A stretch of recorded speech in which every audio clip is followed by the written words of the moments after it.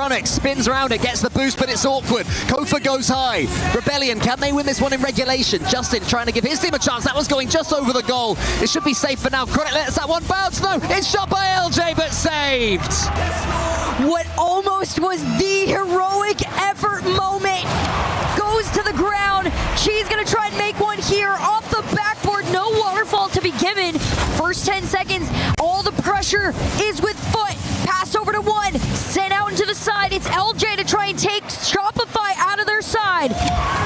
Chronic gets the catch and gets the 100 boost as well. First killer meets him. Huge 50-50 win. Chronic somehow emerges from it and forces the challenge into the corner. LJ slightly awkward, but manages to do tremendous work with that one. Can he get another reset? Not quite, but it's a pass to Kofa, or an attempt to one at least. First killer, who got the equalizer? He's got victory at his side. Saved by Justin. Those demos are making all the difference now. Justin gonna try and be the clutch factor here, but Kofa takes it away. Chronic denied his opportunity, and LJ there to keep it going, but Cheese is the one to beat. First killer down to the ground, and here comes Chronic to the side. Foot doing everything they can to scratch and claw their way out of their end, but they continue to be pushed back. So much pace on that touch there from Kofa.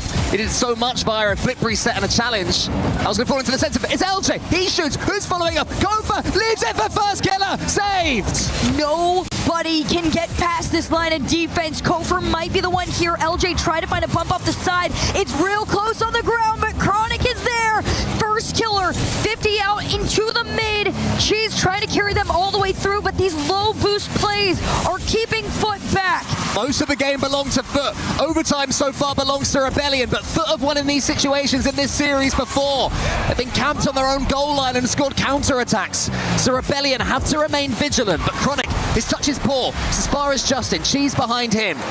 Boost reserves are good right now for Foot, but the ball is always on their half. It's always near their goal. Chronic has to win this 50, but it goes towards first killer. Chronic's got no boost. It's LJ versus Justin. In comes first killer, round the corner. No one's there. Kofa was waiting.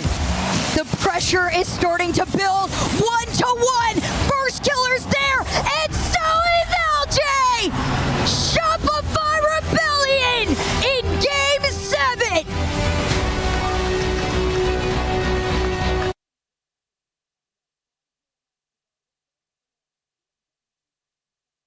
Even there, Lost gets a demo, but Atomic was fighting Swift the whole way for possession. Good drop. Oh, what a save! NRG can do no wrong. If the pop-up Swift wasn't expecting it, has to pop in reverse. And it's just all falling off the wagon for Furia. Small miscue at a big moment, and the demos come back through. Now Atomic's just going to sit on the ball. Beast mode, awkward read, and actually Swift, the beneficiary, ends up donating the ball to Daniel. NRG just pushing this back into the corner, and that's exactly where they want it. You can play a game in a corner for 15 minutes and nothing will happen. NRG's up 2. They are happy to play that game. Wow, Daniel gets bumped, then flips to recover, get the touch. Even when they're hitting the enemy, they're losing. Furia, they gotta be frustrated right now. Trying to recover it. Daniel with a little bit of flash. Saved on the mark. Beast mode takes this one. No bump on Lost. A minute left in Furia's tournament push. Gotta get it going. Yan, stutter step on the 50. Swift needs 2, and Yan committed with 0. Lost is priced into going for it because they're down 2, and he's jumping at it with 0, just hoping that the defense shows their hand. Yes, they get the ball out to the corner, but feels like desperation mode for Furia right now. It's not measured on the attack. It's kind of just throwing everything at the wall and seeing what sticks, and that's definitely not something that's going to get it done against a team like NRG. They've definitely rallied from their day one performance. Swift with a look, but Daniel right on it at the point of contact. Get right series for NRG, and much needed for their push as Yan gets the pass, and it's not over yet. 21 seconds, Swift picks up his second goal of EWC. Nice job from Yan fighting through contact, and Swift just in time to get over the top of Atomic. 21 seconds.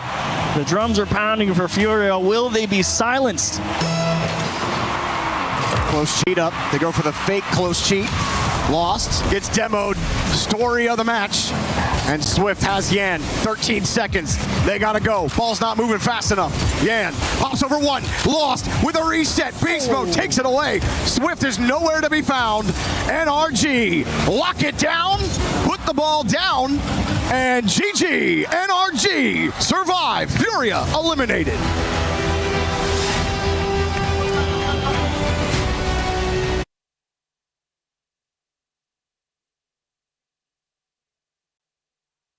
Archie dropping it mid towards their team in particular, calls Oski into action though, and throws everybody on the pitch there for a second, was low on boost. Oski, chance to bang it home, and bang it home he does.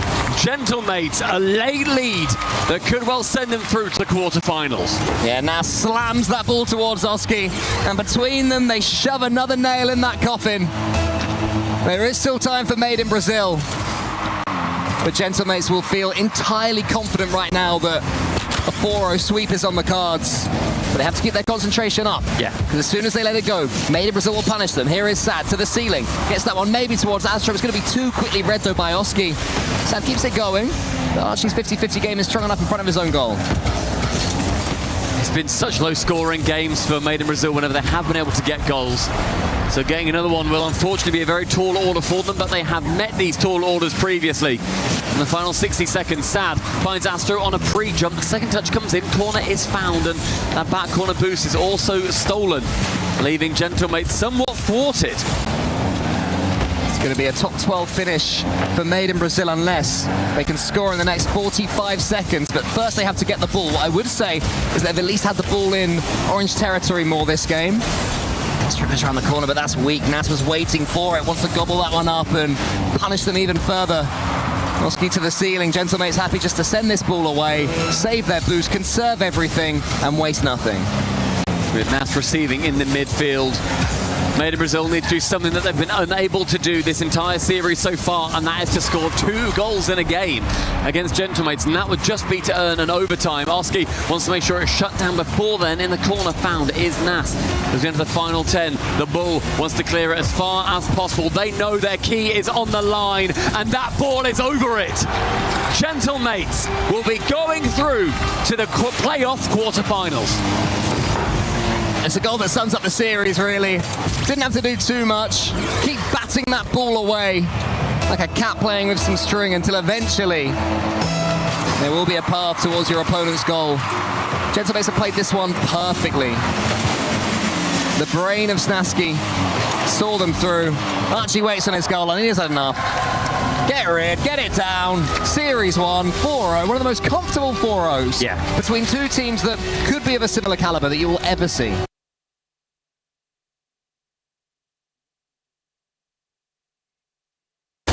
Constantly throughout the game, Atto has led the attack, but now here comes Vatira with the double tap. 2-0. What is showing the fake off the sidewall, but also Vatira basically pirouetting over the defense. You can see what it means to Coveted, to the stream, to the fans. Up 2-0 when it matters most, but you can't count R8 out yet. Absolutely not. These guys have shown that they can come back from some pretty difficult positions. They are running out of time. Minute to go. KC right back to that offensive corner where they've spent a ton of time in the latter half of this series. Ghazi flicks it past one, but the second comes in too quickly. Sidewall skip by Atto is denied by Abdullah. Karmine Corp are going to play this so much more aggressively too. Being up 2-0 and almost 3 gives you way more space to just play time with this ball. A demo on 1 is not enough to break R8 out of their side. R8 40 seconds away from losing a chance at crushing the most sought after key here at the EWC. Defending champions, KC, just 30 seconds away from advancing. R8 trying to go for a last-ditch push here, but Mohammed's got no boost middle. Vatira takes it away, and now the clock is about to win the game for them. 15 seconds away. Karmine Corp have been taken all the way to the end. R8 desperately trying not to give up, but time does not seem to be on their side. There's a chance because this is still in. There's even even more drama. What a bump by Ghazi to give Abdullah the time to get the shots off. They've got to pull out a kickoff strat here with just 2 seconds left. They need the ball in the air. They would love to just have free possession of it. They're just going to play it standard. This is going to go middle for Ghazi. Doesn't have a lot of boost though. Abdullah takes over. Looking for the backboard. Fakes it. Vatira saw it coming and up we go again. Ghazi off the backboard, pinch into the center. Juicy clears it just enough to kill it. And KC's dreams are still alive. Just on the edge of failure, but Carmine Corp does not know what that is.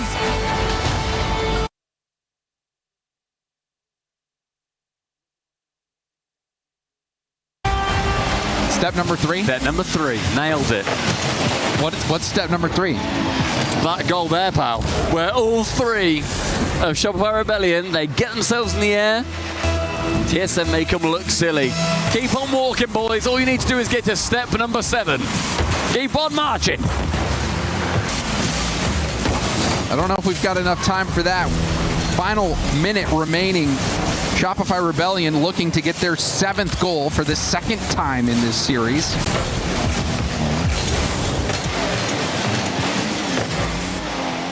First killer. Gonna try to go ground to air. Intercepted by Sphinx. LJ happy to preserve that boost. Sphinx going for a backboard pass, broken up again by First Killer, who's been so good on those backboard reads, the awkward backboard reads that are above your head. A ball that has pace doesn't seem to phase First Killer. Just rock solid on defense. Rebellion, they are hunting their 20th goal in this series. It's going to be right there as First Killer sinks it. And will be sending TSM home. That is his hat trick. And he's got a lot more of hat tricks up his sleeve. Shopify Rebellion with 10 goals in this final game, 7 goals in an individual game twice. This series alone will qualify for the top 8 at EWC 2026. Wonderful performance from Shopify Rebellion for North America. It's a shame that they had to go through another NA team in the previous round, but they are carrying that North American flag with pride here and really making a statement against TSM. This one was not close. And 21 goals in the series now for Shopify Rebellion is an EWC 2026 record. The highest number of goals scored by one team in a series. Goodness gracious. To it. Call it 22 and call it Shopify Rebellion. First Killer certainly calling game and match with that. Adding on to the record for most goals scored in a single series, Shopify Rebellion obliterate TSM.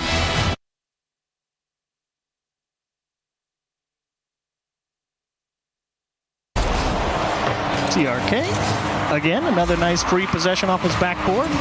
Leads smoothly to Nupo, and bounce off the backboard. Daniel equal to it. Great speed off his line. We'll need a little bit of help. And again, that's just a punt. Sorry, that's my favorite word. That's a donation. Yeah, I mean, I think he wants to donate so he can also take the boost or get a bump. Like, he's done that several times. Just hasn't really worked out for them. Now he leaves it. Beast mode. Calls a double commit. Daniel with the catch. Nupo up to the challenge. Beast mode rips it quickly. Atomic not in the area. He was at the midfield line. This one rips off of Nupo's car. Monkey Moon will keep it tight. Playing in the corner. Beast mode goes to the opposite side. Atomic, Great no boost. Speed. Wow. Nupo, left corner, all the way across the box. Knew exactly where all the players from NRG were, where the danger could come from. TRK is going to play this best he can. Elects for high because he knows it's a tough play to make back towards net. And Beast Mode, while he might stop it, won't put anything dangerous on, will make NRG come from deep, and they will make the save. Beast Mode coming from the back post, equal to it as well. TRK just stayed with the ball the whole time. That was nothing. Daniel fighting against Monkey Moon. Gets back to the ball. It was so fast. Got up the wall instantly to challenge that. And Twisted Minds get to keep possession off of it. Beast Mode. High by Monkey Moon. Really lost control there, but Nupo is a problem. NRG lurking again, feathering, got the bump, and no contact on the ball from Beast Mode. And that might have been their best opportunity in Game 5. Was a lot of traffic. Job's not done here. NRG still pressing down and across. Atomic elects for the boost. What a ball. Twisted Minds forcing a deep clear from NRG just for a little bit of room to breathe and look for OT, I imagine, as that one's definitely down. All right. Golden goal situation for Twisted Minds. One goal separates them from the playoffs here at the Esports World Cup. NRG just trying to fight for Game 6. Beast Mode off the ceiling. Got it through, but there's Nupo keeping it away. He's got the corner boost. He's got the ball. He's got the pass. The shot just high. Monkey Moon! Game!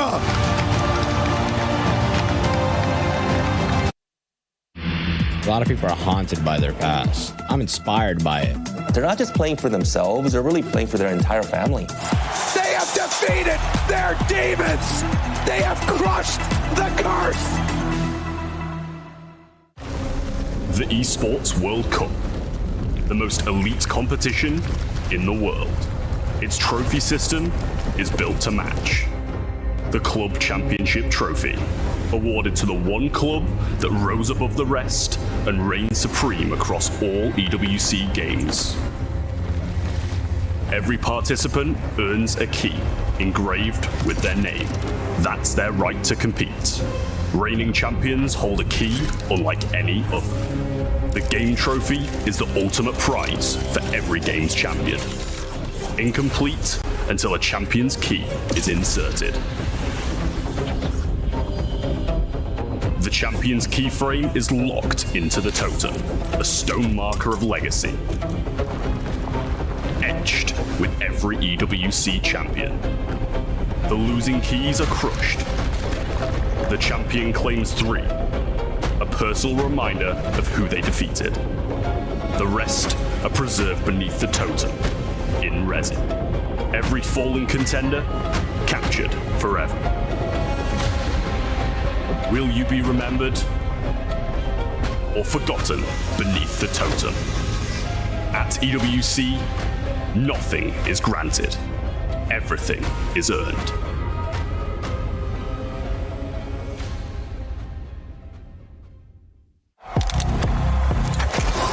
He thinks he can come in here and play my game.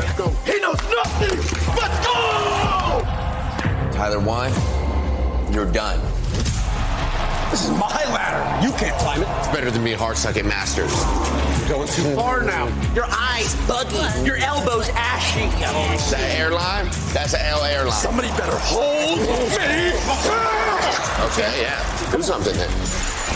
Raw energy. Blow the house down.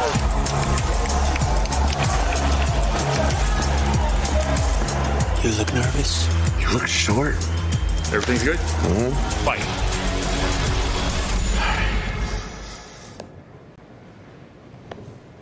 Okay.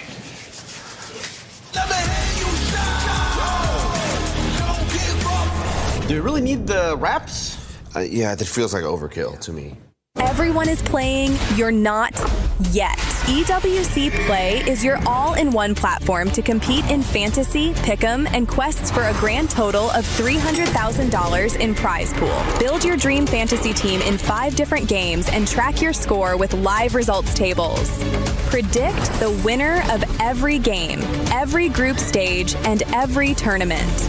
Complete daily and weekly challenges to earn boosters that help you climb the global leaderboard.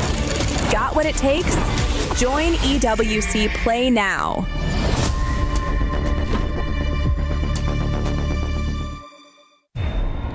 $75 million, 25 tournaments, over 200 clubs, only one club champion. The Club Championship is the beating heart of the Esports World Cup. Over 7 weeks, esports clubs send their players to compete. Every placement, every win, every podium earns points for their club. At the end of 7 weeks, every point counts. The club at the top walks away with $7 million and the title of Best Esports Club in the world. It's not about being the best at one game. It's about being the best across all of them. Depth, versatility, consistency under pressure. One championship trophy, one title. Who will take it?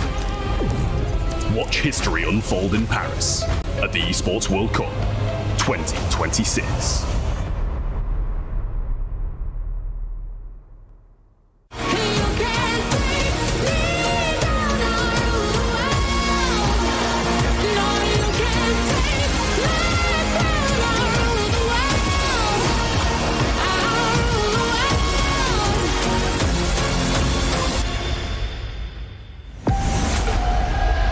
I don't really think you.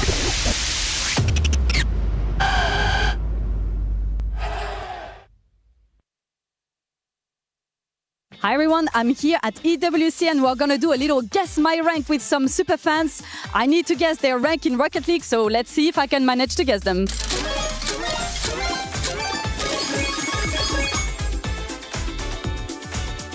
Do you mainly play first, like solo, duo, or trio? Mostly solo, but I like to play duos. For how many hours do you play per day? 3 to 4. 3 to 4 hours every day? Every day. And in total, how many hours do you have? 5,000. Do you have a skin that you like? NIP skin. Oh my god, this one is a tricky one. What is the most mechanical thing you can do? I can dribble the ball in my car. And when we're talking about the most mechanical thing, what is the word you're thinking about? Musty flick. I think you're a good player. Like if you're not a good player, I'd be disappointed. So I'm gonna say you're Grand Champ. I'm Grand Champion 3. Do you mainly play solo, duo, or trio? I mainly play duos, but I watch trios a lot. You watch trio a lot. Like you're a very esports hardcore fan. Yes. How many hours do you have? About 7,000. 7,000. Surely you have to be good. What is the most mechanical thing you can do in this game? I once scored a double flip reset, so that's probably it. I want to say champ. I'm Grand Champion 2. Do you mainly play solo, duo, or trio? Must be trio. The esports you're watching? Yeah, I love esports. How many hours do you have in total? It will be around 6, maybe 6. Yeah. 6,000. For sure. Can you do a flip reset? Yes, sometimes, but it's not that much important. Really? Why? In trios, you need to focus with them. Would you say you're a very good player? Give me an inch, please. I might be. Nah. I'm gonna say diamond, but I know I'm wrong. My rank is bronze. You told me earlier that you might not be the most hardcore Rocket League player. How many hours do you have? I have like maybe 50. Okay, so I assume you have no skins or anything like that. I have some, like gentlemates, gentlemates. I mean, I have the jersey, so yeah. In 5 hours, I got gold, so I'm gonna say you're plat. And I'm bronze 1. I'm trying. What does good defense look like in a 2-stack? Stick to the goal only, try to block every shot that I get. I don't try to jump, I stay in my goal only. Would you say you're a very good player? I mean, among my friends, I think so, but globally, no. Do you follow esports a lot? Yes, this is the third competition that I followed, and I like watching Rocket League in particular. How many hours in total do you have? 300, 350, more or less. So I would assume your peak is not that high, because you have 350 hours. I'm gonna say diamond.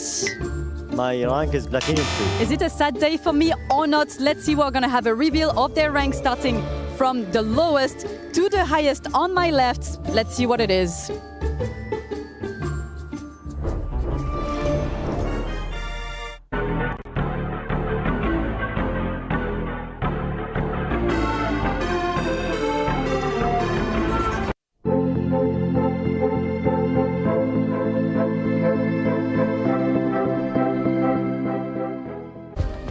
Play is in our DNA. Whenever we let it out, it becomes our superpower. Now imagine an entire city being built to supercharge it. Kadir City, powered by Play.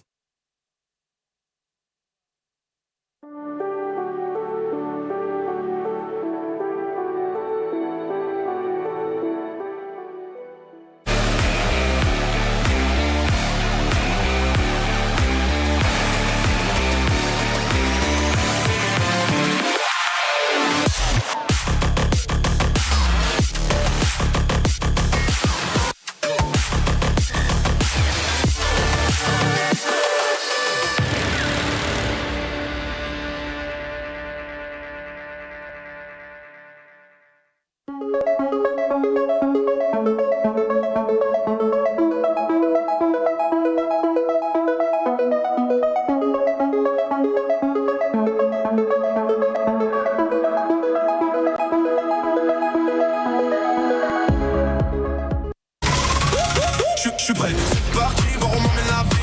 Comme sur mon green, tu m'entends quand je respire. Top le veston, jamais film, trop de pas, big plan, j'ai fait changer toute la piste. Regarde ma page, je pense pas j'attire. Je coupe la line, laisse la qui laisse frémir. Nouvelle état, new name, toujours fluide dans le move. Main en l'air quand je rentre dans le groove. Garde ce regard, je suis déjà posé. Deux pas, je tourne, glace dans mes yeux figés. Vite encore, puis je prends tout ce qui est à moi. Trop vite, trop fort.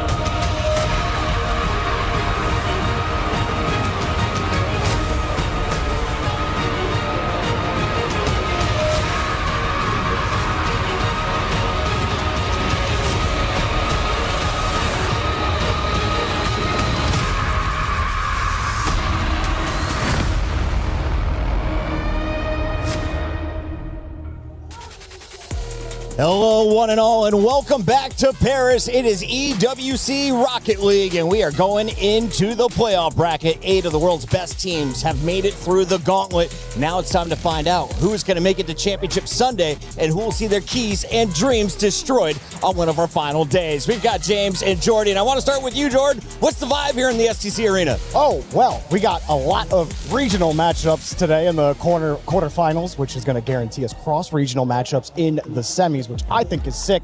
And I think every single one of these matches has something for it. Like, even if you're not a fan of that team, every single one of these matches is going to be great. There's going to be hype across the board. If you're listening to anyone in the green room, they're saying Game 7, Game 7. That is going to be the words you hear over and over today. But James, NRG didn't make it to a Game 7, did they, against Twisted Minds? What happened to our boys from America? I just think Twisted Minds were better. This tournament, we've seen some teams come out and really elevate their gameplay. One of the teams that I think about is NIP that did that, but another one, Twisted Minds. This is really a strong showing from Twisted Minds. I think that they look in top form.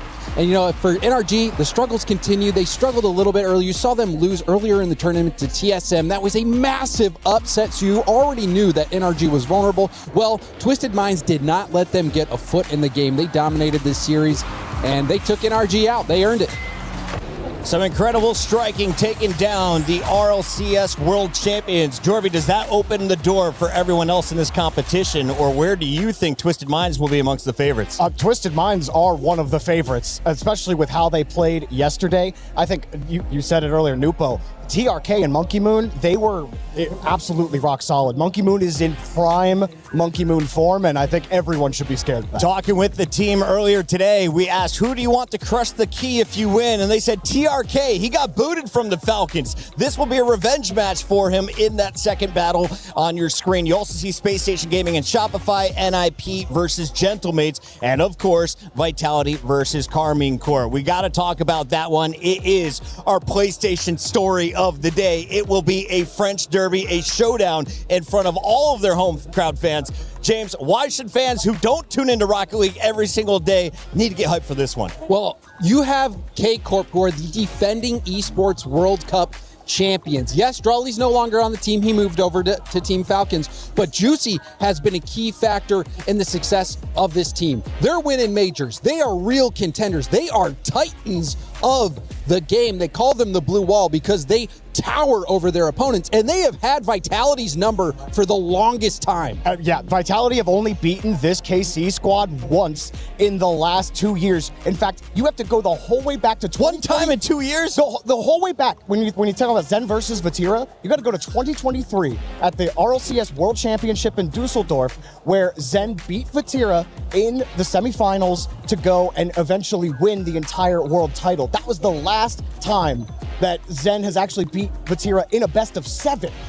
The destruction in Dusseldorf. Who could forget? We got to talk a little bit about VIT and the rest of the team because one of these guys is on every poster imaginable all over Paris. What do we need to know about the other ones on the squad? And Vitality, actually, on the other side of this matchup, is looking to play spoiler. So, James, walk me through the bees. Well, you know, Stizzy is an interesting player. He actually went over to North America and played for a little bit. Didn't have the most success. A bit of a surprising move to see him pair up with Vitality, which a strong French team, Stizzy being a Spanish player, but he has helped them get results. They got back to a grand final in Boston. They've continued to be contenders and top dogs, competing to win European regionals. And then Exotic, I mean, he's a world champ. No, yeah, he gets the job done. Absolutely. I mean, there have been moments where Exotic has been a little streaky. I do not think he's on a valley at this tournament. I think he's going back to his peaking, and I think that Casey should be a little worried about this Vitality squad. Casey, Vitality, and of course, Gentlemates all in the mix today, and many more in the Club Championship. We've got Ginny with an awesome update and a guest from Vitality. Ginny here, and I'm joined with Danny from Vitality because this is a very important week and a half coming up. So I want to pulse check first on Vitality side of things because it's been a little rocky. Yeah, I'm happy to have a pulse. There were a few moments where we were close to a heart attack, most likely, in many of these games that we were playing in. But look, I think we're in a good position. I think we are where we kind of wanted to be. Maybe a little bit behind expectations, but the powerful games are coming now. You know, like the Counter-Strikes, the Rocket Leagues, the Dragmanias. We have so much power in our club that I'm looking forward to. Hopefully, a lot of points coming our way. I would hope so too, but I'm going to start off with CS2 because I know it's one of the strong rosters. They're currently in the lower bracket. What's happening here? Yeah, it's definitely adding a lot of pressure on these guys. But I mean, they're our diamond, and if there's one thing that can handle pressure, then definitely diamonds, right? Absolutely. So it's their time to shine now. And looking at the tournament, there have been a lot of upsets, generally in EWC, correct, yeah, but also in Counter-Strike. I mean, seeing Spirit go down to lower bracket, Mouse going down to lower bracket, it seems like the seeding coming out of the lower bracket is almost more scary than actually going through in the winner bracket. So maybe that helps us for the playoffs because it will be a long playoff. But it's also, you know, you got to give fans what they want. They want more games. They want more content. They want a little bit more heart attack. So you're delivering on that front. I do want to talk about the expectations as well, because are players aware that the Club Championship points are a thing? Is this something that they take into consideration when they play? Yeah, we want them to play the individual tournament, right? And they're hungry enough to try to win their own titles and their own world championships. But for sure, they know about the importance for the Esports World Cup for our club. And the club championship, obviously, everyone now starts talking about it more and more and more in the final weeks. So they for sure are aware. It adds additional pressure, but at the end of the day, it's a champions that can handle the pressure. And I believe we have all these champions. I think we can win it in Counter-Strike. I think we can win it in Rocket League. I think we can win it in Dragmania. But now the guys have to show up and perform. We will celebrate some wins on the way. We will have some losses on the way, but especially the fans are always behind us. Yeah. I do want to ask about Rocket League then, because you guys are going up against KC. KC no longer looking like the Giants they once did after tanking a loss. Does that make anything different for you? I don't think so. I think it would be scary to now assume that they are weaker. It's also a mental thing for us in the sense that they have always been beating us. I think we should assume that they are the best, we are the best, and we want to finally beat them at the very best. So that would make us extremely powerful going into the rest of the playoffs as well. Yeah. So let's take it game by game. KC is dangerous. They are the title defender. Correct. So let's crush the key of the title defender. Oh, I love that energy. Thank you so much for your time for the interview. I appreciate it, Danny. And that's it from us. Back to you.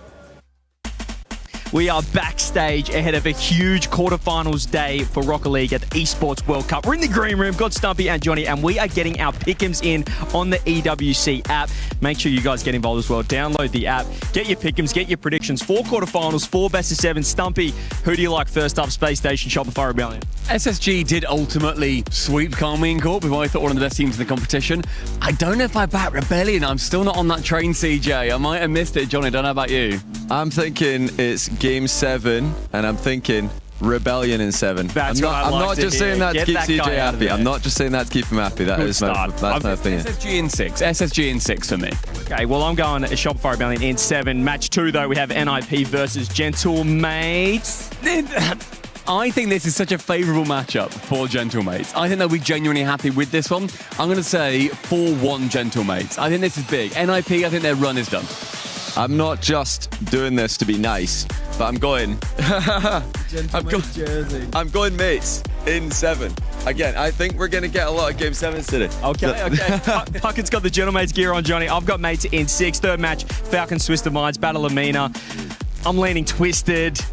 Twisted have been insane. Twisted are so good. Falcons, I feel like it's been ages since we've actually seen them play, because they didn't play yesterday at all. So I don't know. I mean, they came from uppers. Like, Falcons are the upper team, but I'm not just doing this to be boring. I think it's Twisted in 7. I'm going again, Game 7. All day for Johnny. Yeah, all right side Game 7, I reckon. Game 17. Let's see if he's matched it with the fourth and final match, fourth and final quarterfinal. KC versus Vitality. Battle of the French. Real quick, who do we got? Give me Carmine Corp in 7. Can I give you a KC in 7? I think every team that came from the lower brackets winning in 7 today. That's what I'm. Yeah, and I've got KC in 7 as well. Make sure you get your pick'ems in. Download the app. Get your points. It's good fun back here, and hopefully we've got a lot of Game 7s with the quarterfinals. See you soon. According to the biggest brains in the business, we're going to all Game 7s. We'll see if these two next to me agree. As you see, it's Space Station Gaming rolling in as they will take on Shopify Rebellion. A regional showdown already in the quarterfinals. James Spott and Jorby joining me here in the booth. I'm your host, Chris Puckett. And gentlemen, this is a historic matchup. It's not the first time they've met. How has it shaped up over 2026? I mean, look at when they match up. They've only played online a few times. We have not seen them clash on LAN yet this year. So this is going to be a very interesting matchup for me personally. SSG is one of my dark horses to win this whole thing. I think a lot of people have other teams on the radar, but SSG already swept a tournament favorite in K-Corp. So you have to watch out for this team. People are hating on this team. I'm sorry, Puckett. This is what I'm saying is, like, all the EU bias in that pick'em segment was insane. It's like, what, did you all just blank on the 3-0 against KC? And it wasn't like some fluke. Space Station came to play. They were absolutely ludicrous against this team. KC had some good pushes. Space Station had excellent defense, and I don't understand what's going on, why everyone seems to just forget that Space Station are here. But I think they're going to show up huge, and I think they could go deep. Yeah, it's the blessing of having a stacked playoff. I mean, you look at everybody's rankings heading into this is pretty much all of the top teams, maybe minus NRG, add NIP up there. This is all the teams we expected to be competing, but SSG truly has what it takes to win this whole thing, but Rebellion has been the top dog in NA for so long. There was a bitter taste left in the Space Station Gaming fans' mouth at the end of last year. They're looking to make everybody proud, and so far they have been a happy surprise for NA.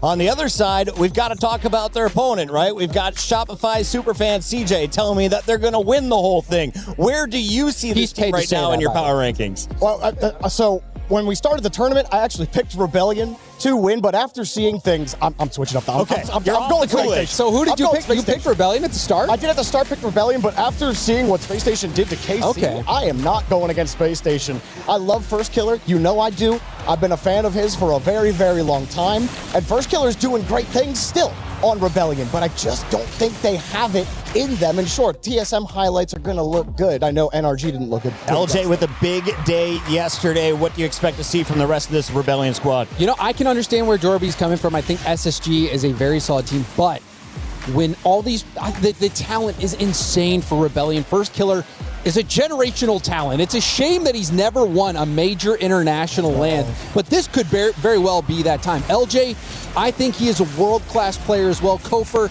young, highly mechanical player. We've seen him be so effective as that first man for Rebellion, so I think that this is going to be an opportunity for Rebellion to really finally get First Killer, that win that has been elusive to him for so long. Why not do it at $1 million tournament? That's what I would do at First Killer. Lou, what does Reveal think?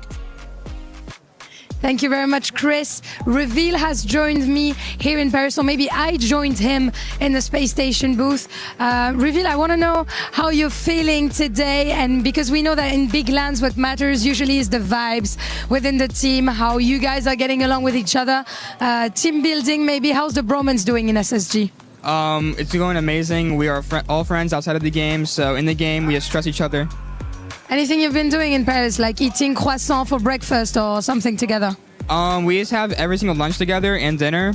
Breakfast is just like whatever, because it's just the hotel breakfast, but yeah. Fair enough. And I wanted to ask you also about the regional matchups that we're having on the quarterfinals. I've seen many people on social media, criticize it. Some people are happy with it. Where do you stand, and how happy on a scale 1 to 10 were you when you saw that you were facing Shopify? I think a 10 because... Okay, fair enough. Yeah. Just so NA can just get one team in top 4 at least. Yeah, at least you guys can get a top 4. And do you think for the viewers as well it's enjoyable, or would you rather see, inter-region matchups? I think for the players, they would rather see inter-region matchups because this is basically just like a regional. Yeah. But still happy to face SR. Why? Is it going to be an easy win? No, I'm not saying that at all. They're a very tough team. Okay, they're a very tough team. You respect them, but can you give me a few reasons why you guys are going to be the best NA team today? I feel like we just have a stronger bond than any other team right now in NA. Is it about synergy then? Yeah. I see. And last but not least, I wanted to ask you also about regions. Why do you think NA is better than Europe at Rocket League? Well, Europe is better than NA, so it's not. When it comes from a Canadian American, you can just take this for granted. That seems pretty honest, to be fair. Thank you very much for joining me, Reveal, and good luck for today, even though I'm sure that you don't need it. And back to you guys on the desk.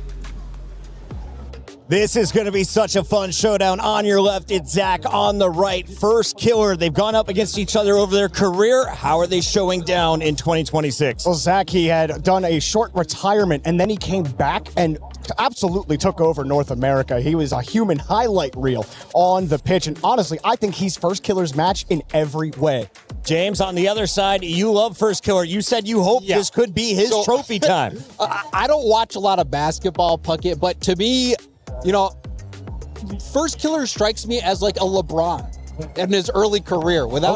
He's before the trophies. Yeah, before the trophies. Okay. He's a We're going back to high school. We're going back to high school. He's a dominant player who is so good that you just say it's a matter of time. It's just a matter of time. But as time goes on, you wonder if he's ever going to get it, but he's such a great player. I think that this very well could be the moment for him. Talking ball with James Botten-Jorby has been fun, but unfortunately, our fun has to come to an end. SSG, 84% fans are going their way, 16 for Shopify, and it all kicks off an excellent day of quarterfinals here in the STC Arena.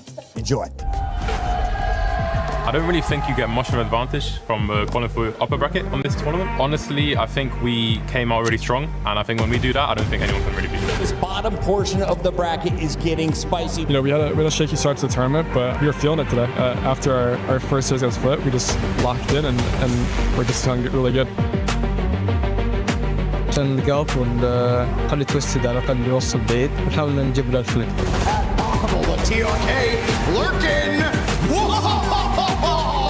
We are the best team in the world on the paper. We will do everything to keep that title and to do what we need. If you want to be the best team in the world, you have to beat anyone. So it definitely feels good to sweep the title defenders and groups in KC, but we still have more matches to play, so that's really in the past for us. Feels like we are improving and we are like a better team than we were before. NIP are not ones to count out. Jouer à Paris, ça fait hyper plaisir, ça nous hype encore plus et du coup on a plus envie de gagner. Oh wow, that's majestic. صراحة تأهلنا من الجروبات طبعا بيعطينا اريحية أكثر. أنا ما أدري مين الخصم اللي بيكون ضدي ولكن ما يهم. This just seems like a foregone conclusion. الفوز ما غيره، إن الكاس بيرجع للرياض إن شاء الله، هذا هدفنا. Of course, we're gonna end up winning. Watch out with us. Now that we've secured top 8, watch out.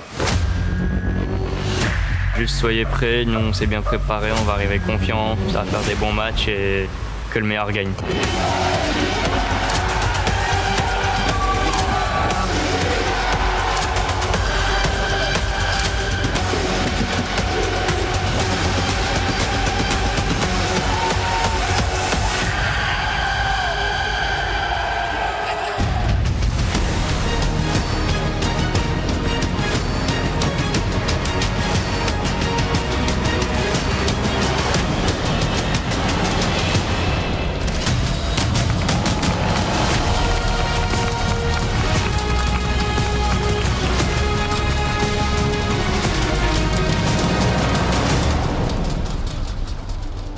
Mesdames et messieurs, bonjour et bienvenue à Paris. Et même si on nous appelle la ville de l'amour, je peux vous assurer qu'aujourd'hui, personne n'est là pour la romance. The whole world has arrived in Paris and everyone is very excited for what's about to come. But we are not the city of love today because somehow, by quarterfinal Saturday, this tournament has turned into family business. It really has. We've got an epic lineup of series coming up. We're starting off with a North American battle, two teams wanting to settle an argument. Then we move into the MENA region, two teams fighting for the throne. And then our final two series, all European. The last one, this French crowd is gonna have to pick a side, Lou. Oh yes, and our teams know each other very well. Comme d'anciens amours, nos équipes se connaissent un peu trop bien. But you know, those rivalries are gonna get very, very excited. But Ian, yeah, did Rocket League at the EWC just become personal? It feels like it did, and there's a lot at stake here as well, of course. 8 teams about to step onto this stage. 4 of them will secure their spots in our illustrious semi-finals. The other 4 will have their keys crushed and their flights home booked for them. Starting with an American derby, it is Shopify Rebellion!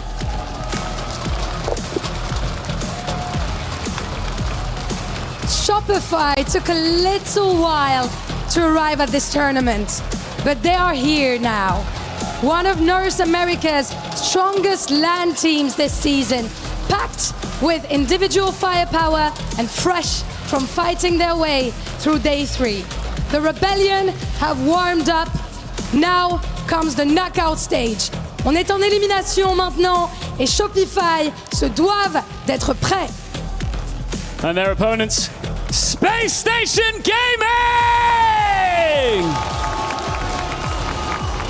Here comes the youngest team at EWC, and they apparently missed the memo about being intimidated. SSG took down the defending champions, playing fast, aggressive Rocket League with absolutely no respect for reputation. And now it's all North America in the quarter-final. They are young enough to be fearless and good enough to make sure that everybody else sees them as a huge problem. Before being the best in the world, you have to be the best in your region. North America's champions, who's it gonna be?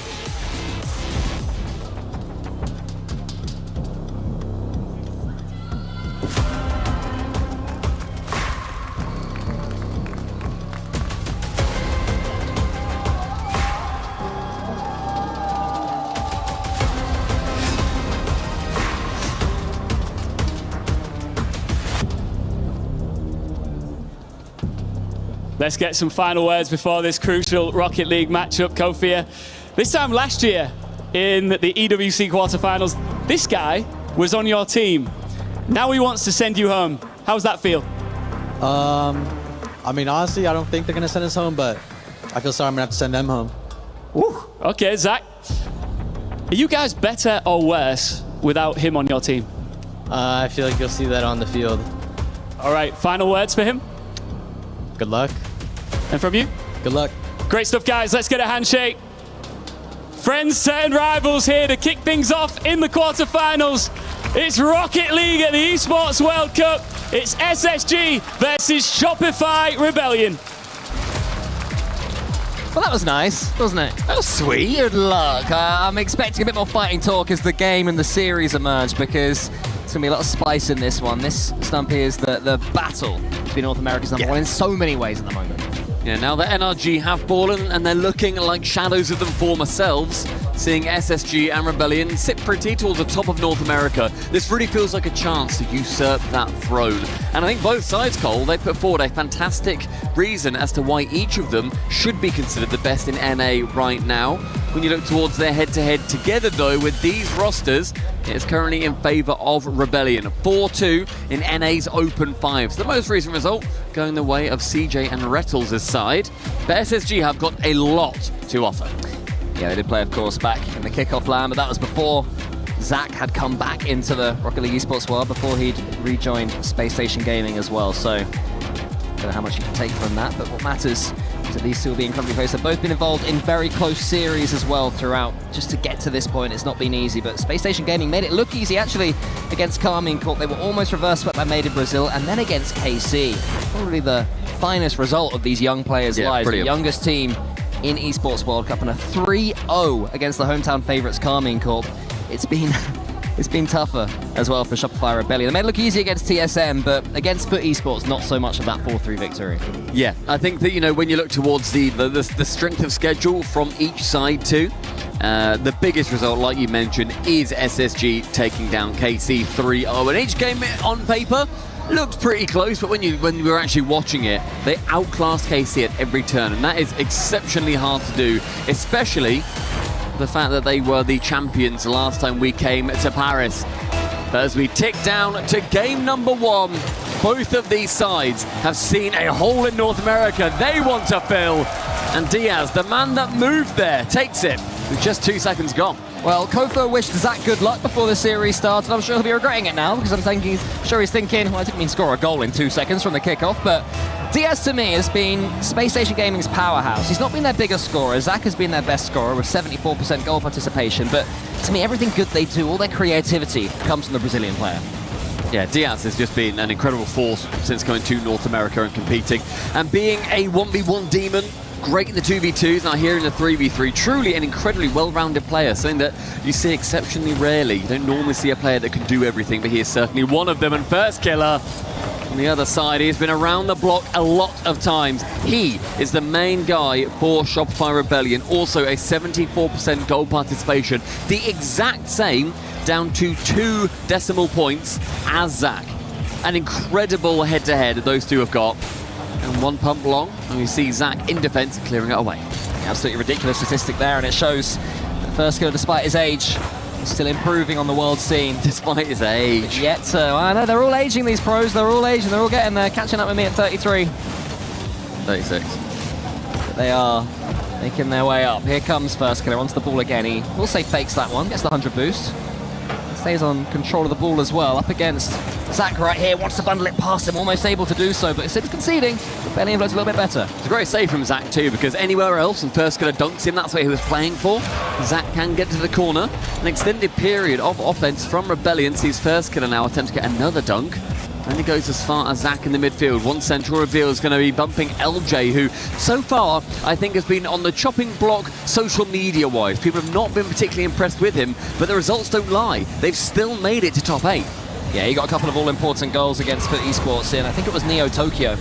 No, it was in Sovereign Heights to get them back into it, but let's get back into this opening game here. Reveal has scored again. It's from a dunk, it fell to him, and he did the rest. It's a great start with that demo in the middle as well. Zach removes 1, Reveal makes it 2. That, I believe, is going to be it's a great start for SSG. I think just having that confidence coming in, like you said, as the youngest team, they don't normally show it, but I do think that there must be something inside any given player that makes you think, we have not necessarily got that, the pedigree, the idea, we've not had these moments as often as players as storied as first killer. Diaz has this ball into the corner. First killer, the man you were mentioning, gets it all the way down to the other end. Lovely skim there from Kofa. It's actually all the way in, and the SSG defense didn't read that. Kofa in the pre-interview saying good luck. This time saying good luck to Reveal. Skims it beautifully. Top corner found. Reveal still had boost in his tank, but couldn't jump quick enough. And what a response from Rebellion to cut their lead in half. Yeah, these are the moments that are going to be so important in this series against Foot. Rebellion had a series there. Every single game went within 1 goal, so they're used to close ones. They're used to surviving long best of 7s. So they're surviving here again today. They seem to be the team that are surviving. You know, from their first match against NIP, just think they didn't have that spark, but they've improved since then, continued to get better. And they're looking once more like one of North America's most exciting teams as Kofa comes forward. Wants to get this flip reset. Does have controllable LJ in the center. Can LJ get onto the end of it? He does. Let's get the 50-50 on Zach. First killer's coming in now, but a demo from Reveal takes him out. Yeah, shutting down that pressured offense from SSG, or rather from Rebellion towards SSG. Great play from them, from the Spacemen to keep it away. LJ pops it high, and with enough height, the double commit won't matter. And SSG, I think, feeling pretty confident right now. Had a good few chances. Rebellion up high. First killer's waiting central. LJ with a next tap. Actually takes it low. Diaz with low booster. Stays around. Continues to be a nuisance. And in the midfield, it's going to be hard to get around a couple of these players who love to play that finicky role. Space Station Gaming right now are making Rebellion swallow an awful lot of pressure. One goal may well just be enough for game number 1 if SSG can get it. Here comes Diaz trying to make that happen. First killer. He meets him, and Kofa's all alone now in the center. Reveal just in front of him. He wants to barge past him. There's a pass towards LJ, but there's too much spice on it and too much angle. Another half chance for Rebellion goes begging, but it seems to be counter-attacking play right now for Rebellion that is almost working, but so far, Space Station are holding out. I like that touch, though, from LJ. Just stays again, like Diaz was earlier, with low boost, pops it high, couldn't get anything from it, which they do need to be approached 70 seconds. LJ, who's mid for him, he's actually going to be dropping it low. I think he would rather have had the flip reset, but it does work out quite nicely for Rebellion. LJ, low boost again. Maybe should have left that for Kofa, who was waiting behind with a lot more boost. I think he could have done a lot more damage with the position that he found himself in, but the Rebellion attack does continue. Flicks it round, only as far as Zach. And up high. A couple of awkward chances. SSG feel the push. Yeah, all they've got to do is hold out for 45 more seconds, but Rebellion, they're going to go through the gears right now. The ball is cleared into the corner. First it goes for the double touch, can't quite get it. That one's going to be easily saved by LJ, who's hoping this boost spawns below him, but it won't. And even worse, he's taken out the game by Reveal.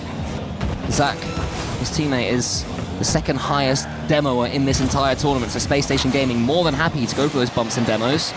And so far, they're doing a very good job just swiping that ball away, Stumpy. Yeah, it's extremely well measured until Kofa, he sets his sights on. First killer, now his opportunity.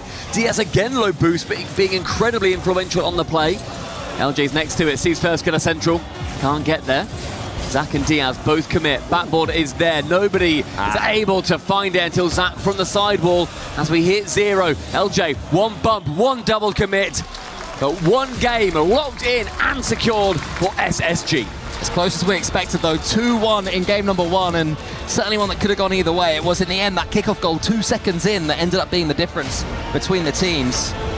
This is what it comes down to. 1 second in. It's actually a really nice kickoff. You can tell that Diaz is the 1v1 player because he read what first killer was doing there precisely.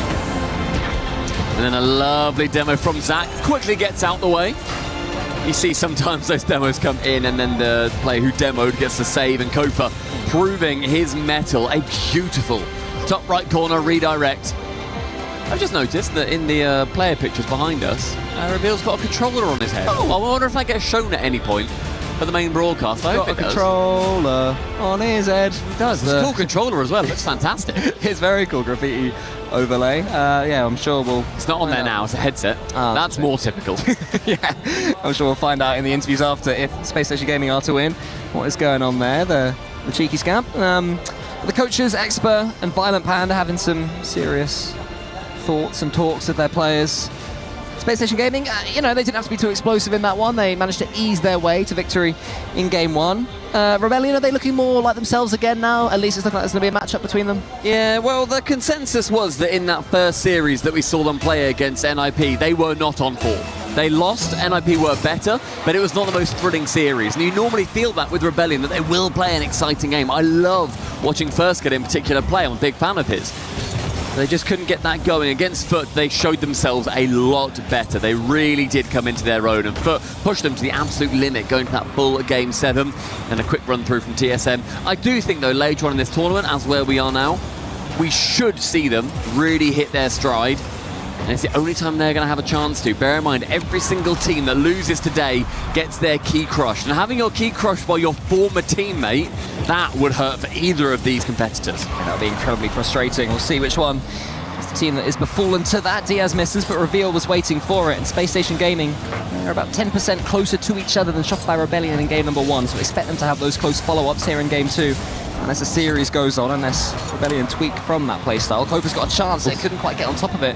Lovely pass from First Killer. Kofa wasn't quite able to get the angle, but it was a definite chance, I think.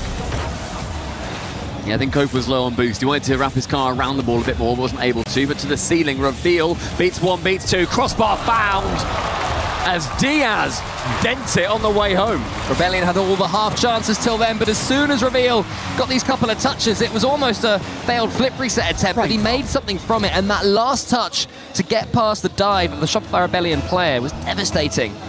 All Diaz had to do was power it in. He was never going to miss. And even if that shot did end up being weak, it was just so well placed with the bump. And it's another miss as well. 2 chances on the goal line. Shopify Rebellion, they go wanting for that first goal. Yeah, if Diaz had got the flip reset and scored there, it would have been a brutal 2-goal swing. Already Rebellion will be frustrated they couldn't score there. One of those moments where 9 times out of 10 it ends up in the ball exploding, but not to be as far as Rebellion are concerned.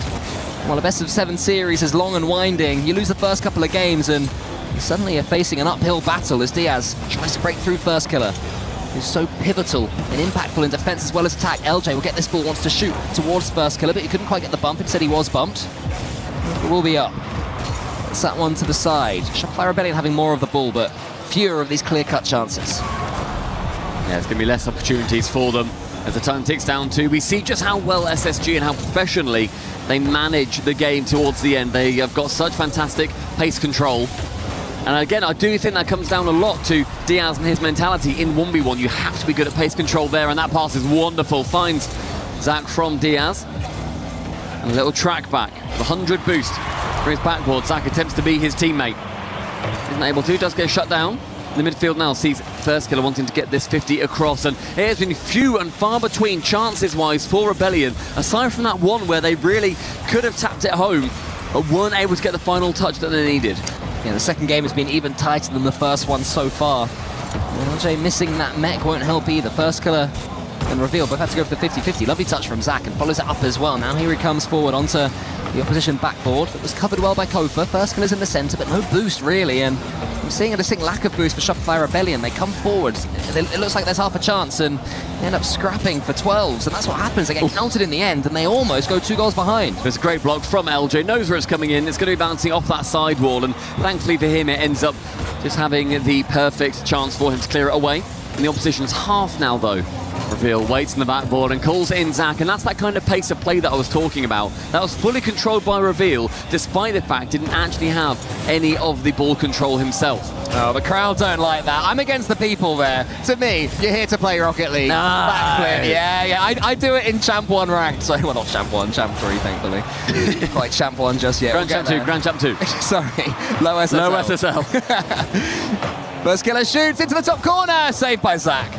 It's a good diving save too, making sure you clear it nice into the corner. Both these teams have done that exceptionally well until Kofa receives it and this time slows the ball down in such an impressive way. Goes to dive in, slows it, and then goes up for the tap and smash. Makes a double goal explosion, causing Reveal to burst into a firework. You have to mention First Killer there, though, driving straight past the ball. It's an unusual fake, but it's an effective one. And Rebellion read it fully. An equaliser of 70 seconds left, but Space Station Gaming have won the kickoff. Goes straight into the Rebellion corner.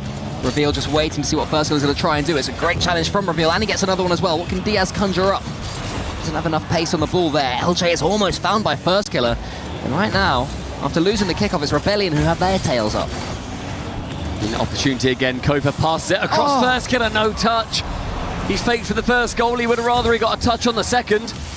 LJ think could go for a bump here. He does. Diaz to the backboard. First Killer's had a 30% shooting accuracy throughout this entire tournament. You'd expect him to sink that, and you'd certainly expect LJ to get that one. Diabolical! An open net, and LJ fails at the last time of asking. Tries it again. Can't get that first touch. First Killer.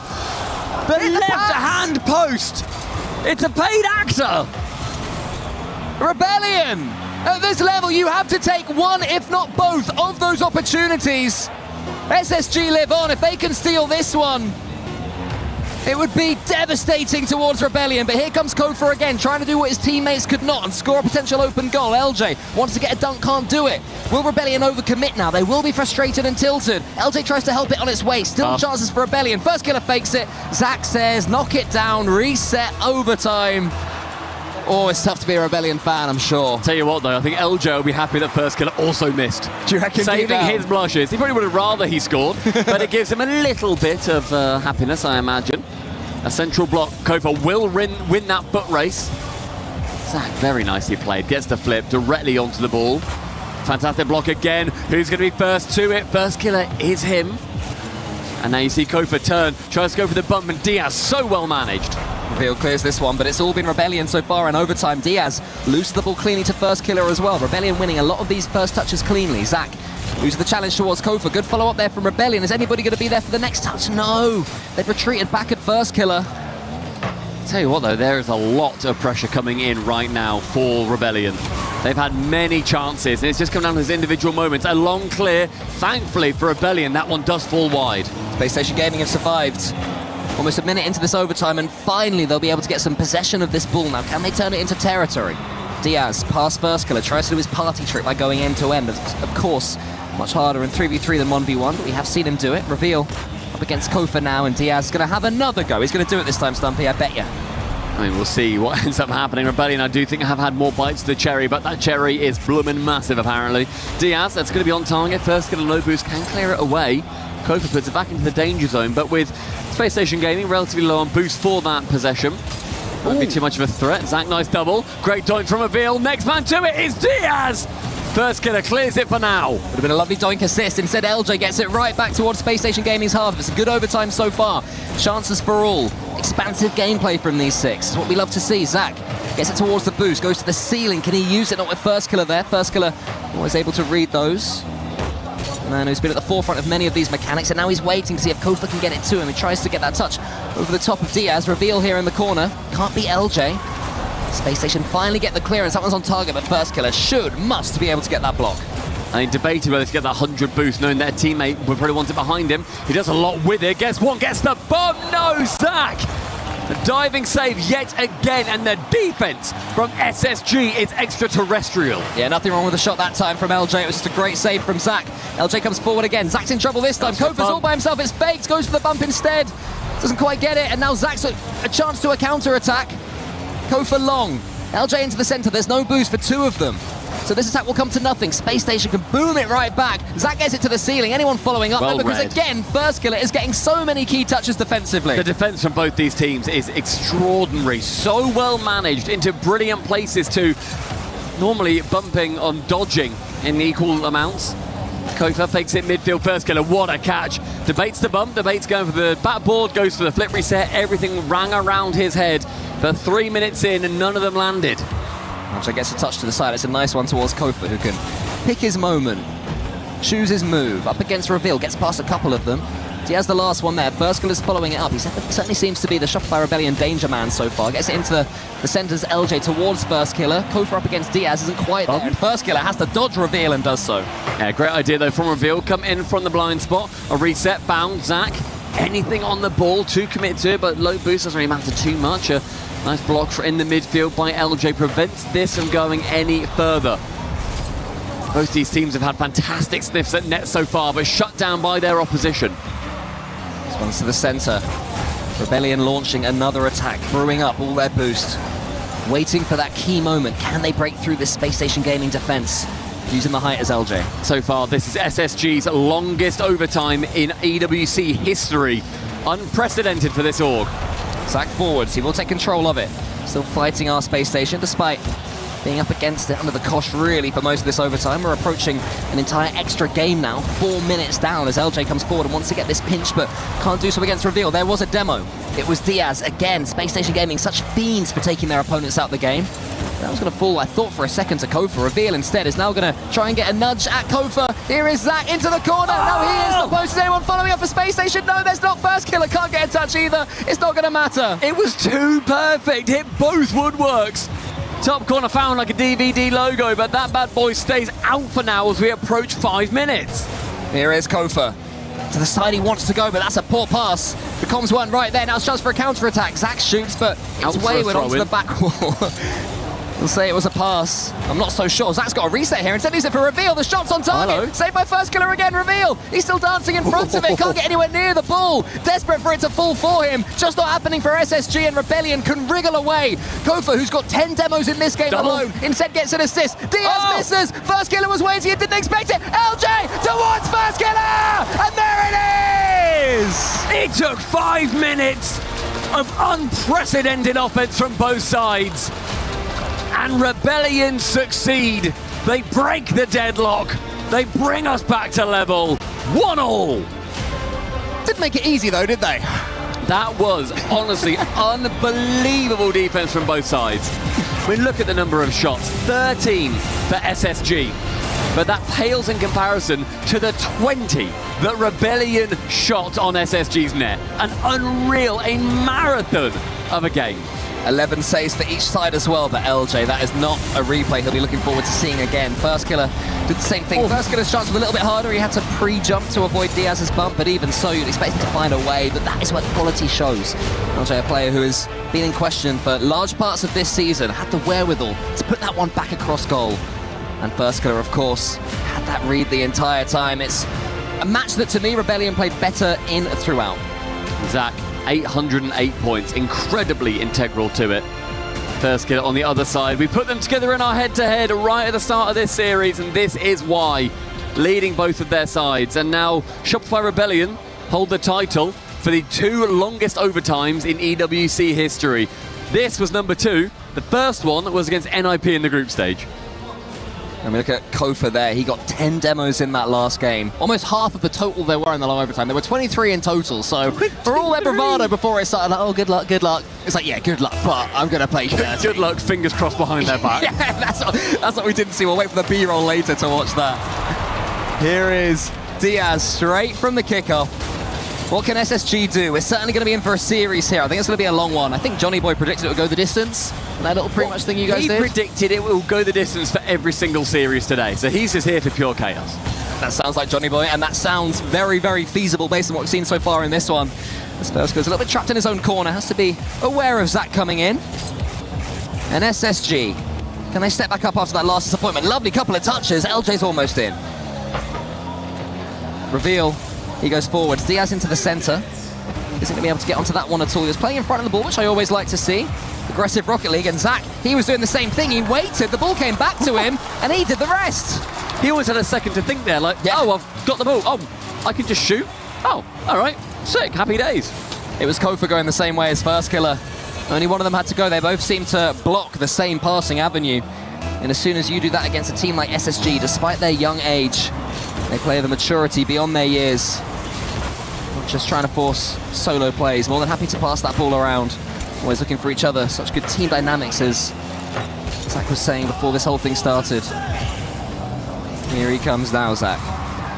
Into the center. Kofa is there. Kofa booms that one into the center over the top of Reveal. So not the best positioning in the world there from SSG. Pushed forward a little bit when there was going to be no 50-50.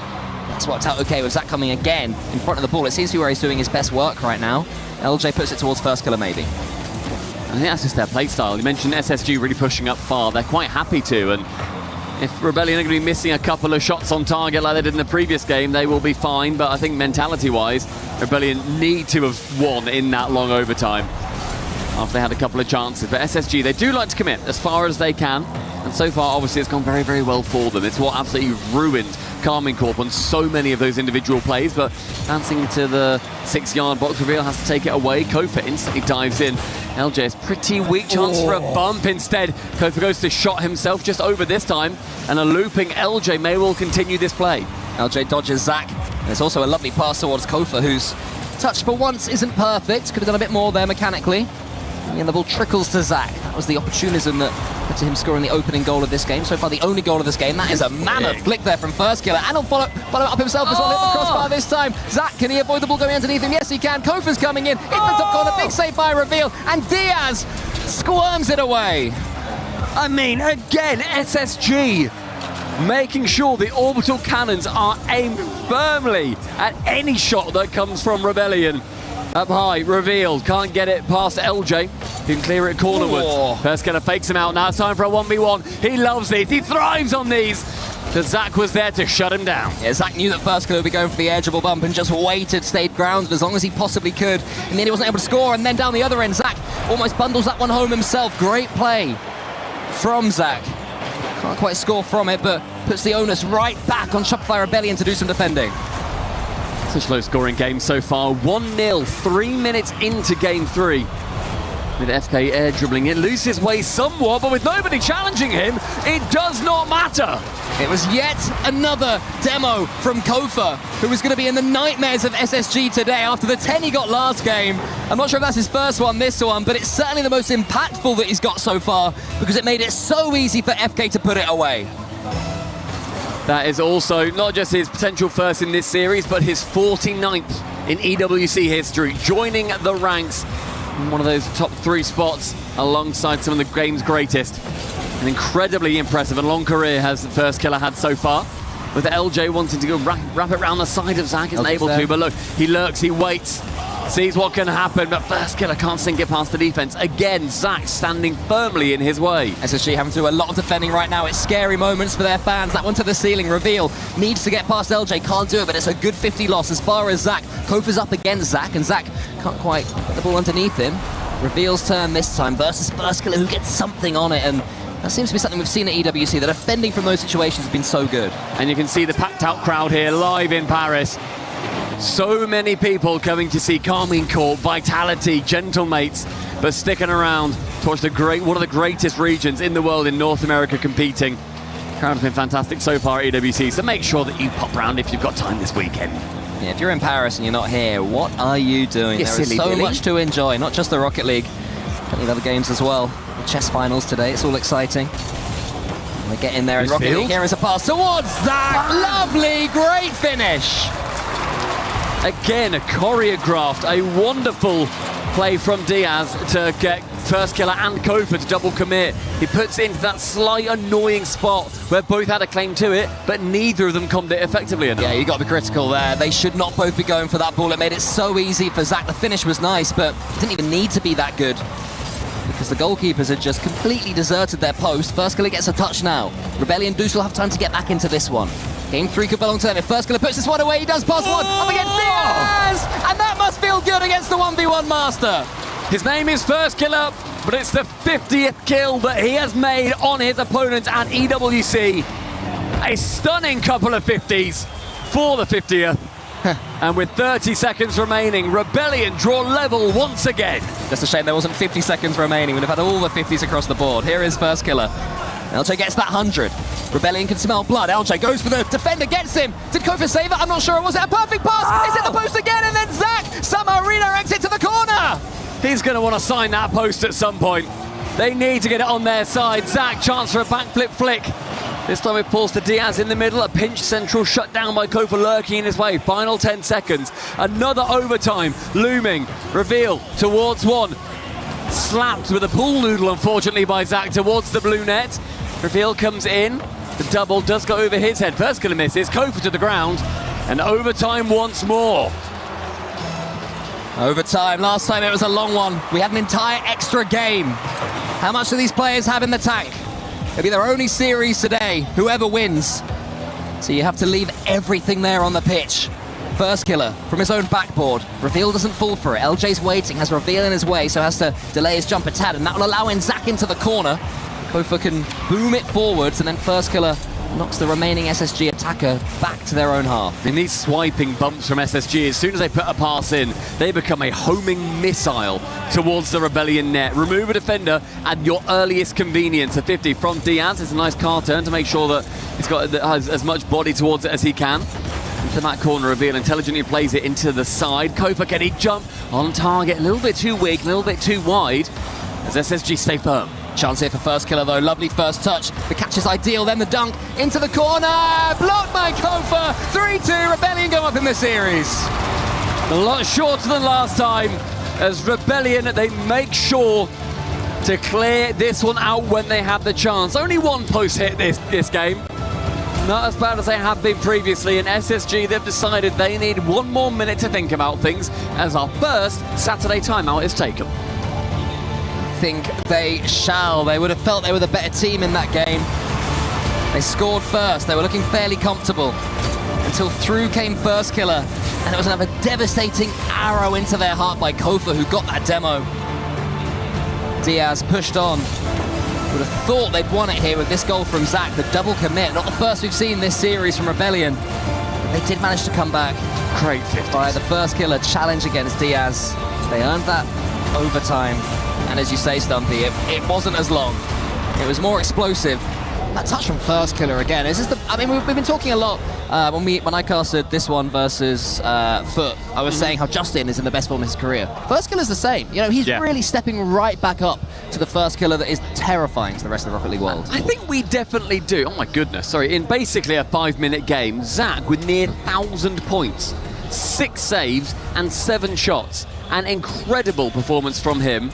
He couldn't take the game, but he is really putting everything and leaving it out there on the pitch. And you say about First Killer, to go back to that, I feel like we normally think, oh, he's like, you know, he's a younger player. He's been around for a good few years. Bear in mind that he came onto the scene playing with Wanda and Chronovi on Rogue as his first organisation. And there'll be so many young Rocket League fans who are like, who on earth is Chronovi? And to you, I say, how dare you? Go on YouTube, find out, educate yourself. Look, the First Killer has been there from incredibly early on, and to see the resurgence of these older players, I love seeing the familiar faces when we come to lands like this. 21 years old now, which is the age of a relatively young footballer. Do you know what I mean? Like a proper sportsman could be 21, you don't think twice about it, and here he is, professionally playing Rocket League. And I do wonder if Expert is speaking to his team right now and saying, he's not saying how on earth, the players will be saying, how on earth do we deal with Kofa's demos? And you'd think they, of all people, would know. They've played with Kofa, but Kofa got 8 in the last game again to top the 10 that he got in game number 2. My man is getting Exterminator awards, like Vatira gets MVP awards. He's racking them up, and Space Station Gaming is struggling to deal with that, because whenever they think they've got decent spread on the pitch, they're taken out. And it is an incredibly well put together performance from Rebellion. Like we said, we've not shied away from the fact that they've not been doing too well, too hot at the start of EWC, but this is a brilliant start to game number 4 for them. Onto the double, it's an even better block from Zach, and again, that man came out of, quote, retirement at 16 years old and has just absolutely taken North America by storm. First Killer still has his reset, he's going to use it, but the ball is taken away from his possession. I mean, we are in France, that's probably average for retirement here. I'm not sure what the age is, but if it wasn't, they'd complain, I'm sure. Here is LJ around the corner. First Killer waiting for that one. Diaz knocks it, but Kofa was waiting. Brilliant positioning from Rebellion. Not quite as good a first touch, though. Yeah, he wanted to get a little touch there, try and pop it. It's a beautiful block. What do I know? And First Killer can come in for the killing blow. Kofa slows it down, then immediately dives straight onto reveal, and you see how close Rebellion play towards each other. That's what SSG have been doing in the previous games, and how they did so well against Carmine Corp. That close-knit form, and they can dive across, bam, bam, bam, all 3 touches at the hands of Rebellion. Yeah, so as I was saying, wonderful fake there from Kofa to really get that attack going. Perfect. You know, those of us who got the third sight are able to see what he was doing. First Killer tries to meet Diaz. Zach booms it forwards. Diaz is there, wants to get it on target, trying to thread the needle. LJ and Kofa both have to go for that one. It's a good double commit this time, and First Killer can't quite get the skim, but Space Station had to respect it, and that's opened up so much space. And Kofa, on top of his moment of genius from earlier, gets another. He goes full court on his own. It's a wide touch brought in by the second, and the third is on target. The possibilities are endless as the infinity symbol shines in net. And Rebellion, 2 in 1 minute. Might be a third as well, Kofa again. He's sizzling hot right now. He goes to the ceiling, wants to get a floor pinch or a double. It's First Killer, tries to make it 3, nearly there. Falls to LJ. Rebellion could kill this one, and this is off the back, don't forget, of Space Station's tactical timeout. Yeah, that timeout buff has not been it at EWC this season in particular. It has not been as useful, as successful as historically it has been. First Killer, an opportunity to get it central, but it's pumped along in the end as SSG need to really turn this engine on, get that bad boy whirring. because Rebellion have started something that feels unstoppable here in game number 4. First killer up against Zach, and I'd be so curious to learn if coaches have realized that tactical timeouts were huge, so they're changing their own play style. Do you know what I mean? It's like they're going to change something, so we will change it too. Rather than let the tactical timeout be a surprise or an ace up the sleeve. One to ask the coaches, but this is one to just watch Kofa. He wants to get the double flip reset, can't quite do it. LJ shoots a bit flat, falls the first killer, must be 3. No, it's saved by Diaz this time. Desperation from SSG and Diaz. It's a little bit too weak though from first killer. I like the idea, it was a lovely reset, but any more speed on that, he could have sunk it. Yeah, stays behind this ball with a series of lovely little chain dashes. Halfway through, SSG, very few chances on net until finally Rebellion, they have their opportunity, goes the other side into the near Psycho, on target eventually. And Reveal lifts the curtain on what SSG have needed. So much went on there. First, Rebellion had a chance. Then there was a lovely passing play to break out of their own goal by Space Station. First killer almost gets the Psycho, just about misses, and it was read by SSG to put them back in this game. And Stumpy, we said that tactical timeouts didn't quite have the magic. 70% have been lost after taking the timeout. So Space Station Gaming are up against an opponent that, on paper, should win this game. Having a tactical timeout be a debuff is crazy. But I suppose also, if you think of it logically, the team's already been losing, so is it just continuing that trend? I don't know. Statisticians that are a lot better than me will be able to figure that one out. Into the midfield, though, this ball goes.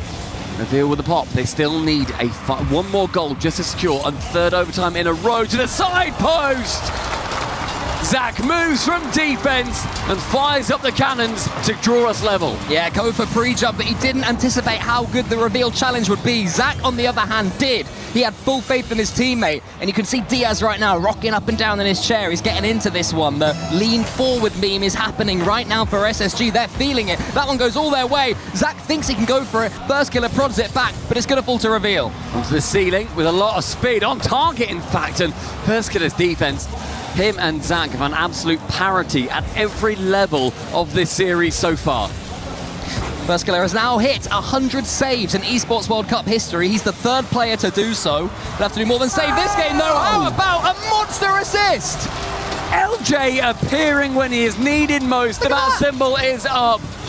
First killer, the assist skim, whack ball cam off, see what Zach can do, and ultimately, mate, it is nothing. I reckon for First killer, that's the confidence of knowing he's just made his 100th save in Esports World Cup history, the third player to do so. He's like, oh, I'm the man. It's got to be. I can do anything. Can LJ do the same?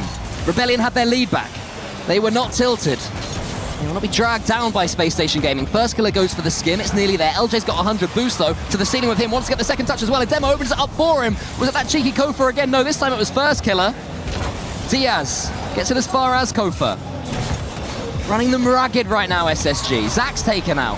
LJ waits for this ball. Every time there's an SSG clearance, it's falling to a Shopify Rebellion player. LJ goes for the musty, but it clears across goal. And SSG, they may well start to look desperate if they go 3-1 down in this series. Midfield, First killer playing in offense, trying to get this ball in every which way other than into SSG's grasp. Zach has time at the back, but with no boost, he can't get too far. Reveal has to dive in, but that's a few vital seconds. Zach going for bumps, low boost. LJ can escape from that locked on target. 30 seconds goal, and SSG, they're chasing one here. Rebellion are not making it easy. Rebellion right now are making a huge statement that they are North America's #1 team. They are their present and their future, but LJ will have to defend against Diaz. LJ does just that. He's had such a solid game as LJ. Kofa up against Reveal. First killer there. The Shopify Rebellion rotations inch perfect as they try and see this game away. Final 10. Kofa with 100 boost is going to make this ball fly as far away from SSG as he possibly can. It's a great low block from LJ. Anywhere to the floor, they're going to be happy. First kill, a lot of boost too. A block can come through, will be successful. Next touch from Reveal stays high. Diaz, who's central for him. Zach, but he is low. And a smashing to the floor puts Shopify Rebellion on series point, and they have one eye on North America's crown.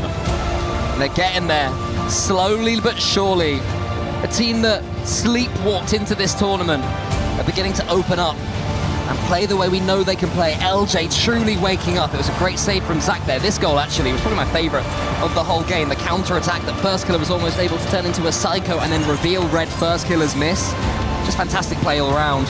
When this one went in, you're thinking the momentum has swung almost permanently back to Space Station Gaming, but look at that touch from First Killer Stumpy. And it only took 20 seconds for Rebellion to get the lead back. It's a stunning pass, it's a beautiful finish, and it is such a well-rounded team that Rebellion have shown up with today. You see fans in the crowd celebrating as they take down their third game. And this time, Diaz sits on top of SSG's points total. And it was quieter across the board for Rebellion, but having it be a lot more even was clearly still a winning formula. Yeah, Rebellion barely getting anything on the scoreboard, and Space Station Gaming beating them all ends up in that regard. But as all football cliches will tell you, there's only one stat that matters, and that's the one next to the word goals. And Rebellion had 3 there. It was a counter-attacking game. I mean, you talk about the counter-attacking, but I mean, the ball was in SSG's half for 66% of that game. And when SSG had their chances, they were shooting with 40% accuracy. So Rebellion quite happy to put it on target, or rather keep it in that orange side. And SSG, when they were able to get anything towards the net, in those rare opportunities, they were typically able to score them. But they need more possession here, do SSG. That one was close, but it didn't feel like it for a large swathe. And Rebellion, Cole, they sit just 1 away from our semi-finals. It is a long way back for SSG right now. Rebellion did similar against Foot, and there have been plenty of comebacks, if not any successful reverse sweeps so far in Esports World Cup. It's the one thing we're missing, the last string to our bow. Maybe we'll get there over the next couple of days. No chance of that, of course, because both teams have got games in this series. As First Killer can't get enough towards Zach's touch. LJ with no boost is able to defend his backboard still. And Reveal can take a couple of touches. It's a nervy start to this game, I feel. I mean, there's so much riding on the line here. LJ has to get a convincing clear away again into the corner, making it awkward. Nice 50. 100 boost grabbed. Kofa is going to be able to clear it far. LJ immediately going for the bump. That's going to be just wide of target. Kofa, he has truly come alive in the latter half of this tournament. Again, a lot of disappointing plays from himself and LJ, to be completely honest. But now they are up to that level that First Killer seems to just needs to activate for himself when he comes to land. First Killer will offload the ball towards Kofa. Up high, LJ is midfield, but with no boost, he can't follow. There's a demo there. First Killer, though, is able to make something from it still almost into the corner. Kofa, a man who in the last game only got 3 demos, so Space Station Gaming have certainly learned to dodge him somewhat. He gets the ball towards LJ. LJ, a couple of touches nearly there over the top. There's prods and there's jabs, and so far to me, Stumpy, it feels that Rebellion are looking more likely to get that knockout swing. They're doing a lot of poke damage right now, and they're not necessarily breaking through the shields. Diaz just wide of target, and Zach with not quite enough boost to get himself around, and Rebellion's defense is fired up and ready to roll. Yeah, Zach never looked comfortable. I think it was a scoring opportunity, but maybe he didn't realize how much time it had, and the ball was bouncing anyway. It was a tough one. Certainly a shot on target would have made the net ripple as Kofa almost gets that flip reset against Diaz. First Killer gets it as far as he can and then stares down Reveal. Asks him what he's got. The answer is the ball red against him. Zach only as far as First Killer maybe. No, First Killer waits instead. Great patience right now from Rebellion. They know they don't have to rush, and SSG are the ones who are desperate to set the tone of this game. And early on we mentioned just how well SSG were setting their clock to this series. It is now absolutely swung towards Rebellion. 3-1 is a stunning result so far. Job is not done. LJ wants to find the backboard, but Diaz is going to be there instead. Absolutely pings it back again.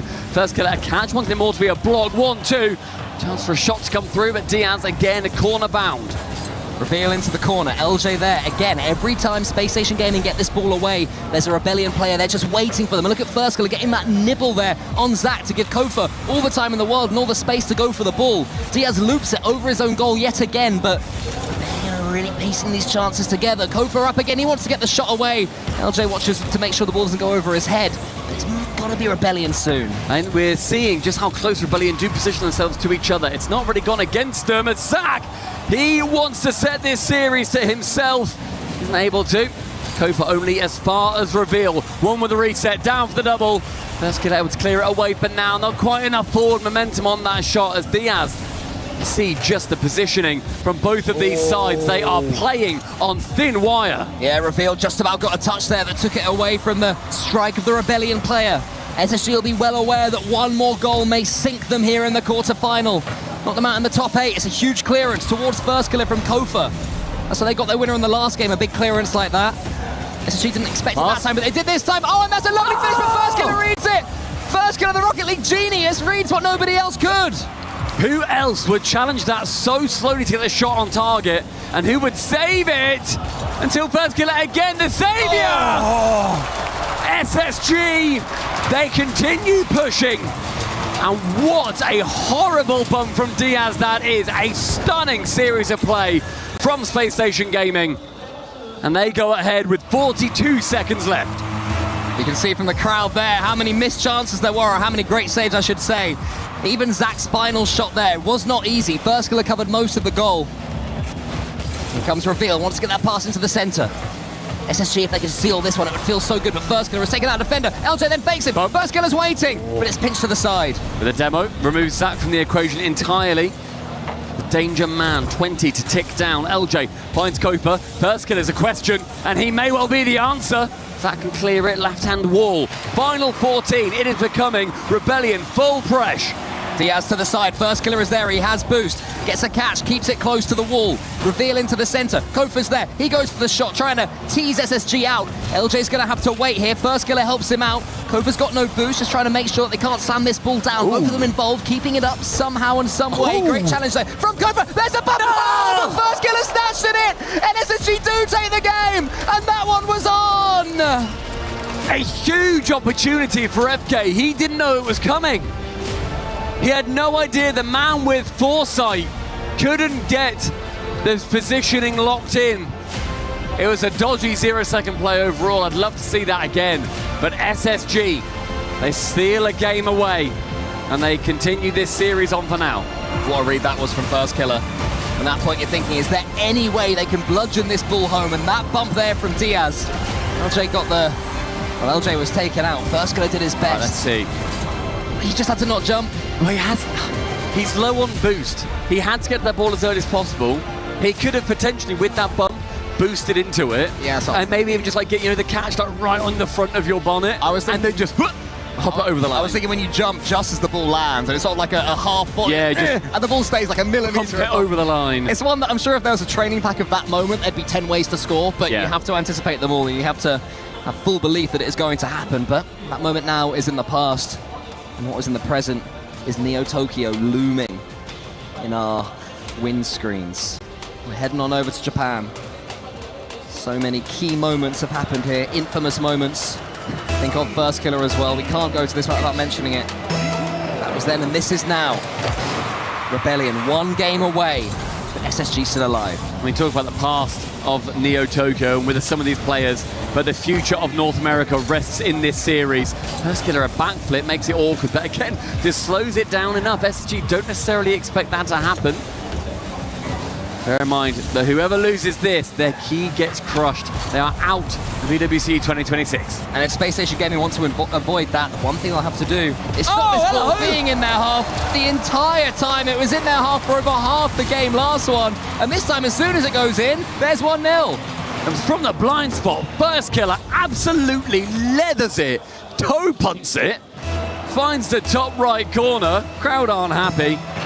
But Rebellion truly will be. What a start for Rebellion. Zach up against First Killer, and First Killer another perfect block. It's a true captain's performance for him so far this entire tournament. I've been so impressed with FK. A player who has been so frequently on the precipice, wanting to banish those demons. If he gets first in North America, why not the world? Diaz wants to continue this pressure on. It's dribbled into the bottom right corner. And as everybody is caught slow on the ground, Reveal can sneak one home. Yeah, LJ beaten to it by Diaz. Kofa was taken out by Zach as well, so a taste of his own medicine for Kofa. And that'll feel good for Space Station Gaming to get themselves right back into this all-important Game 6. This first minute has been a microcosm of what we've seen so far from these two teams. First Killer is wanting to be found by LJ, who couldn't get anything convincing from that flip reset. Small mechanical showing, not necessarily what Rebellion are after. One pinch off the sidewall, again, not quite what they're after, and snatching at the ball a little bit of Rebellion until the shot comes through. Diaz to save. It's going to be trickling. 1, 2, no! Not quite enough pace on the ball, but that is the exact threat that SSG can put towards the Rebellion half. Time for a team pinch. Zach actually off the ground. Kofa into the corner. Diaz, chance to shoot maybe, instead tries to tee himself up, not going to happen. Kofa for Rebellion with the counter-attack, almost takes out Reveal. Would have enjoyed that after being bumped for the earlier SSG goal. Zach comes forward this time. He's got a hunt for blood himself. Reveal up against Kofa. LJ gets a reset onto that one as well. To turn into a wave rush on the back wall. It's going to be Kofa now. Flip resetting it all the way forwards. End-to-end stuff right now. No team able to really keep control of that ball. Great touch there towards LJ, and 2 Space Station Gaming players have to block it. A brilliant ceiling pass though from Kofa. I expected it to be tapped down, instead it was slammed upwards. Gets the same result. 1 pass across, Zach to shoot. Another save from the captain. Kofa now forces it towards LJ. Great play from Rebellion, they've got it away! Kofa actually had a shot there, I didn't see that one coming at all. Versailles tries to get one of his own into the corner. Diaz emerges with it, goes for the snapshot. Kofa has to get this save and he can't! They've overcommitted, they didn't read it! And Diaz managing to catch Rebellion off their line. Kofa turns to the side thinking that Diaz might end up going at the wall. Instead, he just sees it open. He sees the keeper towards his own half and absolutely slams it. Space Station Gaming, a mid-game lead, but not for long! That kickoff is complete perfection for Rebellion. It's disaster for SSG. It was the box shot. They both pinched into it and Kofa was up and ready. And right away, Rebellion steal away any momentum that SSG might have grown.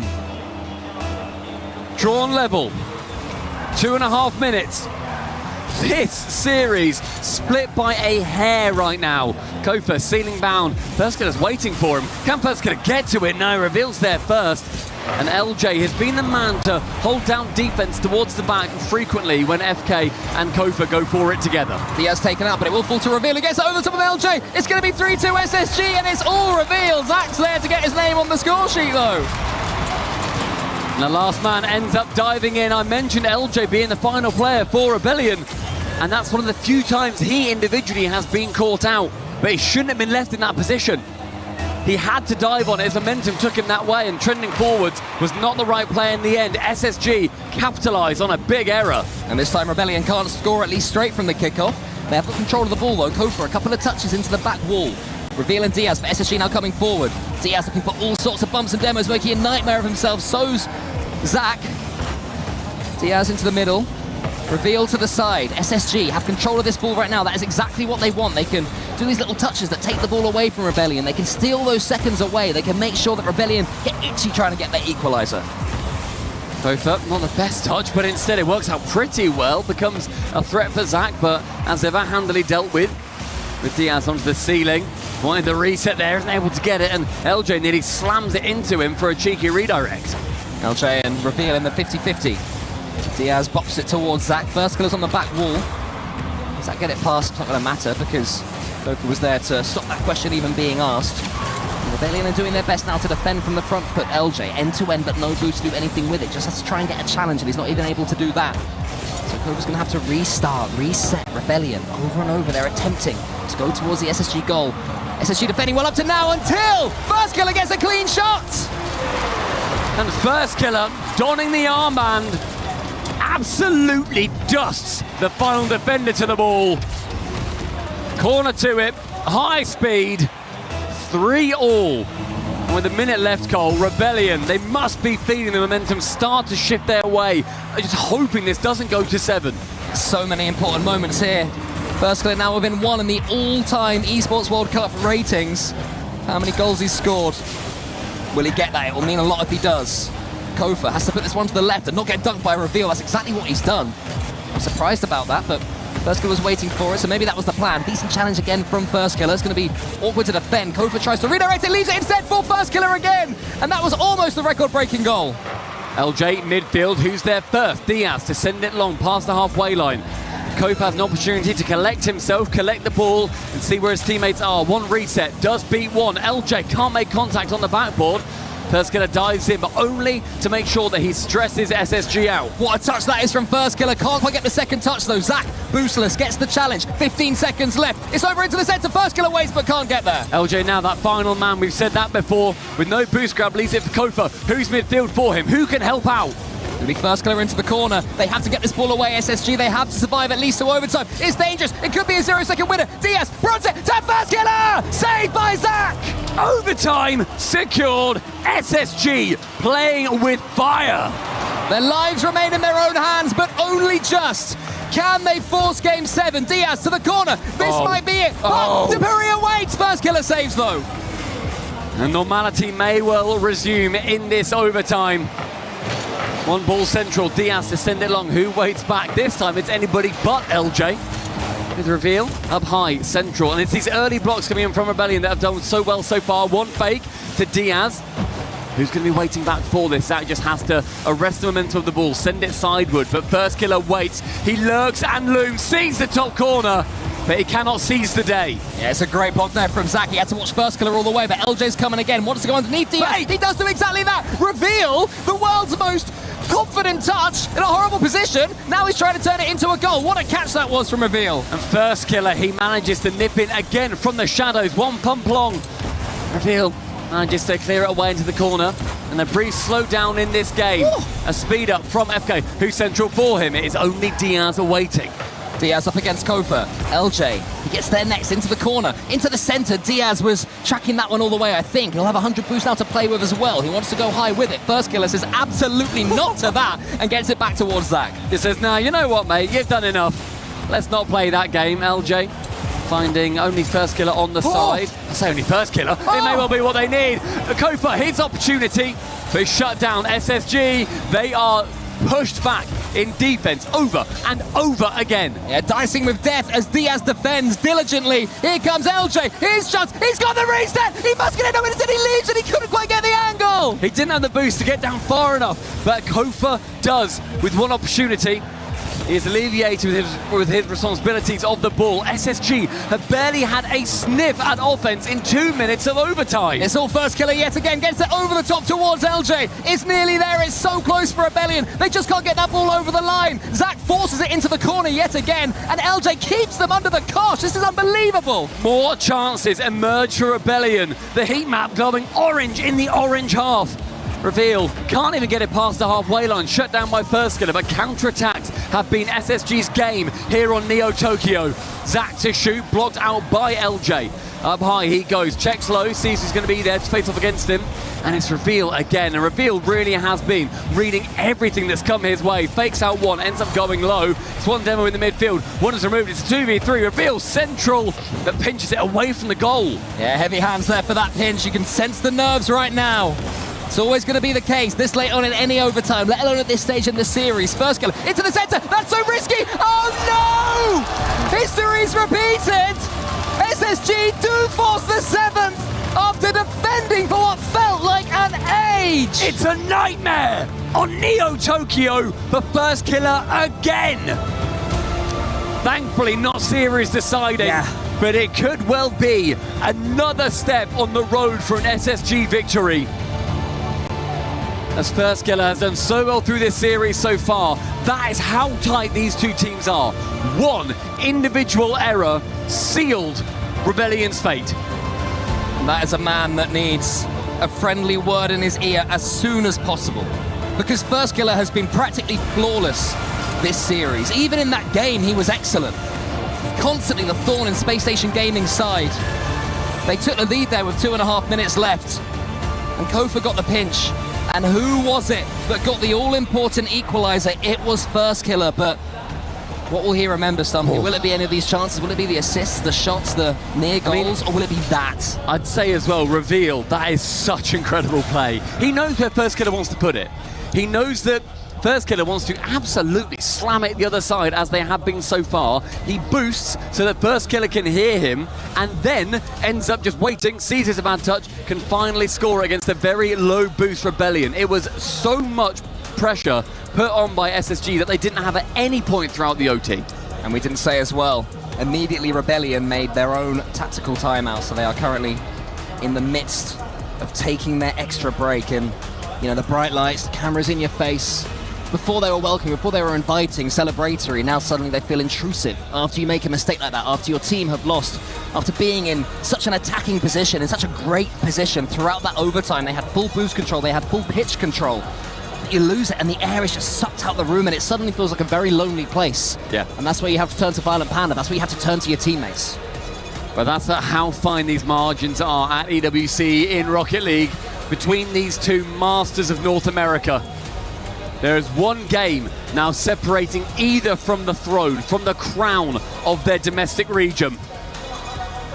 One more set of 5 minutes. A single opportunity. And on Parc de Paris, one of them will go through into the semi-finals. They were facing off against the best of Europe as well. Still 4 European teams left in. These guys get to face off against one of two. And Parc de Paris will be our site, our final battleground for these two incredible rosters. Well, we predicted before it started that a Game 7 maybe was potentially looming. And based on what we've seen so far, I don't think anyone's too disappointed that this one will go the distance. Rebellion must have thought they'd had it, but they got to keep on going. Space Station Gaming surviving. Here is LJ, though. He gets a couple of touches, wants to get the pinch, but Zach doesn't let him. We should remind ourselves too, Rebellion were 3-1 up in this series after SSG won game number 1. They had it in the palm of their hands, and it has been ripped away momentarily by SSG. SSG, the survivors of North America. Reveal has this one in the corner. It feels like it's been so long since they had proper control of the ball. They did there. Reveal almost forced a goal, but there was a big save, pushing the ball to the side as Zach tries to get another one going. First Killer, key couple of touches, now up against Diaz. Great challenge too. First Killer, that's more like it. Reveal, does he boom this one away? Yes, he does, but he follows it too. Kofa is taken out. Not going to matter too much because First Killer had already pre-jumped and was waiting for that one. He just wants to get on the ball as much as possible, First Killer. That's the sort of personality he has. Great boost grab as well from First Killer. He'll just keep this attack going. It means that the SSG attacking player has to go back into his own half, or at least root himself via some boost. Let's pop out as Reveal catches, and he really has been the silent master of this game. I've been incredibly impressed with what he's been putting forward. Over on his own back wall. Ball was a little bit peeled away, so it'll be too easy to do too much with this one, but with minimal air roll, he makes sure to get as much distance on that ball as possible. Reveal gets it forward. Diaz is nipping at First Killer, but First Killer times his jump well enough to get it towards Kofa. It's nipping at his heels, but First Killer keeping up that speed. With one play from Kofa, gets it around the top, but Diaz easily alleviates control of the ball from him. Kofa can't get a skim from there. That is going to be absolutely horrible to deal with.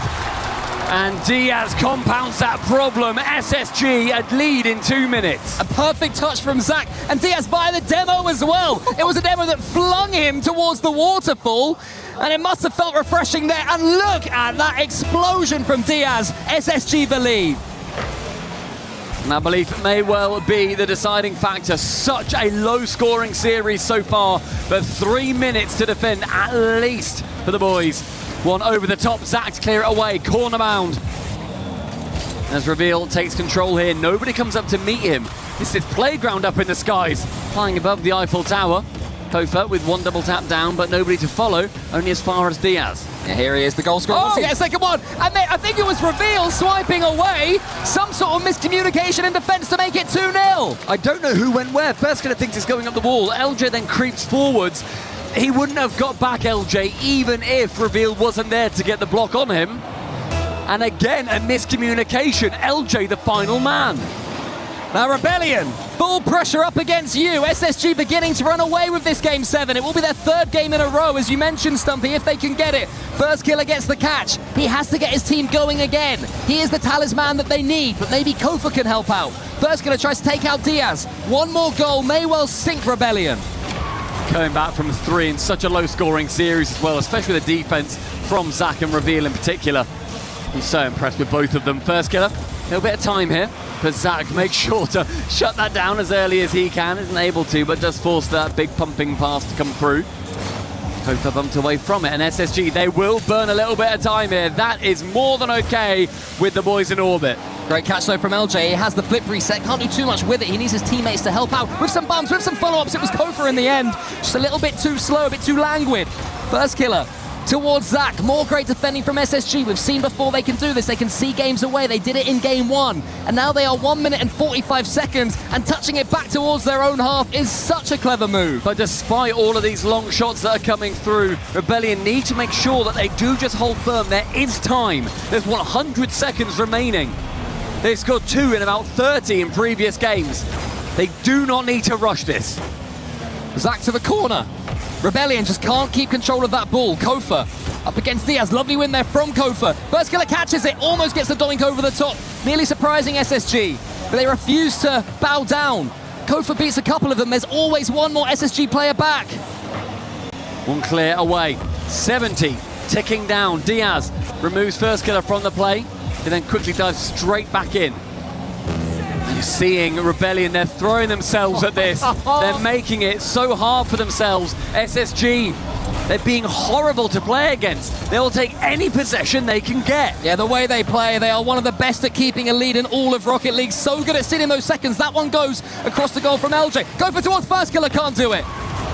One long clear here for SSG. It's going to burn down 5 more seconds. Reveal decides to keep it close instead. He's low on boost, can tip it round 1. It's then removed from the pitch. Kofa has to boom this one. Diaz was pre-jumping but won't get there. LJ almost takes that reveal. Isn't able to do so. Here's Diaz. Can he put this one on target nearly? Gets the second nearly again. Zach tries to break his way through, but no. It's all just vital seconds though. In the final 15, Kofa sees LJ mid, but with no boost, he can't do much. Here's LJ, has to score it. It's not quite on target again. And the seconds now bleed away. Go for first kill at pre-jumping, but it's desperate for Rebellion. The opportunity was there. SSG, they had to come back, and they have done so. The new Kings of North America, Space Station Gaming. This, perhaps the moment where the young blood emerges. Led by their Brazilian talisman, they go to shake the hands of Rebellion. A Rebellion who will be in serious pain yet again. Inquests will begin. But this is Space Station Gaming's day. They're making it through to the semi-finals, and they needed 3 in a row to do so. The mentality coming through from the youngest squad at EWC 2026 in Rocket League is remarkable. They sit on top of North America. NRG have been toppled. Rebellion move out of the way. And SSG have got a lot to be proud of, Cole, but job, my friend, is not done just yet. No, of course.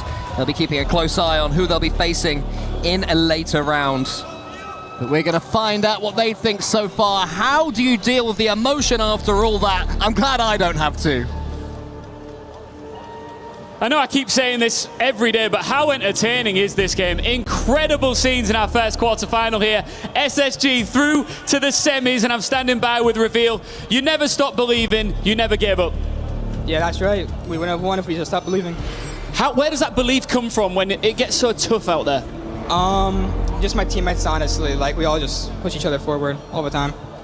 Obviously, any win feels incredible, but how different does it feel when it's a regional rivalry like that? It's not an international one. It was a chance to prove how good you are in North America. Yeah, I'm just 100 times more happy that we beat First Killer. Really? Tell me why. I don't know. I don't think he's good. I mean, do you think that there's a lot of talk at the moment about how young you are as a team, but maybe everybody should just start talking about how good you are as a team? I mean, yeah, we just needed some experience, and now that we got it, I think that we could have a good tournament going forwards. Does it give you an advantage, that youth and energy coming in? Do you feel like there's less expectation on you? Kind of. Yeah. Do you want to go crush a key? Yes, let's go. Let's go and do it, Reveal. We've just seen the key crusher revealed behind Reveal now as we walk over here for the first time on Saturday. Our key master will join you here and talk you through it. SSG, what a performance, what a battle that we've witnessed here. What a series to start off the day. And Shopify really spent this tournament fighting back from the edge. This time, SSG pushed them off it.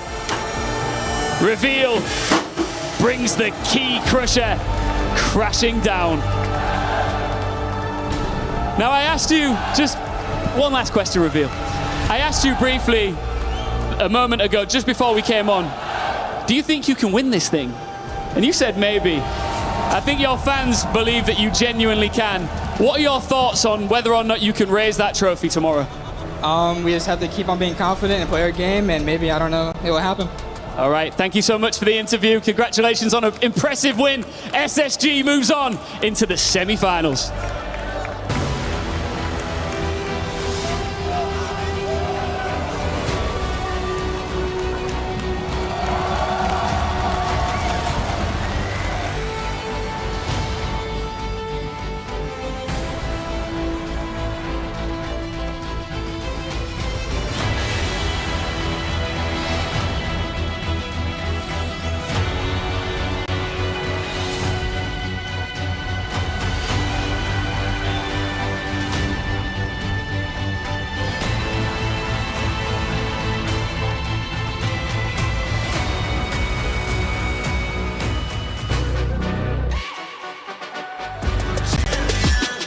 This ain't no regular thing. Came for the ring, you know what I mean. You see my name in the lights, better get right, I'm champion.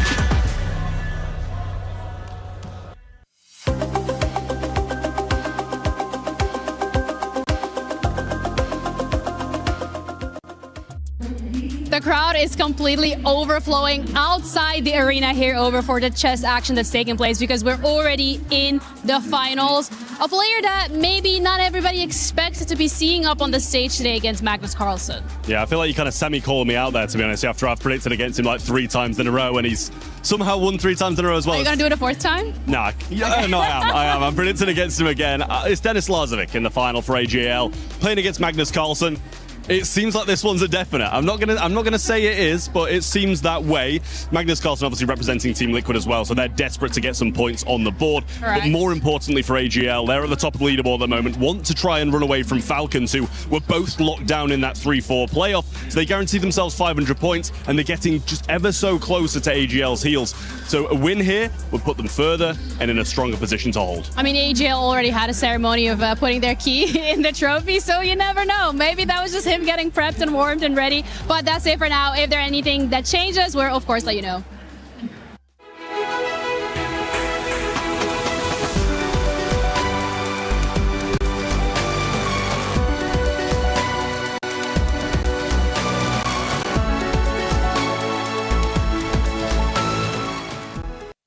I'm here on the floor. I've got Mizu, I've got Wes, Rocket League creators, Esports World Cup. We're watching the games, checking out the games.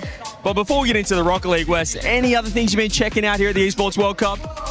This has just been the most insane experience. Like, chess is right over there. We saw Magnus Carlsen playing. That's like my dream chess match to watch. So everything's been so great. And also, I've even been playing some Rocket League with Mizu and carrying him. I'm trying to get him all the way up to SSL because he struggles a lot. So that's basically what I've been doing.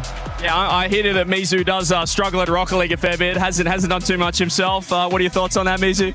I don't know what he's talking about struggling in Rocket League. I mean, I personally guaranteed NA top 4 at the Esports World Cup by drawing those picks for NA, Shopify to play Space Station. So saying that I struggle when I literally got top 4 for NA is kind of insane. I mean, what happened with those picks? You managed to get every region playing themselves.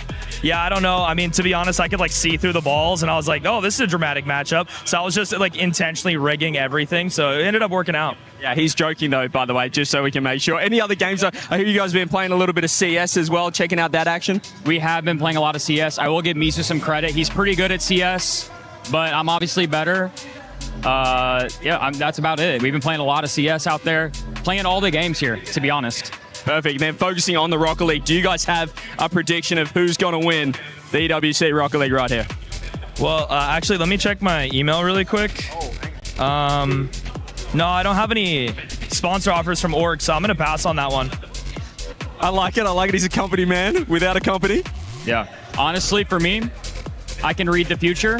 Remember this interview. Remember this interview. Falcons win. Falcons get the job done. I love it. Well, it sounds like these two are going to go probably fight off air after this. So thanks for hanging out, boys. Cheers.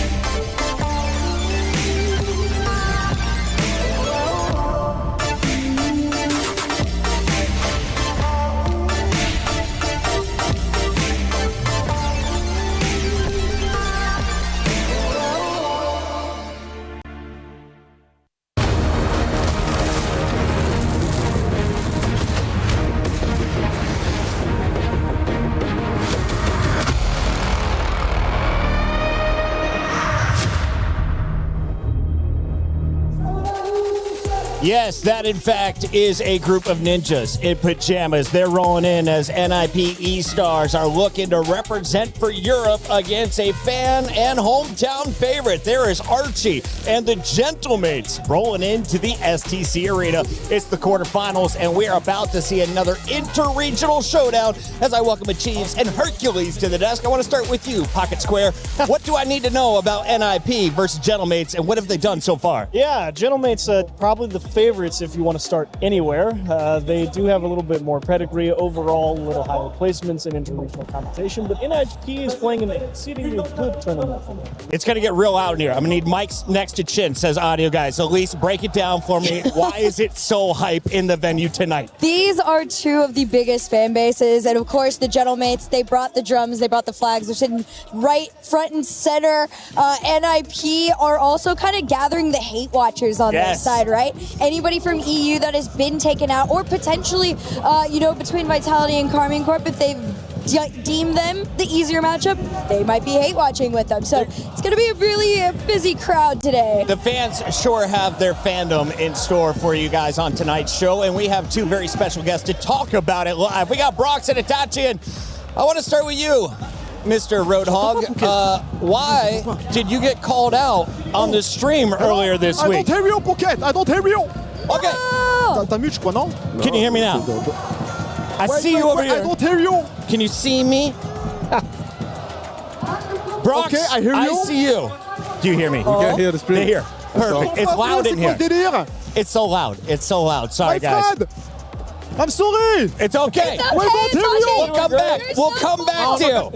We'll come back. There's a lot to talk about, though, with the Gentlemates, and it's awesome to see Brox here, one of the biggest YouTubers. He's a Call of Duty pro that started the Gentlemates alongside Gotaga. They've got Squeezy in the mix. They've now got one of the biggest names in Rocket League co-streaming, Hercules. The fans have been watching this team for years. Will this be another opportunity at an EWC trophy in 2026? Man, this definitely could be. The mates, they have been on an absolute run all of this season. I expect nothing less here, especially with the fans, right? It plays a huge part into the mentality of feeling like everybody here is on your side. Chiefs, can you hear me over there? I can hear you. I got you. Excellent. It is roaring in the arena, and I have a feeling the Gentlemates fandom is going to be on one side of the stage. Does this affect NIP? I think NIP kind of knows that they were never going to be the favorite, no matter what, so I'm not sure they're too worried. There's also a lot of veteran presence over on NIP as well. I think they're familiar enough with playing in some hostile environments before. And of course, they've got the megaphones, they've got the drums, and that young lady in the blonde that just walked off camera at the very bottom, she has been drumming for 6 weeks straight. Make it 7 if you include Major 4 back at Paris for COD. We are also here in Paris for Rocket League. What has been the story of European Rocket League? Is this the strongest division? Are we going to see a future champion coming out of this match? There is definitely, there is a very good chance, yes. I anticipate anybody from Europe should always be in that top 4 somewhere, but I will argue Mina has looked insane, and the way the bracket's playing out, somebody from either should end up there somehow. Well, speaking of Mina, Twisted Minds was representing Mina, and they had to go up against NIP, who dealt them a Game 5 loss. So let's take a look at some of the big highlights here, because you're going to see some names over and over again. Achieves, who's their top striker on this squad? Yeah, over on NIP, it's probably going to be a mix between Urius and Oli. I'm not sure if you could really go definitively one way or the other, but you can always trust CRR on the defensive side of the ball. He's always been a top quality defender for a long time. I'm right there with you. It's kind of whoever you're getting on the day. The other day here at EWC, Oli absolutely had stepped up. He was completely disgusting. You knew that if Oli had the ball in the space, that ball was finding its way in. But on the flip side, Twisted Minds it's a blind hat trick of who decides they want to be the man that day. I like that. You got 3 weapons. The opponent never knows which one is going to be the sharpest. CRR has done a fantastic job of demoing folks. He's done a great job on the save side. Where is his impact felt most in Rocket League? Oh, that kid is everywhere. He's good. He's really good. He truly could be a difference maker if he decides to step up in this one.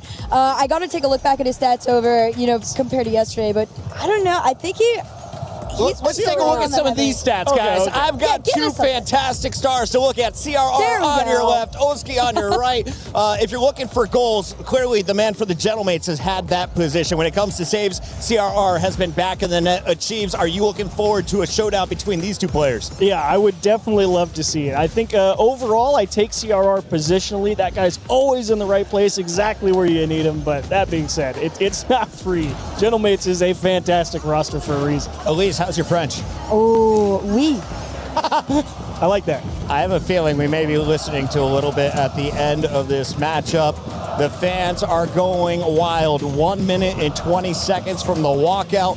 NIP definitely going to be the underdogs. Are they the statistical underdog as well? Yes, definitely. Well, definitely is maybe overstated. All right, give me like a A little harsh, percentage. but do your hot take, Achieves. Percent win for chance for NIP is probably like, I'll give them 40. 60-40 feels all right. What did you give them in the match against Twisted Minds? Like 30, probably 30. And they pulled it off there. It was a best of 5. Does a best of 7 do good things or bad things for NIP? I think it does bad things, honestly. I think the Gentlemates run on adrenaline and it's all here for them. We'll see. Gentlemates running on adrenaline seems to be the easy answer for a lot of us in the venue, and the folks at home agree. 88% are riding with the Gentlemates, and if you thought it was loud right now, off camera, I see a sea of turquoise and pink walking in for the Twisted Minds. They are coming over from another arena. We have PUBG Mobile, we've got chess, we've got Rocket League, all going on live here at EWC. So if you haven't already, open up your YouTube browser, open up multiple tabs, and watch all of the action, because we're just jumping into the quarterfinals. Final predictions. How many games, Elise? All the way to the end. Gentlemates in 6. Gentlemates in 6, Gentlemates in 7, Gentlemates in 5. Whoa! Ice cold.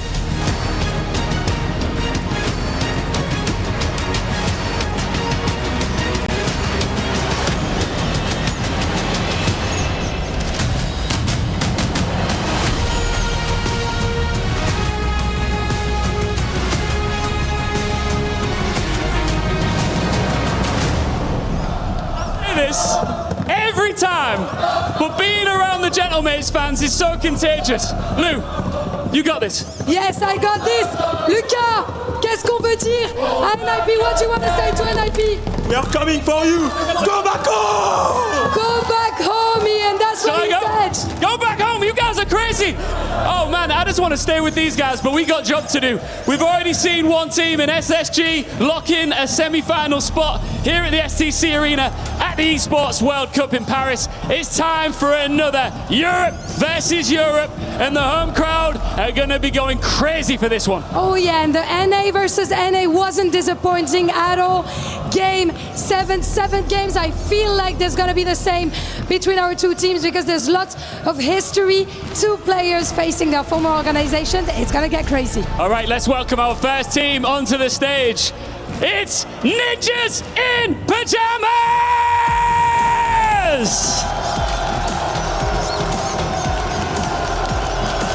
A chorus of boos. Who'd have thought it? But nobody had NIP cruising through the upper bracket on their bingo card. These guys do not mind. This team has made a habit out of being awkward, stubborn, and extremely difficult to put away. And Oli knows this stage better than most. He was 1 series away from the EWC trophy last year.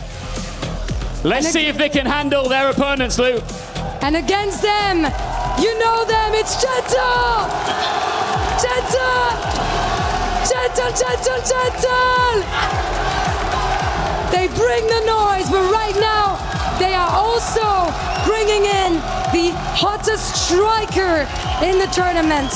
Oski is scoring at a ridiculous rate on the pitch, and when Mate starts fitting that attack, games can disappear very, very quickly. There's a festival atmosphere here in Paris, but NIP are looking to crash the party.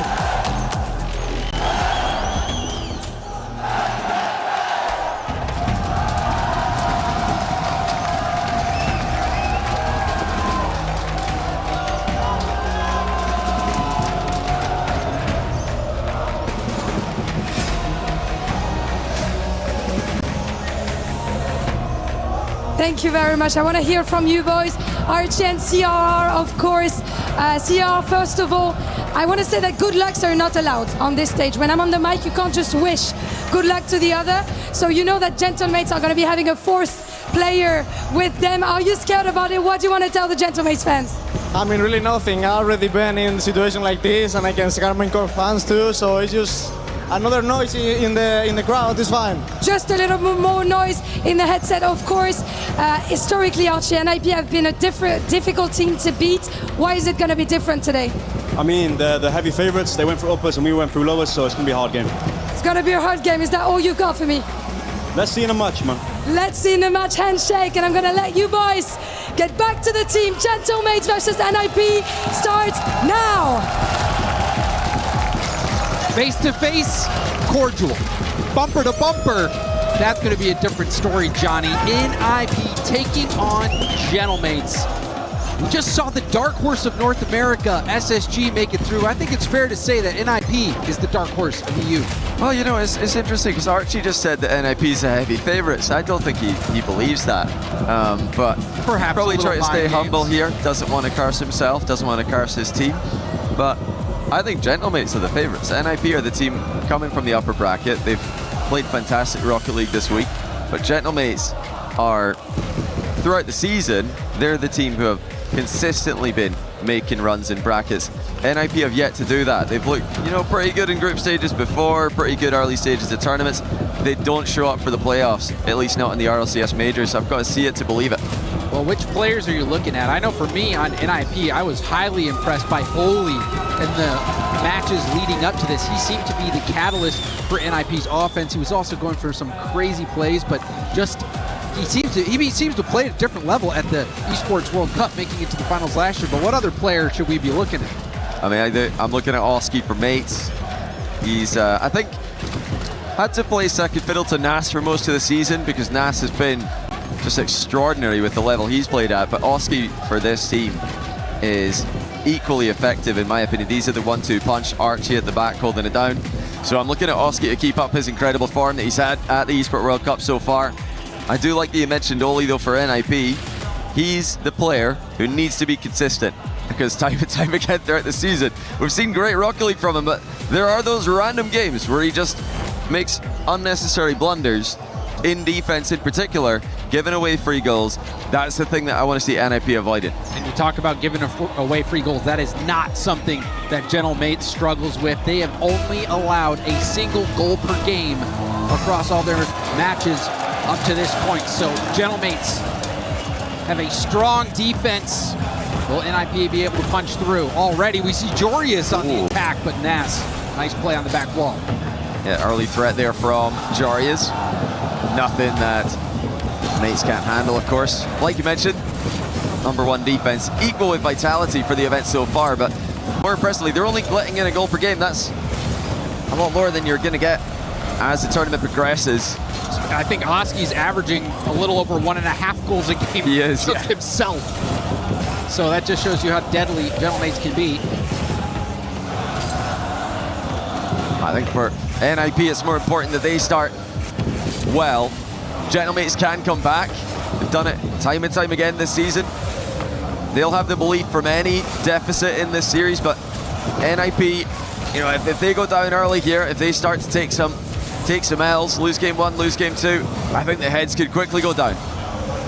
Archie's gonna go for a pass in field. Oski just missing that one. The setup's starting to come for Gentlemates. Archie flip reset challenge, but kicks off to the side.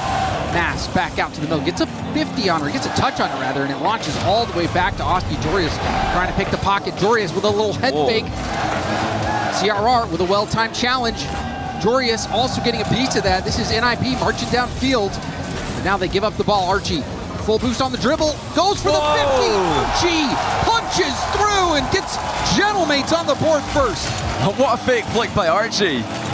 Completely fooling the goalie, who was only in that position. But, you know, the ball wasn't really sitting in a position he could rip a flick with, so it's smart, even if he didn't plan that when he initially jumped. Really good adaptation to just fake that one out. Are they going to concede? No, off the inside of the post. After the kickoff goes the way of NIP. And we're talking all about Nas, all about Oski. Archie's the one who gets the first goal with a solo dribble. Oh, other shot from Oski. That one narrowly being saved. Nas gonna try to keep this in the corner, steals the corner boost. CRR 16 boost left. It's around one, tries to 50 it. It's back to Oli. Oli has to challenge. Now Archie, another bounce shot. Archie is the tip of the spear for Gentlemates. Too good, too quick. Nas lost the race to the boost, but it didn't matter because he still got to the ball first. Joria's, usually when you win the race to that boost in the back corner, you can get to the ball as well, but he got tripped up in the exchange. It slowed him down. He couldn't recover for the goal line save. Now you saw Oli and Jorius both on that back wall. Somebody needed to be up in front of that shot. NIP giving Gentlemates that space. Now CRR off the ceiling. He's gonna look for Oli. Oli goes for the shot, but a save from Oski. Love the passing play from NIP on the transition. Just rapid on the counter-attack. Gentlemates, like we talked about, are so difficult to score on. NIP are pushing themselves to the limit. They've hit the post in the follow-up attack. And Archie's moving this ball upfield. A lot of people talk about Archie's defensive capabilities, but this game it's been all offense from Archie. We've seen big saves from Nas and Oski on the back line as well. Just going to show you how well-rounded this Gentlemates team is. They're really forcing NIP to be perfect in offense. NIP have already shown that they're trying to play as quickly as possible, but they're also trying to be as accurate as possible, going only for the corners of the goal. They've got to take their time a little bit. Gentlemates are not going to let them score with the first shot on many offensive presses. You're going to need to keep them in defense for a bit. You're going to need to take one shot, a second one, then maybe after the recoveries start to slow down, you can look for the goal. Nas trying to control that. Out to the middle.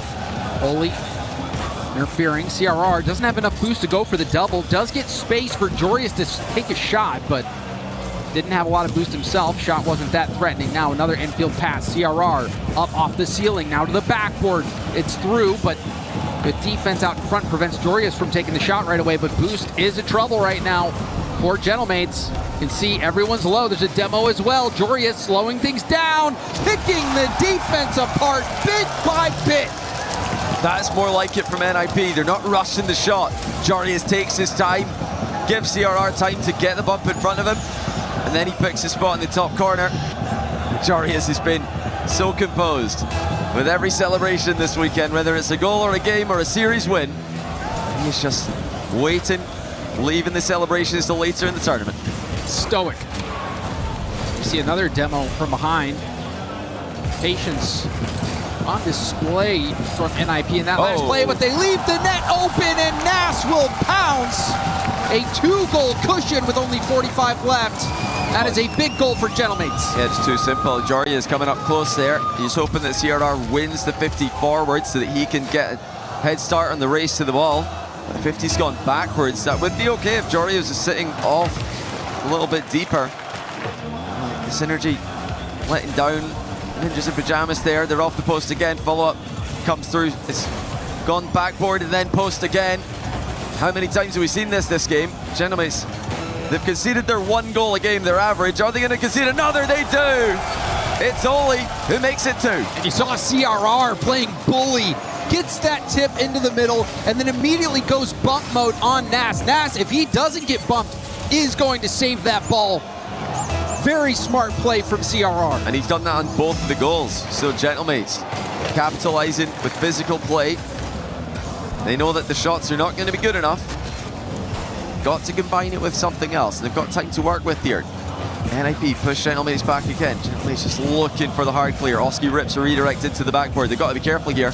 As NIP counter-attack though. They've got momentum here. They've got Gentlemates backwards in defense. Chance to tie the game. What a save! Still airborne. Oski gonna try to guide this to the ground. Still alive. Jorius going for a bump. It hits off his car. Holy! Mere centimeters off the ground, but it goes in. Another bump, this time Jorius After hitting the ball to the backboard, he bumps the goalie. I think he actually got hit back into the ball and he's back past it to Oli. They didn't know much about it, but into overtime we go. Unbelievable from Oli and NIP. Can they take advantage of this extra life that they've been given? Looks like we have settled into this overtime. No kickoff shenanigans, no immediate advantage. This is going to be where Gentlemates do their best work this series. It's in the tense moments they've been able to keep their heads cool, playing everybody close. Even after losing to Falcons, Nas says, you know, 3-2 overtime, that's not too bad. We'll take that, move on, learn from it, and be better next time. Unreal save from Nas as well. It looked like that was going to be enough to close the game out for Gentlemates, but the determination from NIP is undeniable. Yeah, Oli keeping the shot high enough as well. It looked like it might just graze the grass on the way in, but it did make it. And that was after the favorable corner bounce as well. As many famous 0-second goals in Rocket League history have required a corner bounce in the build-up. Nas ground to air with a full tank, gets the reset. He's going to push forward. Oli pinching it hard out. Oli playing phenomenally well. Oli again gets demoed, but still moved that ball upfield. Oski with lots of boost is going to try to take this ground to air. Jorius off the sideball challenges, hits it up high. Nas past Oli, but Jorius is there. Jorius back to the ball. It's hit by Archie. CRR in the middle, off the ceiling. Jorius tips towards net. What angle was that? I don't know how he got that close to the goal. Great attempt there by Jorius. Gentlemates saved by the post. Another chance for Jorius. He can't get it past the attacker this time, the defender, I should say. But they've got Gentlemates in a tough position. Archie with a huge clear. Oski knocks it on a little bit farther. He's got more in the tank. He gets beaten by Jorius, and NIP are starting to win those midfield races, James. They certainly are, and you saw how much boost was wasted by Oski as well. We've seen NIP be able to pick apart Gentlemates when they've been on low boost, so you have to be careful if you're mates. Nas, pass off the corner. Archie trying to tip it up, but no one was there. Now Oli looking for a 50, doesn't find it. Nas against Jorius. Jorius shuts it down. It's a second touch, and you can see that slow down Oski. Lovely touch again by Jorius. He's just getting perfect contact on the ball. Very precise touches. And that's always a sign that a player's on their A game. Will he be able to maintain that through a long series with overtime already extended to 3 minutes? The series just gets that little bit longer. Full field. Nas was doing work. Still the defense solid for NIP. Oh my. Both teams back and forth. Nas again has Archie in the middle. Little tip right to CRR. Now Oli hard off the sidewall. Oski going for the double tap! And that's game! Gentlemates survive after giving up the 0-second goal. It's just great read by Oski. He saw Oli trying to cut the rotation and take him out of the game. So he just waited. Instead of diving in on the first ball, getting dusted by Oli, he just lets Oli hit it into the sidewall, and then he cuts off the pass. Not just a great read, though. Still needed the double tap. Wow. What and that was a crazy play, because you're right, it bounced off. It hit Jorius again to mess up CRR's read, but somehow Oli was there. Wow. But the grit, the determination, the perseverance from Gentlemates, and also the star player stepping up. Everyone's been talking about how good Oski has been on offense, and he really came through in a huge moment for Gentlemates. If they lose that game after giving up that 0-second goal, that can really take the wind out of your sails. Tachi loves it. Not the cleanest that we've seen from them over the Gentlemates view party. Your hands are definitely shaking in that environment. They've had plenty of attempts, so you know, I'm sure we'll get more of that throughout the day if Gentlemates can keep playing like this. But I still love that this moment from Oski in all the pressure. More than 3 minutes of overtime. NIP have come back with a 0-second goal. He still has the composure to just take his time diving in for that last goal in OT. it would have been easy. A lot of players would have just rushed that, got beaten to the ball by Oli, and then it's NIP on the counter-attack. So Oski really heads up play there, the top scorer in the tournament. Very offensive game. Weren't really expecting that with Gentlemates only allowing a single goal per game up to this point. That game had 30 shots and still 25% shooting across the board. So lots of action. Not just a defensive showcase this time. NIP also a bit of a slow start. We'll see if they can pick things up from the very beginning. Now going for a bump, but Nas again makes that save. Nas has been making some big saves so far. That's the last guy you want to see back when you're trying to go for an air double bump goal. Nas, very, very familiar with defending that position as the EU 1v1 champion in RLCS this season, and a long-time top player in that game mode. I think it was Archie and Oski double committing in offense that left him alone at the back, but I mean, you've got Nas in defense and you've got Archie in defense. These guys, if you're going to leave somebody at the back by themselves, it doesn't get much better than the quality of defense Gentlemates have. That is why they are so hard to score on. Living up to their reputation in this event so far, but it's been all NIP on offense, and it's CRR who opens up the score sheet. Gentlemates running out of boost. CRR still had to get the top shelf for the goal here, though. That's exactly what he does with the ceiling double tap. And he's been going for that quite a bit. You cannot expect the backboard to be open. CRR opting to use the ceiling many times. That time it's paying off big time. Yeah, I think the focus for NIP has been all about the speed, and that's been a big part of their season so far, is trying to beat their opponents to the ball. To stick to that plan when you're up against players as fast as Gentlemates, I mean, it shows the confidence these guys have in themselves. They've been EU's 4th team, sometimes even 5th team, but they're still taking it to one of the big 3.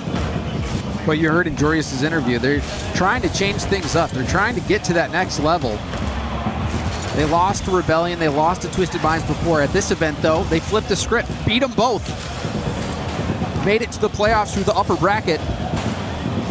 Now they're looking to continue that success here. A double demo clears the way. Jorius waltzes this one right in. CRR got the whole defense there. If you can't get a 1v1 on Nas, how about the surprise demo by the Spaniard? And he is just so animated on absolutely every goal, while Jorius, like you said, sits stoic in the middle. NIP on the ball, off the ball, staying the faster team. They spent 100 seconds longer at Supersonic in game 1 than Gentlemates did. And it just goes to show you how smart CRR is. He has such a high Rocket League IQ. He makes those plays. That's why he's such a tough defender to beat, but even there, off ball, still making an impact. And even in game 1, the demos that he got in the bumps that he got paved the way for those goals as well. Did you see Oli's face up there? I did not. What did he missed the ball and he just looked confused at himself. I don't know if we'll be able to get a replay of that later on, but that caught me off guard. I'm sorry, James. That's all right. For me, I tunnel vision on ball and boost. Oh, well, he's just hilarious. He's usually just quite like Jorius. I think it might just be the Dutch. They're just so emotionless and, like you said, so stoic in the way that they react. But occasionally he surprises himself, and I've seen that before from him. I don't know if you remember, he accidentally ground pinched an open net and hit the crossbar. He did the same thing, so he's on form today, Oli, off the ball. Let's see, Gentlemates get their first goal of the game. No follow-up at the back post. Jorius takes it clear. I don't know if I should be worried. For NIP, things are working out. Double flip reset, bounces right down to Oski. Oli to Jorius, Jorius to CRR. CRR up off the ceiling again, but this time can't get a bump or get a touch on the ball. Oski trying to receive it. Oski has Nas with a little bit of boost in the middle, but Nas doesn't want to commit. Now he does. Nas back down to the ground, goes for a 50, but couldn't stay behind it. And precious time continues to tick away. NIP up by 2 goals. Gentlemates still scoreless. It's good 50s in defense by NIP, staying goal side, not letting Gentlemates dunk the ball towards the NIP goal. A minute to go in the second game. You know, when we combine the start of this game with the end of the last one, not almost the entirety of game 2, really. NIP have got momentum. They were the team making the comeback before the OT win for Gentlemates against the run of play. Could easily be a third here as they put pressure on again. CRR's past one. Only Nas able to stop him in that one. Good vision from Nas. CRR was hunting for the bump. If he lands that bump, it would have been another goal for NIP, but doesn't really matter. 30 seconds left. NIP still up by 2, about to get a third, but Nas there to get a block again. However, Gentlemates stuck playing defense, have not been able to figure anything out on the offensive side of the ball. Yeah, it's great stuff from NIP. Defending by attacking. The recoveries have been fast enough that there's no real danger. Looking for the third here. They should be able to close this one out without too many issues. Unless Gentlemates score right now, and they don't, we're going to have a tie series. And that was a clean game from NIP. NIP, as you said, Johnny, defense by attacking. They did not turtle up. They kept going all out, all out, all out. It seems like a different NIP out there on the field. Yeah, this is the best they've looked in playoffs all season. I'll be the first to say it, because I'm waiting to see it. Now I'm seeing it. And now we've got to get a bit more excited about their chances to win this. And remember, this is a team who have come from the upper bracket, so easily their best LAN run, most consistent LAN run. CRR has been a big part of that. Physical plays in game 1 brought them back into it. Physical plays in game 2. Get the win for NIP. And it was a dominant win. 60. Yeah, there's that. you asked, it was delivered. Shout out production for that one. Love to see. Would have loved a desk slam with that. But this game was all NIP, 2-0. We saw the double demo from CRR. Also, 60% of the time, it was NIP in Gentlemates half on the attack. So NIP had the initiative, they had the results, and they shut out Gentlemates. Impressive game. They really have picked their moments. They've been so good with the timing of the bumps and demos. Unlike KC and unlike, sometimes Space Station Gaming, who are racking up the numbers, the demo numbers are just unbelievable, but the goals don't come to match it on every occasion. But NIP have scored with such consistency on so many bumps and demos so far. That's something Gentlemates are going to need to look out for. Specifically, CRR. Yeah. CRR successful in those bumps and demos. It has made a difference. NIP very well could be up 2 games to nothing if it weren't for that great play from Oski. We are tied at 1 game apiece. NIP on the attack, going for the double! The post punched in by Oli! But Jorius did some real work there, Johnny. Oh, that's so well played by Jorius. He disguised the fact that he's getting the reset on the ceiling till the last second. Just accelerated the ball that little bit that the defense weren't ready for. They thought he's just going for a flip reset on the ball, but he just gets it on the ceiling, advancing the ball while he flip resets. Completely catches him flat-footed. NIP are rolling right now. Like you said, they could easily be up to 2-0 here. Gentlemates have got to switch this up. They've got to hit NIP with something a little bit different. Jorius really brings that dynamic to NIP, that mechanical aspect. You see it in a lot of teams where you have that one player, or sometimes you just have to hold your breath and wait and see what they do. Archie, no boost, we'll need some help. Oski also no boost. Mid picked up by Archie. Archie's going to try to control it himself. Back down to the ground. Wanted to get the musty, but had that shut down. Pinch from Jorius. Will send it back to the corner where Nas picks it up with a full tank. Pushing out. There's one reset. It's a touch. CRR there for the stop. Ball left for Oski. Oski almost slotting it. Rebound also blocked. NIP being tested on defense, but they passed that one. Oski tried to catch 2 defenders pre-jump in there, shooting at the bottom corner where they were both positioned. It's very unlikely you're going to get both of them pre-jumping over the ball, but it looked like it nearly worked out. Even if you don't get a goal, which will happen at the other end here, CRR easily past 2. Oli with a finish. NIP are making it look progressively easier. See, Archie just could not get there. And there's obviously no one in the back. I thought there had to be, but it's just... Well, it's CRR playing upfield. It's the disruptor style. As first man, he just turns on that ball. and makes the play, gets it up the middle. Looked like it was going in anyway, but Oli to punch it in. Oh, wow. And even that shot didn't have enough authority on it. Yeah, that was lacking a lot of power. There was a lot more power available to Nas that he didn't find. That's a, talk earlier on about a sign that a player's playing well. If their first touch, if their precise touches they're going for are working out, like Joria's was in game 1. A sign that players having a bad day is if their power shots are lacking power. And that was lacking a lot of power for Nas. Oski looked honestly pretty frustrated on the player cam after they conceded the last goal. It's not going well for the mates. I wonder if the timeout would be called after a loss here. Still time to win this game. Archie denied by Oli. Save. Still more chances for Gentlemates as NIP's boost runs low on 2 other players. Just Jarias with 100. And it's going to be Jarias with the clear. Just looking to buy some time for his teammates to get back into the game here.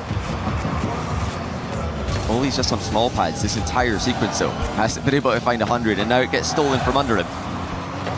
He's looking for a way back into the game. Archie up to Oski. Oski, corner double, lets it through, but no one was there for the shot. No one was far post. The woes continue offensively for Gentlemates. They were shut out last game, still have not scored this game. A scoring drought for Gentlemates. And on top of that, every single game, they've conceded more than their tournament average of 1. So it's both ends. Surely no. They can get one. No! Oli again with a save. The 100 boost spawns perfectly for him.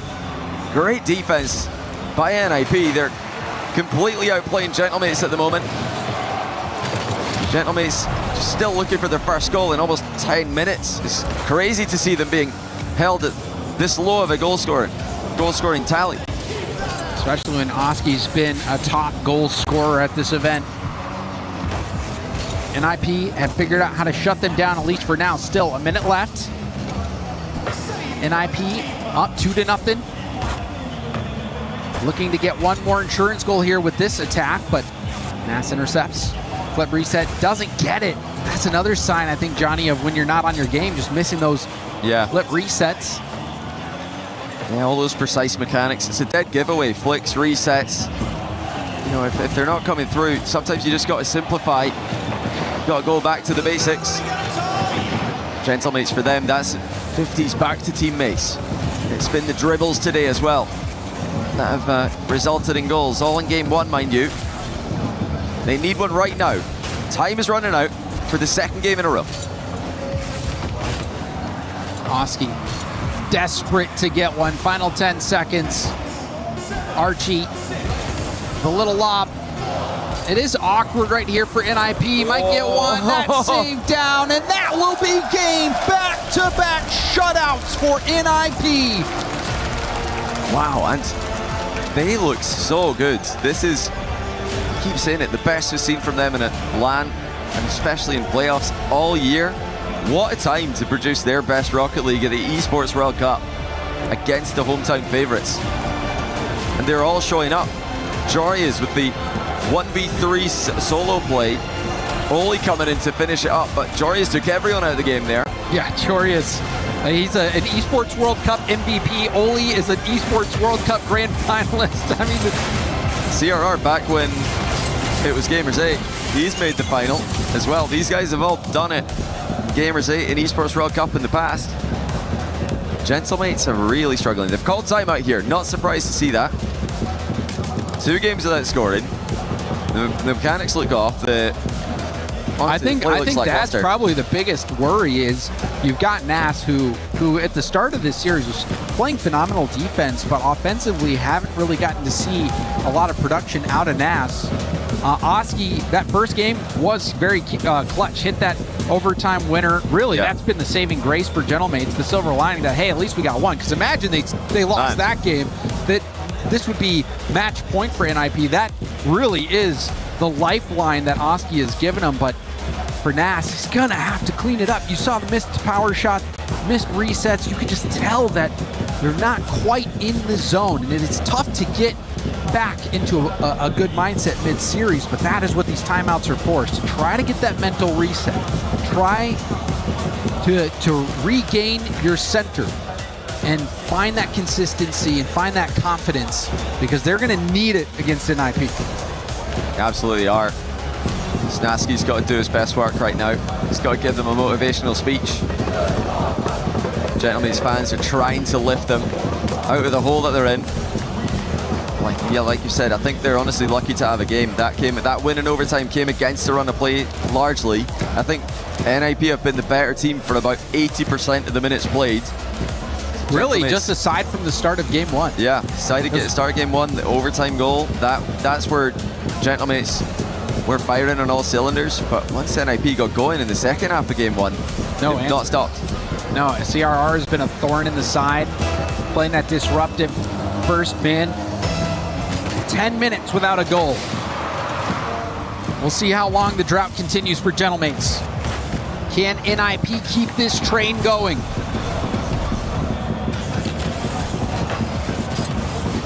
Archie to the corner. Got the reset, tried to push it to the backward for a double tap, but he's shut down. However, the shots being peppered. Archie will go for a back pass, but Oli intercepts. Great cut. Oli completely surprising them there, taking the back pass away. It's been mostly CRR in those positions today. Whenever CRR gets forward, he's causing mates problems, and he has, for NIP, been the most advanced player farthest forward of the team. About 35 to 40% of the time in the games up until now, with Oli actually sitting the deepest of the three on NIP. And that makes sense because we've seen Oli get quite a few saves. Jorius gets a big one there. But CRR, that double demo from behind, the bumps, the demos, the eye test backs that up. Oli trying to get back to the ball, does, but it's a very light touch. Oski will be able to stay on it. Oski to the opposing corner. Stop by CRR, who's taking it past the midfield. That little touch gets it by the defender.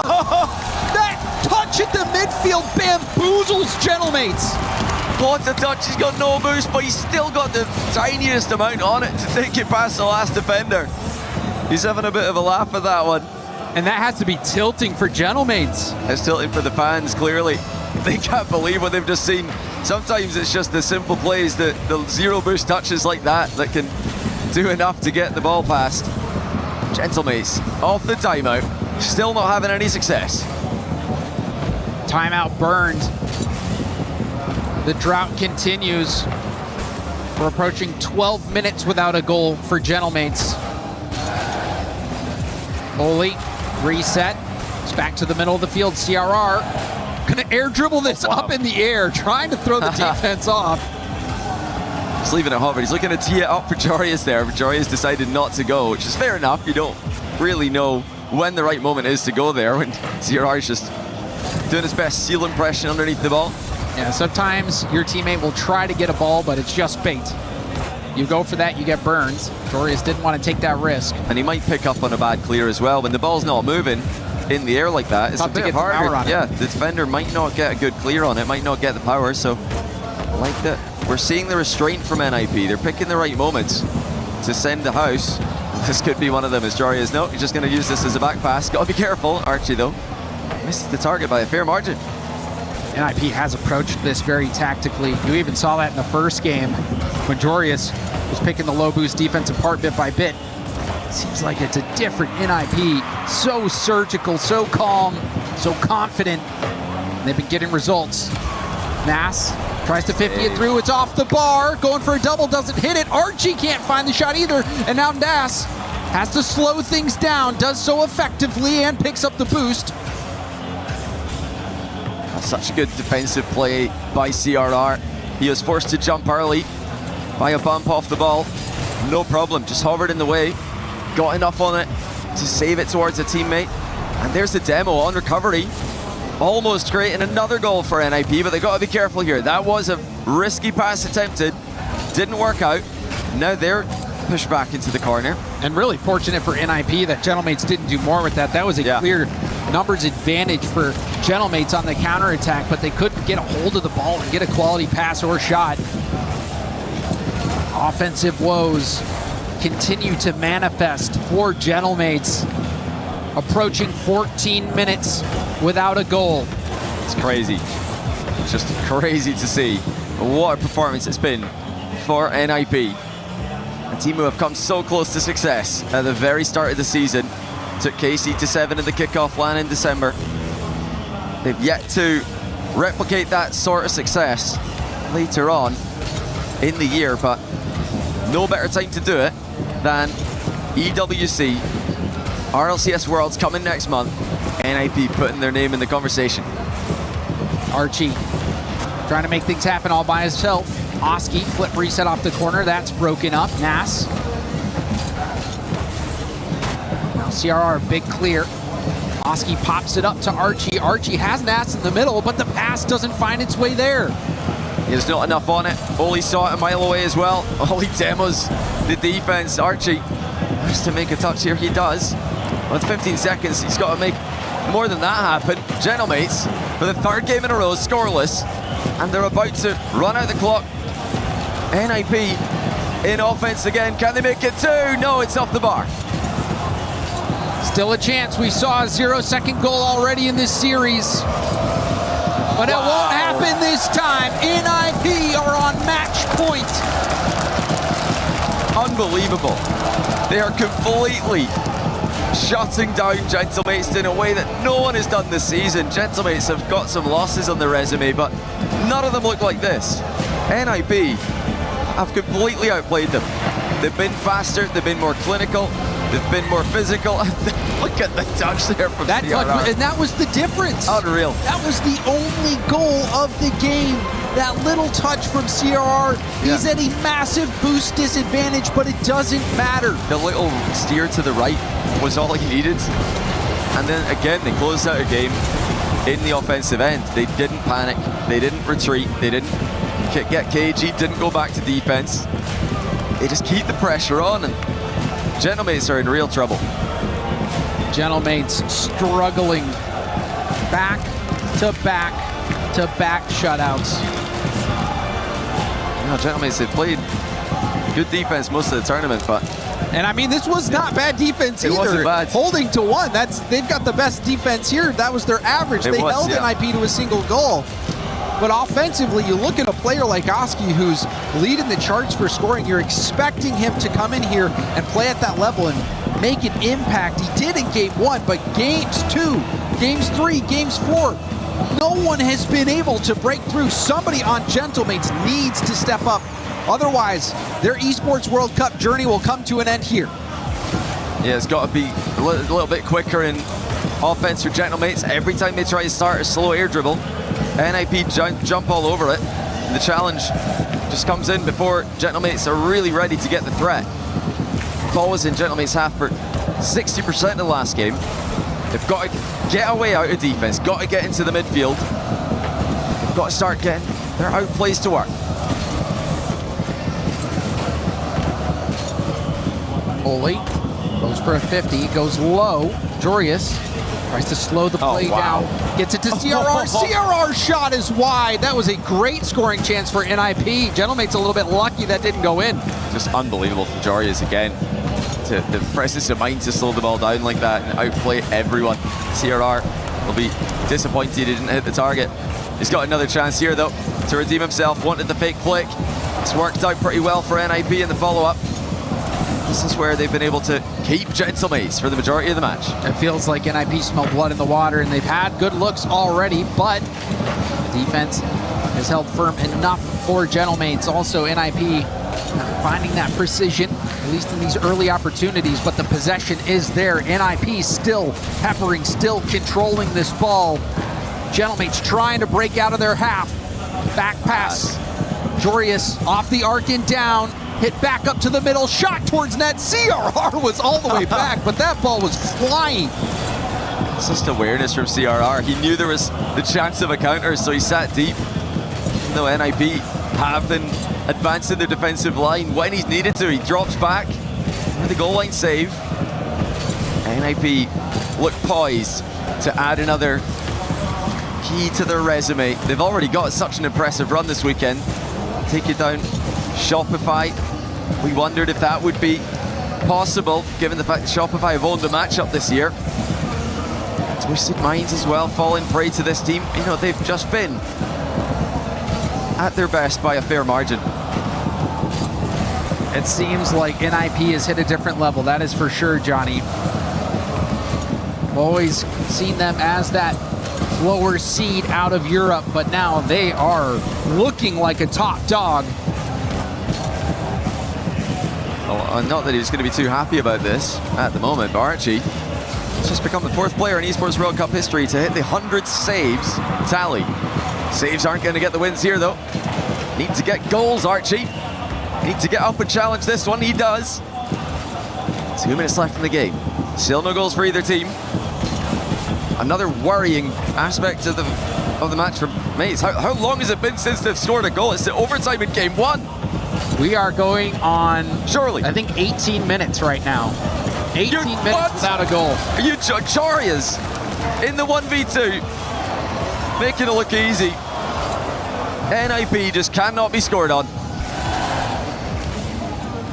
NIP, their defense has delivered. Still scoreless. Last game was a 1-0 game. It was an unbelievable 0 boost play from CRR that got NIP that 1 goal. But now we see Oski finally break through. A lifeline given to Gentlemates. So it can happen. NIP can be beaten to the ball and they can be scored on. Oski breaks the deadlock. Will it be the opening of the floodgates for Gentlemates? It took 18.5 minutes to get that 1. NIP, is it their turn to get shut out? Will this be the turning point for Gentlemates? Archie with the 50 pushes it back into NIP's half. Got the corner boost as well. Nas trying to control it at the midfield. Oli patient. CRR 6 boost. Will have to leave this ball. Jorius shut down as well. Gentlemates happy to tick this time off the clock. Absolutely, they'll take anything at this point, but here come NIP. Both defender and attacker playing for the block there. Neither made contact. Archie has it for free in the back corner. 100 boost to his name. Once again, though, these air dribbles are just getting shut down at the start, at the takeoff. And Oli staying up for this one. The time's getting away from NIP now. They need to get control of this ball. Oli 0 boost. Jorius using up what he had. CRR waiting. The boost stealing is very effective for Gentlemates in these last moments. The Gentlemates look like they may have done enough to survive, but we've seen a 0-second goal. Oh, hold on. We saw it in game 1. What happened in game 5? Oh, yeah. No, it will not. Gentlemates break through, finally end the drought. And that 1 goal from Oski, enough to get this game win. Yeah, Oski winning game 1 for Gentlemates in overtime. Winning game 5 for Gentlemates in regulation. And that right there, that could have been it. I mean, CRR's got to play it high to get past the goalie, but had that gone in, Gentlemates would have just been devastated because Jorius, before that, outplayed them with one of the cleanest plays we've seen all day. Let's see how NIP respond to a bit of adversity. It's been a while since they've faced them. Absolutely, but they do have a little bit of a cushion. Gentlemates, another 4 shots this game. Their offense has not been stellar, but their defense has done enough to get them this win. A shutout, this time against NIP. NIP held scoreless. Yeah, and NIP, they're not going to change anything here. They're just going to keep doing what they have been doing. They've been faster. They've been the team higher up the pitch. Could have won that game had that CRR shot went in. Yeah, for them, they're going to look at that as just, you know, the random loss, but let's just keep chugging along. If we do go to game 7, we might see a slight switch up from NIP. Don't expect to see anything too different here. Will they continue to have the overall advantage like they've had for the vast majority of this series? Game 1, a bit of an anomaly. 4-3, very high scoring. These last 2 games, just 1-goal games. So goals coming at a premium. CRR with the dunk! Oh, Gentlemates. I've let him get away with one there. He's got no boost. He hits a fake on Nas. Back to back! You're going to let him beat two people with zero boost? I feel like Archie's got to take the blame here, though. I mean, the first challenge, you got to hit the ball, at least a piece of it, in my opinion. But the second one, you've got to stay with that ball. I mean, he's just hit it straight into CRR. So great play from CRR. The Gentlemates defense usually does a lot better than that. It's true, but on zero boost, CRR has been a wizard. He has. Oh, well played. He's got the reset. Couldn't quite get in a position to use it due to lack of boost.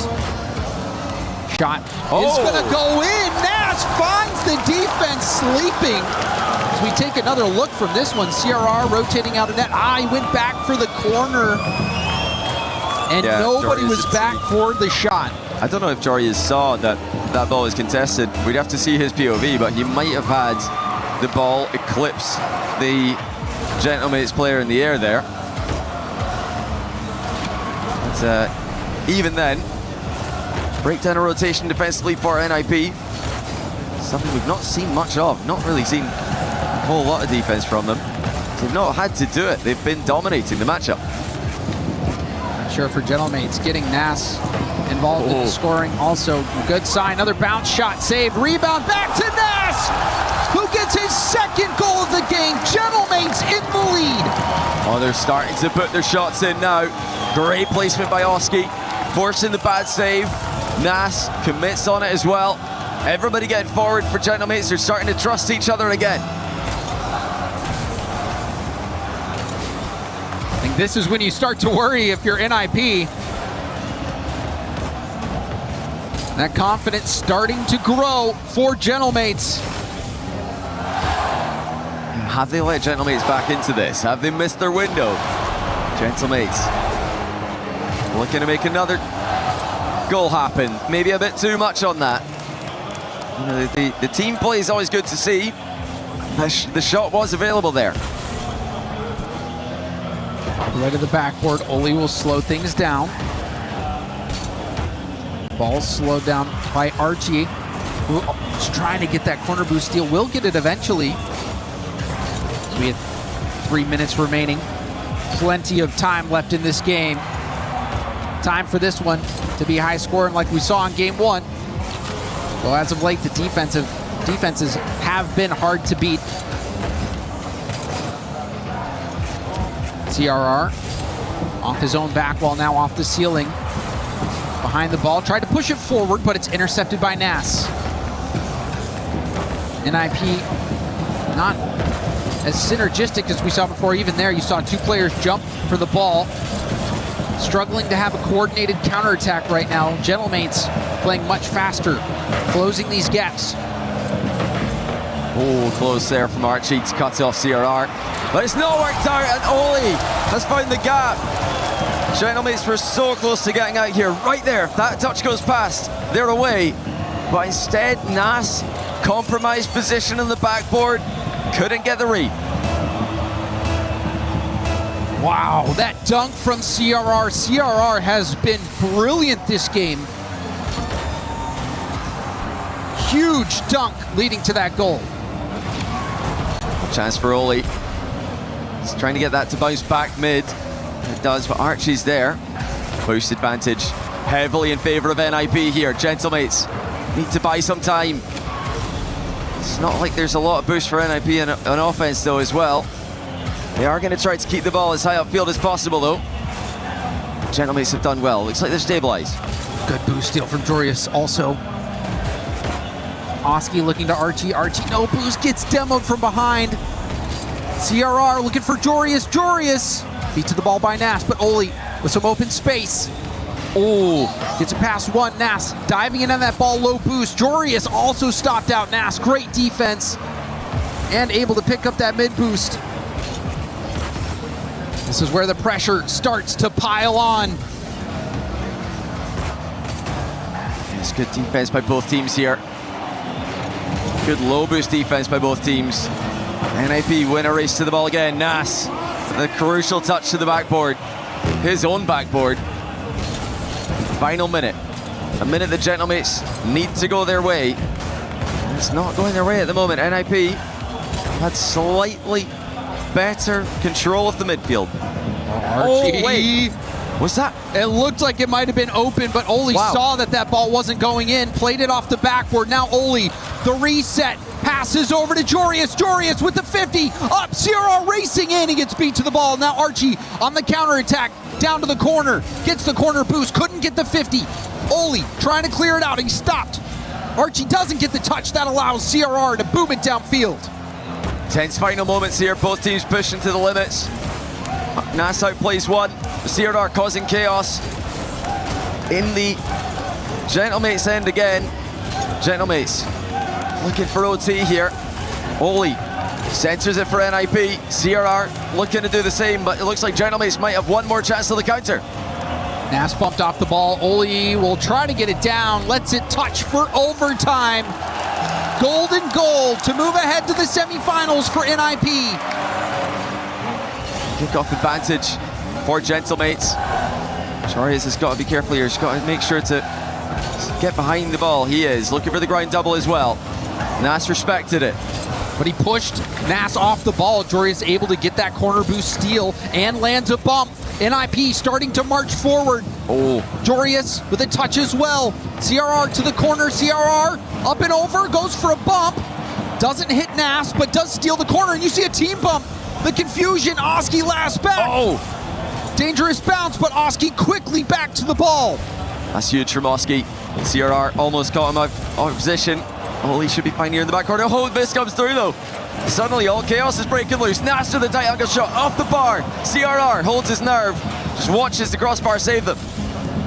Jorius and CRR both trying to prevent that ball from getting into the middle. Jorius beats Archie to that clear. Oli off the corner to himself, now hits it up tall.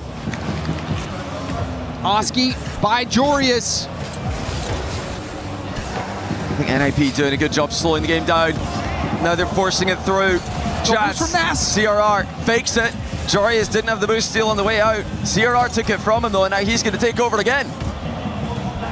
Hold from CRR. Oli trying to move in. Oski ground double past Jorius at the midfield and should get that mid boost. Nas, air dribble setup. Broken up by Oli. Archie out of boost. Did pick up the mid, but Jorius steals the corner. Well, Nas pass too, that's good stuff from him. Archie couldn't beat CRR to it though. CRR gets a double. Jorius, bit of alone time in the ball. That's it! CRR! That is game! That is series! NIP take down Gentlemates! I can't believe it. NIP, after such a disappointing year of playoff performances, they've saved the best till the Esports World Cup. Gentlemates, wow. Pack your bags. And you can see the elation on CRR's face. I'm so happy for him. CRR, Mr. World right in Rocket League. He's had success in Europe, North America, South America, and now back to Europe to do it again. And just the juxtaposition between CRR and Jorius' reactions. It's just. And Jorius is a mercenary as well. Came over to North America, teamed with Nas on M80. Played for OCE and Esports World Cup in the past as well. But wow, I mean, they deserved that. They really did just outplay Gentlemates completely. You're right. It wasn't one of those series where another team managed to steal wins over and over again. That was well deserved. If anything, like Gentlemates stole wins. Like that series, NIP dominated. After the initial Gentlemates flurry in game one, NIP completely took over, deserved victors to the semi-final. Well, let's hear it. Enough from us with CRR on stage. Ninjas in pajamas are through, going to the semifinals. CRR, congratulations, enhorabuena y bienvenido a la semifinal. Of course, this top four is your best ever placement in an international since the major in San Diego in 2022. You've been representing multiple regions in your career. You've been moving around a lot. How does it feel being back home, and are you going to stay with us for good this time in Europe? I mean, it's insane. I've been playing a lot of regions and always it's difficult, but being back in Europe and being able to make this top and in this tournament that is so big and important, it's really amazing for me. It's really amazing. I cannot explain it with words. It looks indeed very amazing, and of course I think the NIP fans are also very happy with it. Première question, tu as représenté beaucoup de régions dans ta carrière, tu as beaucoup bougé. Qu'est-ce que ça fait d'être ici en Europe? Top 4, c'est un de ses meilleurs résultats de sa carrière à l'international. Ouais, j'ai énormément bougé, beaucoup voyagé, ça n'a pas toujours été facile, mais ça représente énormément pour moi de pouvoir gagner ici. And second question, I don't know if you noticed, because of course you have the NIP fans, but there was also two other types of fans that were making a lot of noise for you here, the Vitality and the KC fans, because hate watching is a big sport in France, and I'm sure that it's the same in Spain. What do you think of this, and what do you want to tell these fans? I mean, I think it's part of the game. I see that, like, of course they don't want the other French team to win. That's fine, and I appreciate the support, of course. And yeah, just keep doing the same. I mean, it's better for us, it's better for everyone, and it's more entertaining. So thank you so much. Thank you for the entertainment, that is for sure. And as long as you're not facing a French team, you should be safe. Donc ouais, merci aux fans cassés, Vita aussi de nous avoir soutenus. Lightwatch, ça fait partie du jeu forcément. T'as pas envie de voir tes rivaux gagner, donc merci pour le soutien les gars. Continuez comme ça. And even though you said that you didn't care, about the big crowd and having the crowd against you, I think it's still very impressive to manage to beat a team when everyone is cheering against you. So what is your biggest pride today? It can be a teammate, it can be something that you've done, and what is your biggest strength going on to the semifinals? I mean, just like the way the team is evolving, I think we're improving so much as a team. The mental is insane right now. Me personally, I think I've been working on it a lot, and I think it's showing, like the passion, everything. So yeah, I'm really grateful for the teammates I have right now, and they are incredible. You guys look like brothers on stage basically, and it looks like you guys are enjoying yourselves. I think it's very important. Donc ouais, je suis très fière parce qu'on a réussi à augmenter notre synergie, notre com, ce qu'on arrive à faire tous ensemble. Franchement, c'est trop bien. Même moi, j'ai travaillé aussi beaucoup sur moi-même, donner de la passion. Donc je suis très content. And welcoming to the semifinals also means that you get to crush the Gentlemates key in front of the Gentlemates fans. So we're gonna go together. How does it feel being the villain? Perfect, I love it. I love it. You were made for this, CRR. I'm gonna let our keymaster explain you the way here. Mesdames et messieurs, forcément, ça fait mal au cœur, mais les rêves de Gentlemates sur Rocket League à l'EWC s'arrêtent ici. It's been a frustrating time for Gentlemates at the STC Arena, not making it to the championship Sunday. But NIP were just better.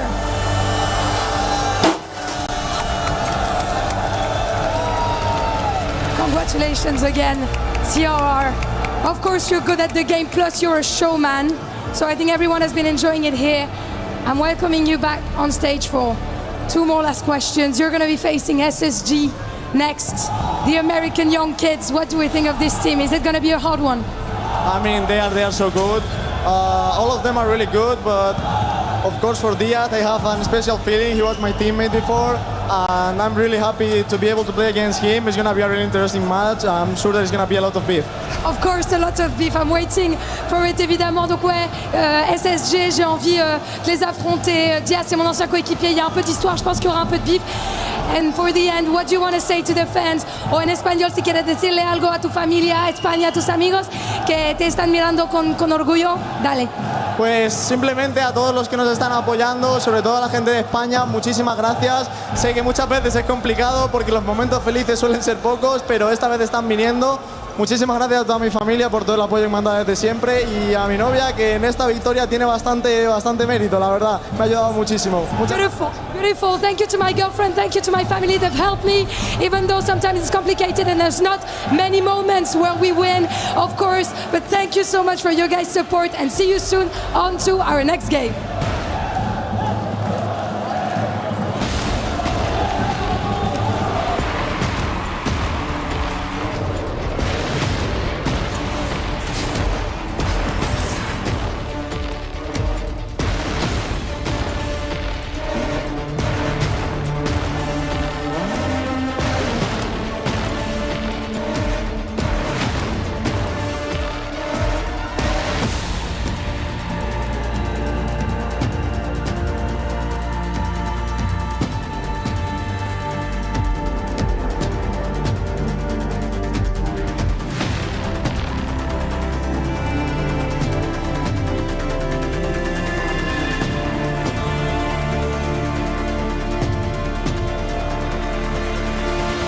Yeah. I got up.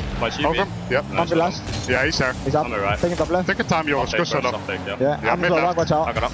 Yeah, nice. Good job. I'm behind you. Behind your Yeah, left. check up. Nice. Faking it. Yeah, you. I got it. Yeah, Beat him. Nice. Go again. Back right. He's up. That's right. Yeah, that's all. Nice. Open. Yeah, I'll go first. Yeah. Nice.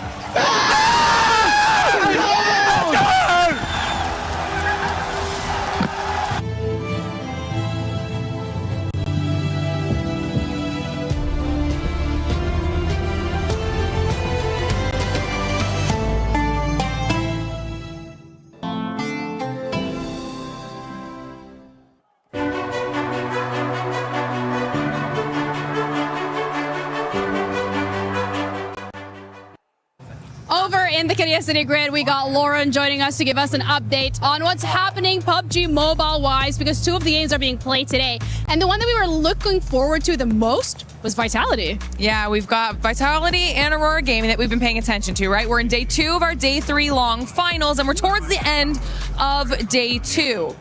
What does that mean for Aurora and Vitality? Well, it means Aurora currently at the top of the leaderboard in first place. Vitality somewhere down to the polar opposite. Oh. They are not doing so well right now. They're not out of it. We still have one more day of competition. However, when we head into tomorrow, it is smash point rule, which means whichever team has the highest points, obviously Aurora Gaming right now, you add 10 to that, and that's the threshold that teams have to achieve before they can even get a win. So since Vitality are so far down right now in points, that could be very difficult for them. So all I'm hearing is, if you are a Vitality fan today, just turn off your monitor, cover your ears, lay down, don't listen to us, don't look at anything, and we'll catch you up with the next update, which might be a little bit more positive.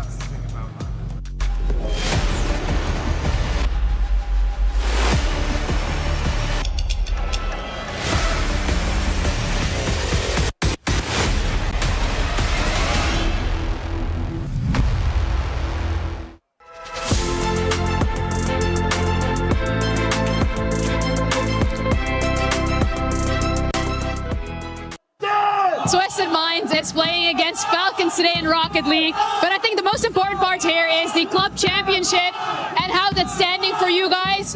Did you meet your expectations on the standings?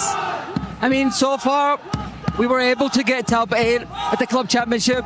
Yes, it's not what we were hoping for when we started. I can barely hear myself, by the way, but what we're trying to say is that, yes, we didn't do what we expected to do, but hopefully we can still recover from Trackmania, Fortnite, and Rocket League. And this match is going to be the most important one. That's what I want to talk about next, because you're going up against Falcons. Yes. And you guys have the opportunity to do the funniest thing right now. Well, okay, look, jokes aside, I'm happy to see 2 Saudi teams both playing on the world stage in Rocket League and basically having a huge chance to win. But at the same time, you heard it from TRK, you heard it from Nubo, everyone said that we have a huge advantage to win this game. Yes. And I think we're going to be part of the reason why Team Falcons don't get the World Cup this year. You think they're not going to be able to close it out this year? No, because they're going to lose right now in Rocket League. We're going to go into Trackmania and Fortnite. We believe that we're better in those games as well. Okay. We're basically going to be the main obstacle for them not to get the Esports World Cup. So instead of winning the whole thing, your new goal is to stop Falcons? I mean, of course it's not the new goal. No, I mean, I would be happy to see Falcons win again, but if we're going to be part of the reason why they don't. It do be like that sometimes. It do be like that. Thank you so much for the interview. That's Absolutely. it for us, Twisted Minds fans. Can't hear what I said, can't hear what he said, but it is what it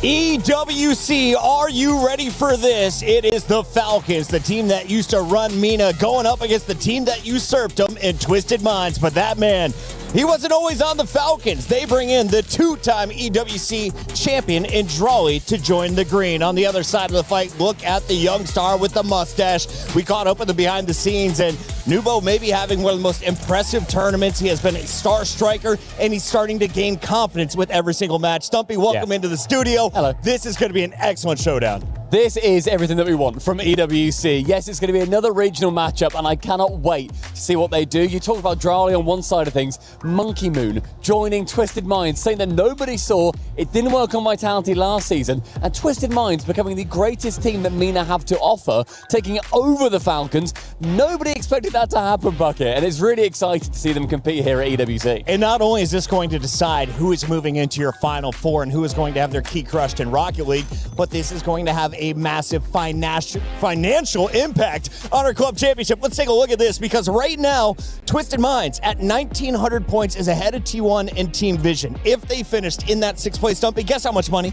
Oh, is it £30? It is £1.4 million, That's or loads dollars of at least. £30. And then if they're able to climb to the top of the leaderboard, Falcons having that same goal, they will walk away with $7 million. Falcons are guaranteed $5 million if they can keep top 2. So either way, they're looking pretty. But this is a huge one for the boys from Twisted Minds. This is life-changing money, and you could have a huge impact on an organization if you can make it to Championship Sunday. And they've been back-to-back, head-to-head in MENA. There are 3 big teams in MENA: Twisted Minds, Falcons, and R8. R8 have been knocked out already, and Twisted Minds having the last few results go their way. It's been close, but goodness me, it has been really Falcons just not being able to match what team I've got to put up, and the mentality on that stage from Monkey Moon in particular, carrying the 1v1 world champion and TRK, who was kicked from Falcons. It is so storied. The Falcons used to have TRK. Today he plays for the other side, and we have CJ with him behind the scenes. I'm here with TRK from Twisted Minds ahead of a big match against Falcons. Quarterfinal, best of 7. How excited are you to finally play Falcons? There's been so much talk about who's the best team in MENA, and finally you get to find out. عندنا الحين مباراة الكوارتر فاينلز انتوا وصلتوا ليها، كل الناس متحمسين، فالكونز ضد تويستد، ايش هل انت مستعد ومتحمس للمباراة هذه؟ بصراحة والله اني متحمس جدا اني العب ضد فريقي السابق اللي هو فالكونز وفي دور ال8، فمتحمس جدا وان شاء الله اني افوز. Yes, I'm very excited to go against my former team in the top 8, and I'm very excited and I want to do my best and win. Yes, and on a personal level, are you extra motivated in this match compared to other games? Obviously, as you said, you were on Falcons last season, so are you more motivated to get the win than if it was another match? زي ما انت قلت فالكونز كان فريقك السابق، هل هذا يعطيك تحمس او شغف اكثر انك تفوز عليهم في هذه المباراة؟ اي بصراحة، لان فريق فالكونز فريق كبير، وصراحة الكل يبي يفوز عليه ويطلع من البطولة. Yes, obviously, and honestly, like Falcons is a very huge team, and everyone wants to do well against them. So are we. Perfect. And lastly, anything you want to say to the Falcons guys coming into this match? Go for it. أقول موفقين وإن شاء الله إن سيريس ممتع. I just say good luck, and inshallah, it's going to be a good series. Perfect. Best of luck. That is an infectious smile right there on TRK. On the other side, he's looking to wipe the smiles from the twins' faces. They used to play together, and now they are foes. Let's take a look at the Falcons and some of the high-scoring plays they have brought to the table, because we haven't seen them in 2 days, Stumpy. Yeah. They had the day off to prep for this match. What do we need to be prepared for when they take the main stage? I think basically both teams play quite a similar style. It is unbelievably quick for any new people to Rocket League. MENA was not always in the RLCS, which is our main tournament, nor were they in EWC for the entire time. Or EWC has not been around for as long as the RLCS. Right. They basically had to play on European servers. They had to play so fast to deal with the ping. Ping doesn't affect Rocket League, right? How dare you? In a physics-based game, but it's a sandbox, my man. And they ended up having to play so fast. That has continued all the way through until the point where they are still playing now on even ping, but they have to play just as quick. The 2 import players, with Drawley going to the Falcons, kicking TRK and getting Monkey Moon, the GOAT from Europe, who also used to play with Drawley. This is so much cross-pollination, and one of them is going to feel the sting. It is going to be an excellent showdown. We have European superstars and the best from Saudi Arabia all on the same stage. It's time to find out, where do the fans lie in our pick'ems. Over on esportsworldcup.com/play, 78% have chosen the Falcons. Now, Stumpy, you have been putting it out right, the proper predictions. What percentage do you give TM in this? That's crazy. 40? Fans are crazy. I think Twisted Minds, for me, they're winning it. They're winning it. I think Twisted Minds are the better team. I back Monkey Moon. Boys getting it done. How many games? 7. We're riding with Monkey Moon, Twisted Minds, Falcons. It's time to find out who moves into your Final Four.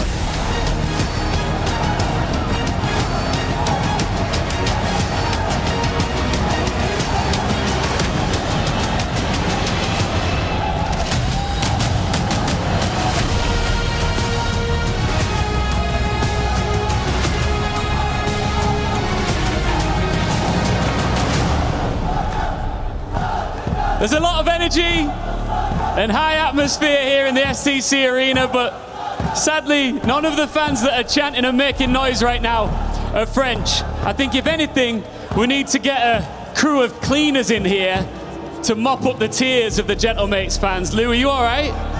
I'm sorry. You all right? I'm okay. I'm trying to be okay. Because we still have 2 French orgs on the run here in Paris, but only one will remain by tonight. But before that, we have a MENA Saudi derby that is about to get crispy, Ian. It's going to get so crispy. Twisted Minds fans over here making noise. We've got Falcons fans over here. They're going to go back and forth, Lou. MENA versus MENA. Are you ready for this? I am so ready for this. Yalla, let's go. Let's welcome onto the stage, Twisted Minds!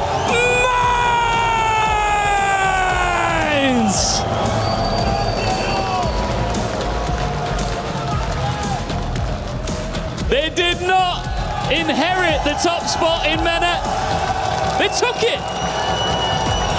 They've got fire. They've got control. And they've spent years collecting regional wins like they belong to them. Falcons want their throne back.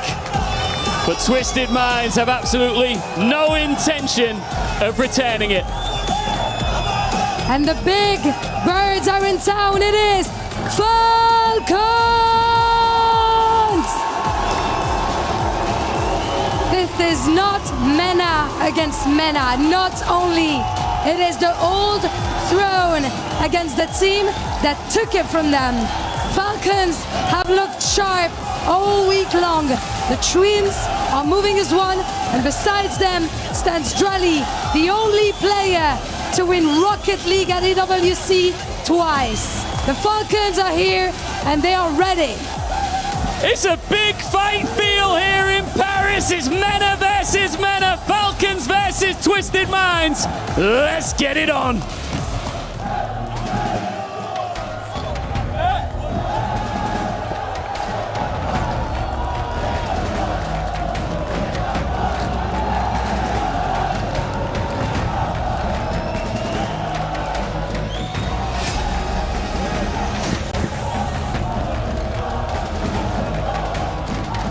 I am welcoming some of the best players in the world onto the stage. Monkey Moon and Killers. Killers, I want to ask you first, who's the best team in MENA? Who's the best team in Saudi Arabia? I mean, it's obvious. Of course, the Falcons. It's obvious, of course, the Falcons. Monkey, je vais te poser 2 questions. La première, elle va être en français. Tu sais que tu vas avoir une grande partie du public avec toi. Est-ce que tu penses que c'est un bœuf? Ouais, c'est forcément un bœuf, mais j'espère qu'ils vont continuer de crier pour nous derrière. I hope that they're gonna keep on cheering for us, of course. And what's your plan to prove Killers that he's wrong? I mean, you already know, like we beat them a lot of time this year, and one more time now. One more time now. Are you ready for it, Killers? You ready? Yeah, of course, I'm ready. Of course, let's get going. A handshake, boys. And let's see who are the true princes here in Paris. Falcons versus Twisted Minds starts now. I want to start by saying how lovely to hear Killers doing an interview in English. I didn't know his English was that good. He sounded so natural up there. I know. I turned straight to you and I was like, oh my goodness, he's talking, he's growing into it. I'm so excited. A huge matchup. I am so excited for this. Twisted Minds versus the Falcons. These two have been going at it the entire season, back and forth throughout the RLCS, now here at the EWC. They are trying to really decide once and for all who is the best in MENA.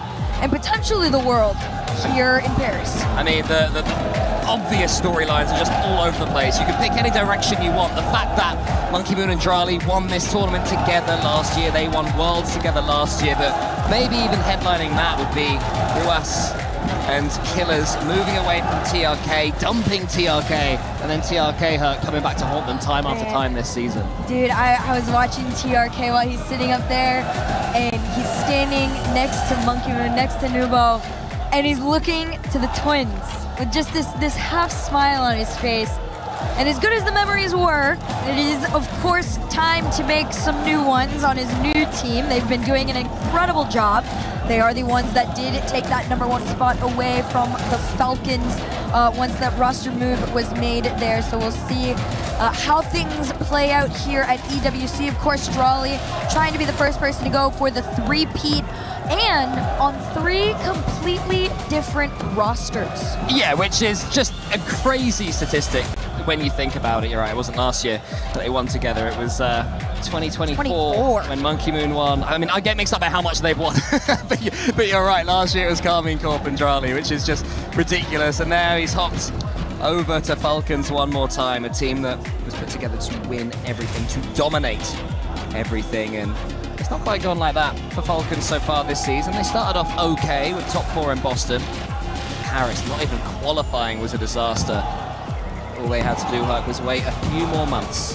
And here we are, back in Paris at the Esports World Cup. Drali will feel this is his home ground. It's Mina v Mina. Who's the #1? Well, the only way to find out is to put the best of the best against each other.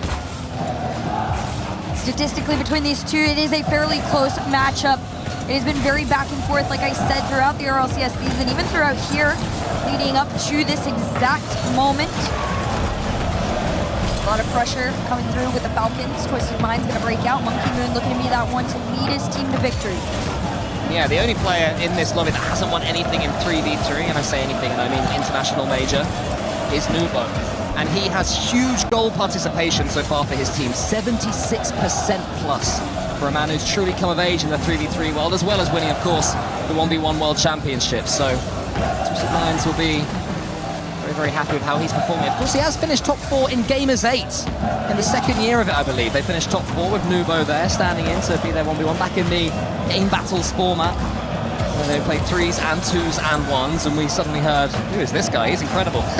And now he's back with TRK all these years later. And Nubo's definitely been on a run. He is the 1v1 champion, one of the best in the entire world. That is the reason Monkey Moon decided to play alongside him, but he does have to go up against the other one. Ruas, as the twins head forward. Kalir is going to take a wide shot over to the other end here.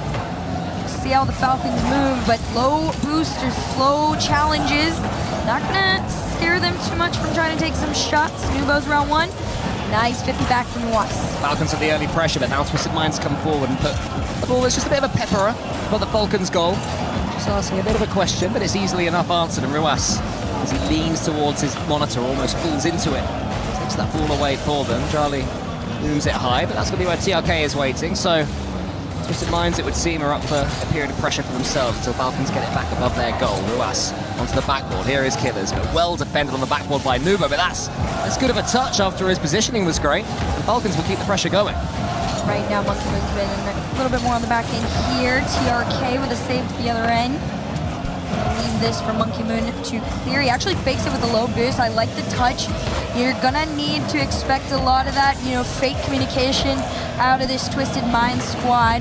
It's really the only way you're gonna be able to mess with Falcons' minds.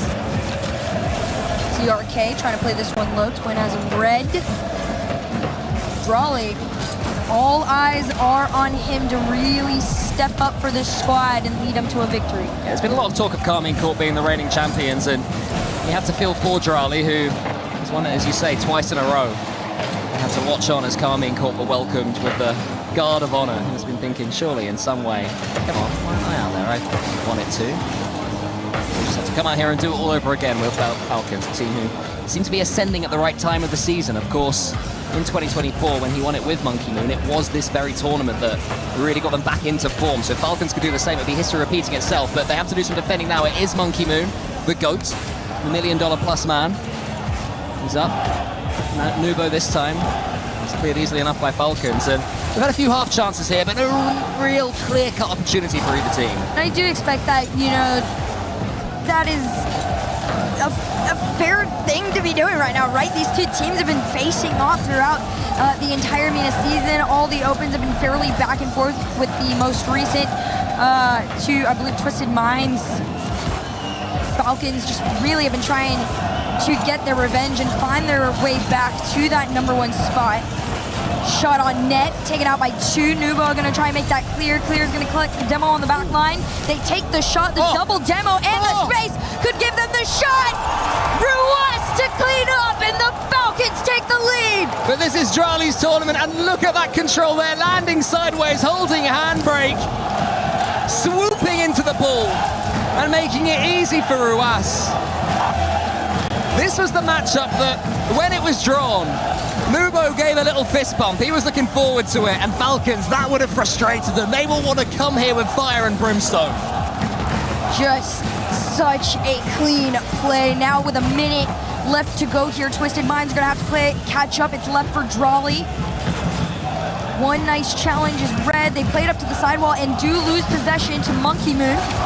Not once, but twice the demo almost puts them through, but it's immediately countered by Drali. Nobis in the tank, goes for the center! The shot is in! The Falcons fly!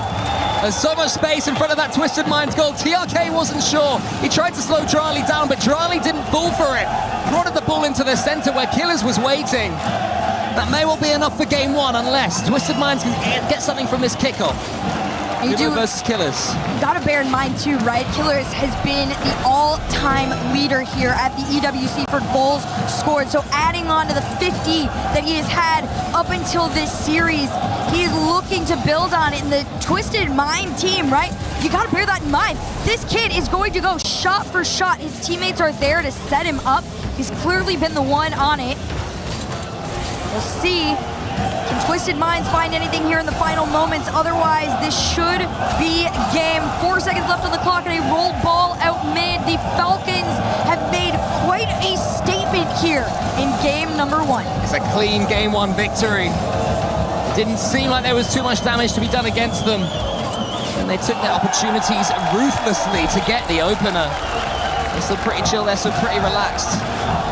But they will be very, very aware this is a tough series. We have an update from the chess. So much going on at the Esports World Cup. Let's find out what's going on there.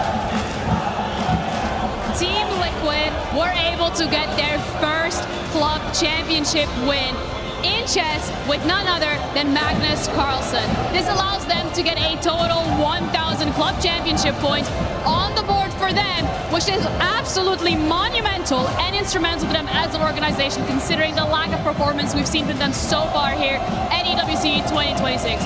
What a beautiful way to wrap this up, because Magnus Carlsen is now the undisputed GOAT for a 3rd year in a row. Well, congratulations to the absolute GOAT of chess there. We've all been watching as we could on this side throughout this event.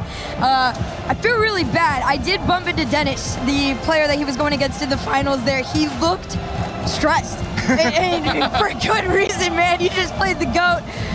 2-time back-to-back winner. Congratulations to Liquid and them. Falcons and Twisted Minds looking to find a win like that for their clubs as they're competing against them still in the club championship.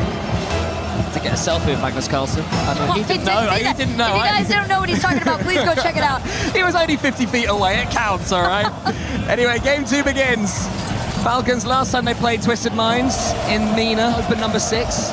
They lost them in the semi-finals. It went all the way to game 7. And was won 3-0 in game 7 by Twisted. So they'll be well aware of the risks and the danger that Twisted Minds offer.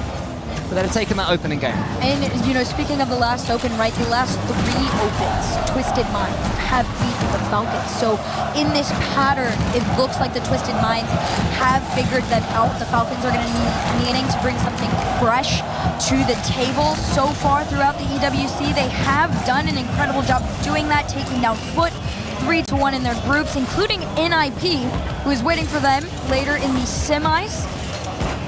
Falcons have done an incredible job of taking down all the top teams on their way here. This is just going to be the biggest challenge yet. Nubo tries to bundle that one through. Some early pressure for Twisted Minds, but Drali comes away with the ball, and that's always such a scary thing to say if you're a Twisted Minds fan, as Ruas booms that one forwards. And tries to get the catch, and watches Drali waiting on. This is how Twisted Minds got themselves to hot water in game number 1. Dilly-dallying on the ball, underestimating the pace of Falcons. It's almost happened again, but Drali couldn't quite get that connection. Nice little catch here from Nubo. Killers is already up in the air, takes it away from 1, flips into 2. Even on no boost, they do manage to keep that ball blue side for now. Nubo on his lonesome. They are going to cover the backboard here. Almost first 2 minutes of play, almost scoreless, I say, as a shot taken all the way towards net. Monkey Moon will keep this out. Smash it to the side. It's been mostly Twisted Minds pressure, with Falcons coming forward looking dangerous every time they do like this one. They're the ones who are a tad more defense, looking more dangerous when they do emerge with the ball. As Ruas absolutely beats Monkey Moon and TRK for pace, but Nubo sends it straight back as far as Drali.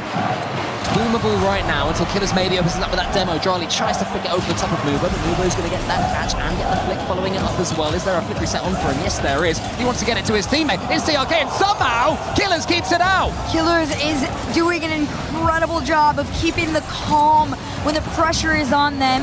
This one that is towards that backboard there. TRK will take his time with it as it centers out to 1. It's a catch from Ruas. It's an attempted shot on net, but no pocket made nor found. Moon waits, allows his teammate Nubo in. TRK is in the center if Nubo can get it towards him. Not quite able to, and now he's taken out for good measure, as Monkey Moon actually it was. TRK continues with the ball, doesn't want to lose it here, knowing that Monkey Moon was spawning back. And Drali once again, front flip onto the ball, seems to enjoy faking the musty, does Drali. As he goes down that left ball, TRK has to keep a close eye on Ruas. Falcons are gaining confidence here in game number 2. A lot of territory against them, but finally they're getting some control of that ball herc. And you do fear for Twisted Minds defense whenever Falcons come forwards. You do. We'll see if the pressure good bump. Continue on. That's a nice one from the side. A really good clear for Monkey Moon. He's done an incredible job of really just IGLing this team out of their side. They not allowing the Falcons to keep them boxed in. 1-2 here as Killers tried to take his team forward. You see Ruas already on the jump up, and Falcons got to be careful not to overextend. That demo puts that last man a little bit awkward here as Twisted Minds try to do a quick counter.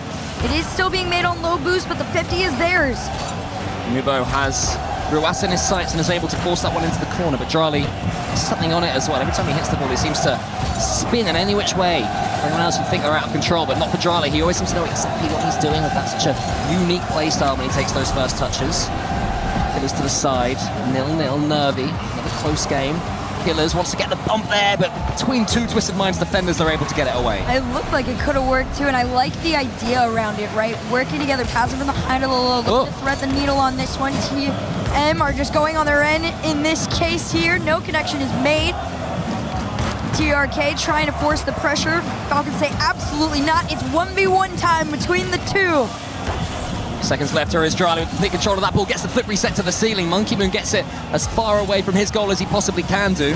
And Nubo waits, has to keep it low, has no boost. A demo will help them out though. Killers taking out the game. Nubo has control of it, and Nubo walks it home. And that was not as easy as it looked. Oh, absolutely not. Even on no boost, he has the demo and the lead. Look at this, the patience to force Drali to commit on the play. This is a player you're gonna have to keep your eyes on. Yesterday against NRG, he was involved in about 12 of those 14 goals. That's about just over 85%, maybe making 90 as they continue the pressure on. 18 seconds on the clock, trying to push this one down. They race back in time, and it could float in front of the net for a shot to be made. Defense the best form of attack right now for Twisted Minds. A few seconds left though, and they're keeping that ball camped in orange territory. Monkey Moon, does he get this read well enough? No, he doesn't. Ruas is almost following it up. Here is Killers, has to be now. He leaves it for Drali. Lovely idea on the fake, but Nubo, the psychic man at the heart of the Twisted Minds prong, gets that read with ease and makes it 1-1. Such a great performance. This team has been so consistent here in the EWC. TRK wanted the dunk, wasn't allowed it, but it's okay. This kid is on one this weekend. I mean, my goodness. After the performance against NRG, like I was talking about there at the end, you thought, maybe, is there a question of, is it NRG not quite performing? It's making them look a little bit better than they are, but no. They have done this against what used to be the #1 team in the EWC, what used to be the #1 team in MENA. And now it is Twisted Minds taking that title away. Huge performance there from Nubo as well. I mean, he's the only one, I think, who got over 200 points in that match, which is a ridiculous... Oh no, Monkey Moon got 298, but TRK of 134. A couple of shots to his name and not much else.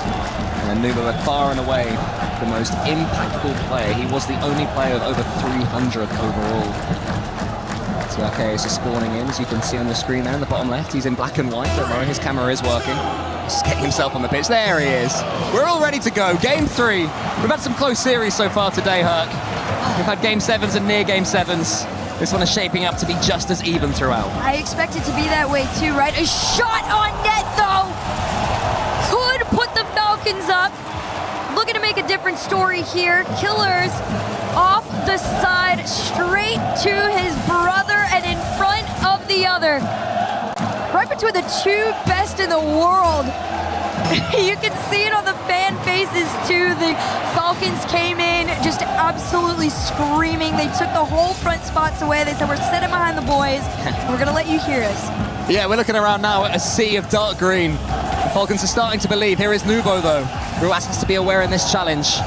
Drali in the corner as TRK in front of him. Monkey Moon gets a swipe at Drali. It's going to make it difficult for Falcons to get out of their half. And since going behind, Twisted Minds looking very comfortable now as that shot from Nubo isn't quite on target. I think if it could have been, it could have done a little bit of damage. But it's a good response from Twisted Minds in Game 3. It is. Right now, they just need to create a little bit more space for themselves. The Falcons have definitely been holding back one, and that is the space. I mean, I was waiting to see Nubo takes it from Monkey Moon. Look at this. He's right there, ready to catch and shoot so fast. So far, Nubo is Twisted Minds' only goal scorer in this series, which is more testament to how important he is. They've only had a couple, but he has been the one who's taken both opportunities when they've come up in a series that's been lacking them. It's not been one for solo individual brilliance. It's more team plays, it's more well-timed bumps. There's more reads on opponents. As Drali goes high, Monkey Moon has that one in his sights just about. It's a tough read and can't do too much with it. Drali onto the back wall, trying to find killers, almost does. Right now, the Falcons are just trying to force a commit. Fortunately for them, Twisted Minds have anticipated everything, even from their end of the field. They're going for the counter. TRK, great read, pushes them forward, but it is short-lived. Demo for the effort is Drali. Everybody just playing this ball back and forth. Nobody quite able to hold on to possession for too long. In the last game, there was 7 demos for Falcons and only 2 for Twisted Minds. And I think in the last 20 seconds, we've seen 2 for Twisted Minds alone. So maybe they've identified that they're not being quite as aggressive enough despite getting that last game. Keep stepping up that pressure and fight through even more. And this is what the pressure leads to. It's TRK surely with a goal, and it was from those demos. A full team commit on this. Look at it, Monkey Moon going for the challenge. Nubo denied by 1. Drali thought you'd pulled off the miracle save in that moment. And of course, the GOAT completing it, full sending in. A lead to Twisted Minds here in Game 3. Here comes Ruasso straight from the kickoff. TRK is going to spawn. It's going to be too late. And just like that, Falcons have sent themselves. This team, their ability to respond is absolutely incredible. What demo? That is the most head-hunted I want you demo we could have seen. That is absolutely brutal from the kickoff. I'm so glad we didn't have Bullcam on right there, so you could just see, no, I don't want that. I want you, Monkey Moon. Come here. Get in my sights. Hey, listen, if there's one person that you want to demo in this matchup, it is going to be Monkey Moon. He does currently sit with the most saves in EWC history. So if there's somebody to take out of the way to make things a little bit easier, he is the one to demo. Plus, my GOAT has got a tilt in him, so let's see if that could happen as this series goes on. Anyway, here's Drali into the center, well read and well met by Nubo. He tries to complete the job here. He's got a gun. Oh, he fakes them both out! That's so brilliant from Nubo! Monkey Moon reminding everybody exactly who he is. The double fake left from Monkey Moon. can see why they enjoyed that one. I think that drum deserves a few more pounds for that one, mate. It's Drali though again from the kickoff. Big save from Monkey Moon. He stole the last goal. Then he makes a huge save on the other side. TRK's got no boost. It has to be Nubo. He floats towards that ball. Twisted Minds back in the lead in this game. What a game it has been, game 3. This series really coming alive now. Once the mind games come out between these 1v1 masters, you know fireworks are on the way. Drali just trying to force his way. This player's been a little bit more quiet than we usually are used to seeing here. Clears, trying to defend and keep him back. Twisted Minds already on the race home. Monkey Moon in position, but I think there's a headhunt for him. He moves himself out of the way here, still manages to keep this ball with his team, even though possession is a bit of a tug-of-war in that corner pocket. Monkey Moon goes for the clear. I like this from Drali. Show no fear. Look at the control from Killers to tie the Falcons up. Again, it's Drali.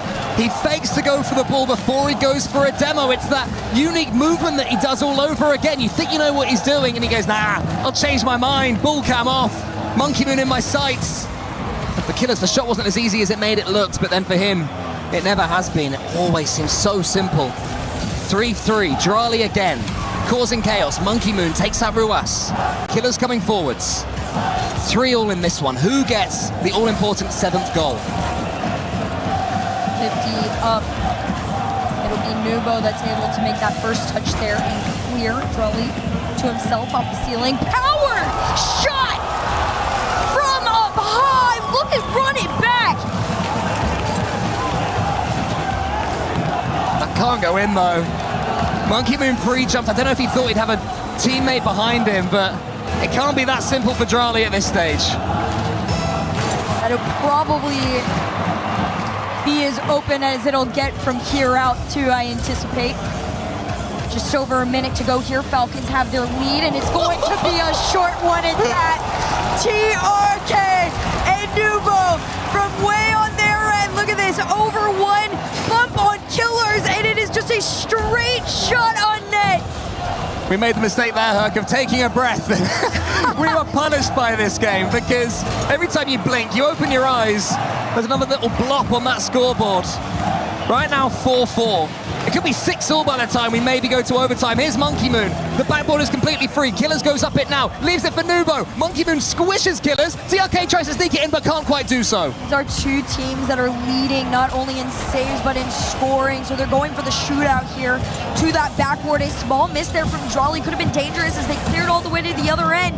Just because it is off target, Twisted Minds can breathe a sigh of relief. TRK leaves it instead for Nubo. Now TRK can go up. He's saved a little boost for exactly this moment. Gets a flip reset, but doesn't really need it. And Killers just about is able to do enough to keep it away for now. 25 seconds left. We have slowed down in the goals as Nubo almost gets in Ruas's way. But Ruas gets it forwards. Who's going to win this race? It's going to be TRK. TRK with 4 shots to his name on this has been absolutely on one. Monkey Moon over 1, 10 seconds left on the clock. Can TRK do it? Of course the answer is going to be yes. TRK just watched. He saw that he had Drali on the backboard. Drali opted to go high instead of staying low. Believed that TRK would try and get some height on the ball. He did, but the angle was too high. And TRK had the wherewithal to slot it into that top corner. A lead with 7 seconds on the clock. Ruas going to try and find the last minute heroic play. Drali to Killers, but unfortunately for them, that will hit the ground. Twisted Minds with a response much needed, forcing the timeout call from the Falcons. Just having a look back at the last matchup that they had to see if 9 goals is remotely normal for them, because of course they're all such goal-scoring demons. And no, there was a 6-goal game, a couple of 5-goal games, but nothing like this. An absolute shootout at any level, and that is because the finishing was so precise. Sure, there was this mistake from Twisted Minds defensively. I think Nubo had a bit too much faith in Monkey Moon's pre-jump, but in general, how good was their striking in that game? Oh my gosh, this is some of the cleanest we've seen in quite some time. I love Nubo getting in on the action, that bump play there for TRK. Another one here, right? It's a lot of these fakes and spotting the moments of right when somebody commits, can you delay it and find yourself a moment to take a shot. Now, I will say, in terms of timeouts taken here at the EWC, there have been 22 so far, okay?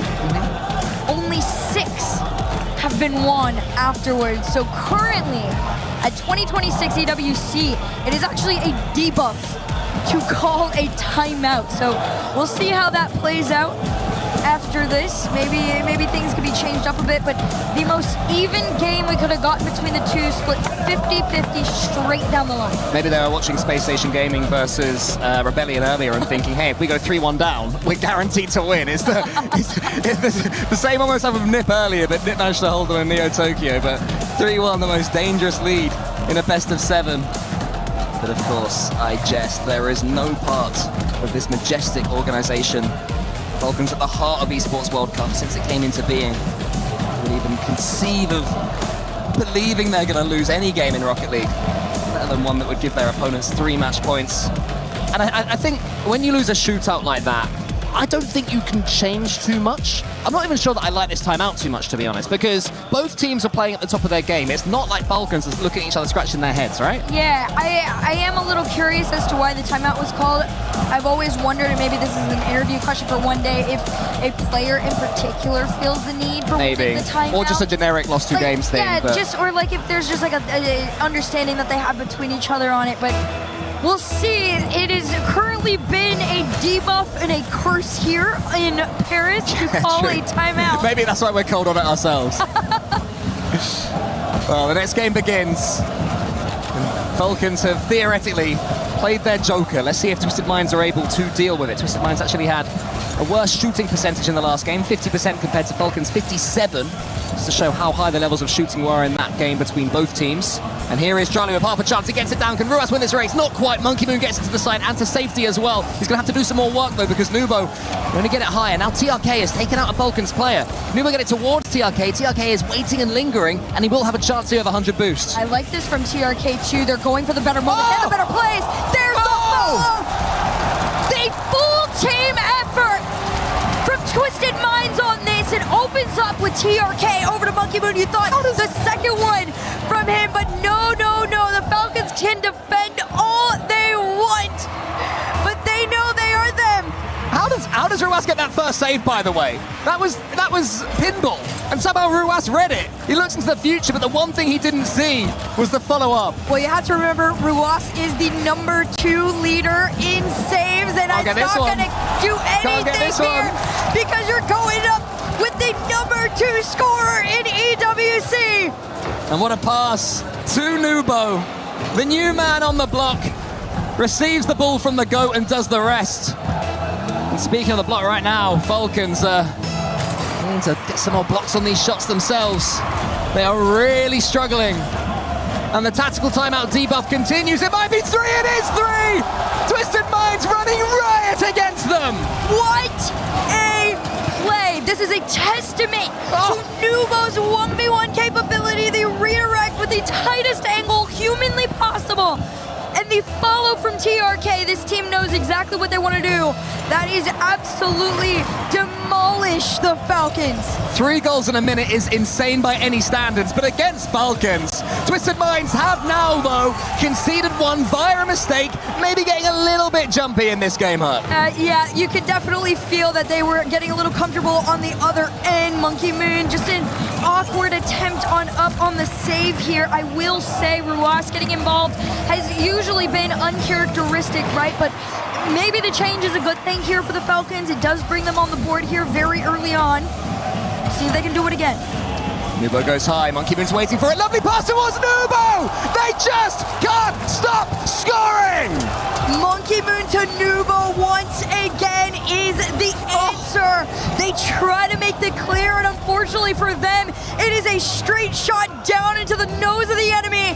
Up by 3 with 3:45 to go. It's Twisted Minds. Up by 3 and herring towards 3 games as well. Nubo wants to make it even better. TRK, can he complete the party? Monkey Moon waits. Falcons will get this one away. Last time they went 3 up. Twisted Minds got a little bit jumpy, as I said. Killers wants to put this one into the corner. Does so, avoids TRK as well. Fakes it out. Here comes Ruas. He finds Killers, but it's just behind him. The Twinergy just wasn't there for once. No, it's definitely been lacking just a little bit here right now. It is all Nubo and Monkey Moon, and of course TRK on the solo. It has been more than enough to slow down the Falcons. You have to remember, Twisted Minds seems to be the kryptonite for these former EWC champions.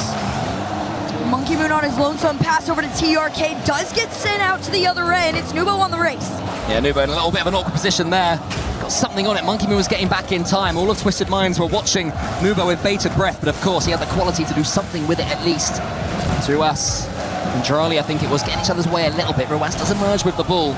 And now Drali can go up. He needs something here. What can he conjure up? He's won this event the last 2 times in a row, don't forget. Will not want to go out now. Monkey Moon's got to also slow down just a little bit there. He's had a couple of mistakes on the back end there. I will say the insurance of the 3 goals should make you feel better, but very, very low boost for Twisted Minds defensively. Nubo's going to be the one though to get them out.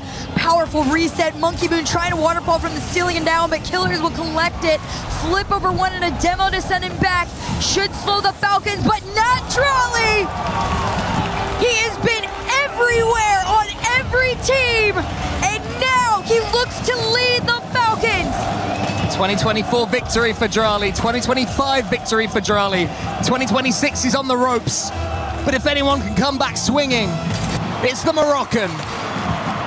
Such a pivotal player wherever he plays. 2 goals in it now, again. Falcons staying in this one. A 6-goal game so far to add to the last game's tally of 9. And still a couple of minutes left. This is Rocket League at its brilliant, most entertaining best. Monkey Moon's almost in. He can't quite get it on target. It's blocked. Nubo, couple of touches. He follows it through as well. Killers takes it away, but he's bumped away by Nubo, who didn't give up on the play. And once again, Herb, it's a difference of 3. No, it's Nubo and TRK all over this one. They continue to take the challenges, and I love this from TRK. He has 1 single boost in his tank, and he shows no fear. That has been the difference maker between the 2. The Falcons have been relying on the demos just a little bit. That previous game 3 goals, demos alone for Drali. It was not even enough. A powerful save and clear. Pressure still with Twisted Minds. I'm feeling greedy. There's already been 19 goals in this series, and still forwards they march. Killers, does he fake? No, he goes for the whip reset into the corner. Monkey Moon watched it and tracked it. It's put onto the crossbar by Ruas, who tries to get it to Killers. Nubo watched it and was able to get it to the side. This shot taken down, TRK's touch should give possession back over to the Falcons. We'll see what they can do with it. TRK did manage to slow it down just a tiny bit as Monkey Moon up first on the challenge. It's just enough, but used everything. Got that mid boost to send them back with just a minute left to go. They are still trailing by 3, but why not make it 2? Ruas down to the center. Falcons find a small hair of momentum in the final minute. Yeah, they do. They've definitely got a chance the way these games are going. 2 goals in 56 seconds in 3v3. Normally you'd say very low odds, but this is the game and this is the series where anything can happen. Monkey Moon knows they've really given their opponents an inch here. But they do win the kickoff. Nubo keeps it to the side. Falcons have to get this ball, and Drali's entirely missed it. Killers have to be careful of the post there, let alone the opponents. TRK is keeping the attack going. Can they make it a 3-goal advantage again? Not yet, because here comes Killers. Killers and Nubo fighting in the rafters for this ball. It is a 50 gone backside. Ruas has been playing deep in the 3rd there, and it will count. And it'll be good for them. Oh, but TRK and Drali! A fight to the finish!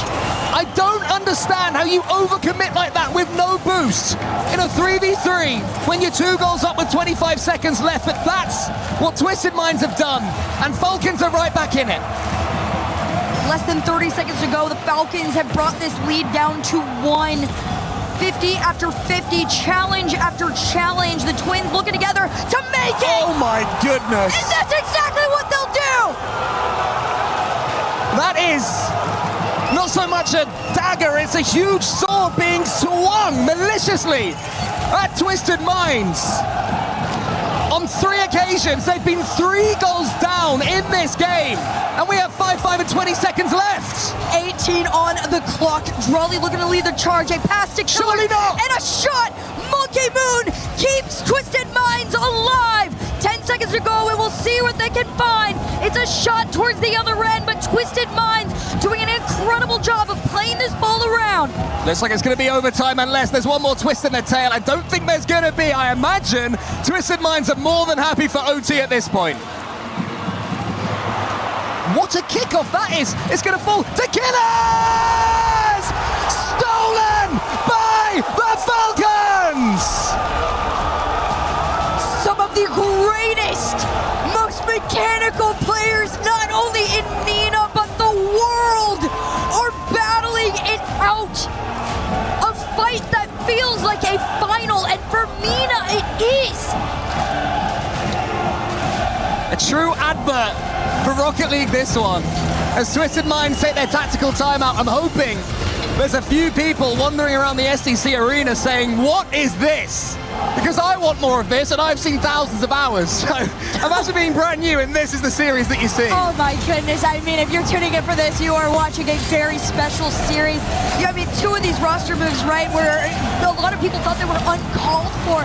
I talked about it yesterday with a couple of people here from EWC. These were very calculated roster moves. Players like Drawley and Monkey Moon have tasted victory time and time again, but they want to play it now out with the best, most mechanical players on the planet. Players like Ruas and Killers, like Nubo and TRK.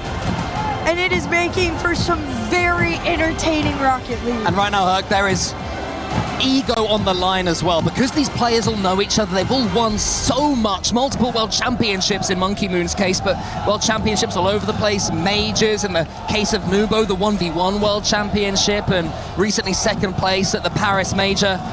But they play in the same region, and it's such a proud nation, Saudi Arabia, as well, and everybody wants to be sort of the kings of this region, especially the fact that the twins got rid of TRK and he's still there. So they are playing as well as with skill and with passion. They're playing like they're putting themselves on the line here. But I don't think there's going to be any sense of a team defending to win.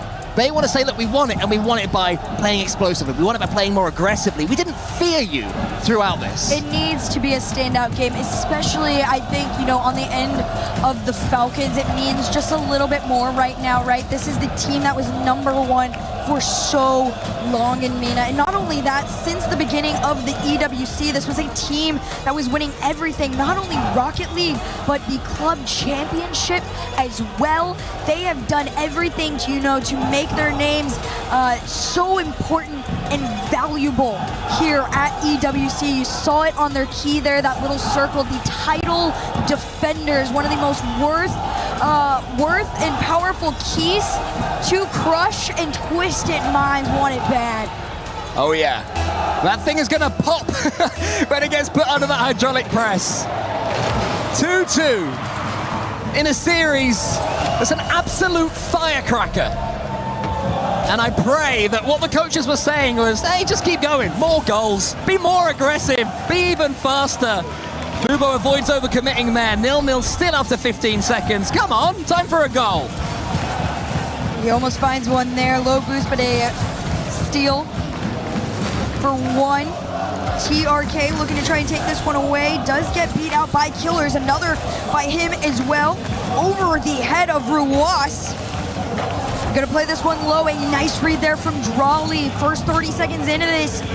Pretty back and forth, but a decent amount of pressure. Last game for the Falcons, outshot Twisted Minds 54 to 45%. Looking to do it again here with another added into the tally. Yeah, big save. They also had the ball in their half 58% of the time, so Twisted Minds are slowly but surely being reeled in by the Falcons.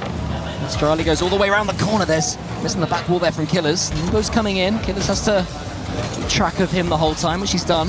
Monkey Moon into the center. TRK was waiting. Monkey Moon gets the ball back. He passes it back towards Nubo. What a goal this could be. Drawley saves it for now. Here goes Monkey Moon. Has to get the challenge well. TRK somehow read that one, because that looked like it could be 0-0 in a split second. Yeah, you got to hand it to TRK in that moment there. Monkey Moon a little bit slow to that follow on the play. Gave an opportunity to the enemy. Drawley off the ceiling. There is no boost in here. Monkey Moon tries to make a clear. The twins working together to get to the other end.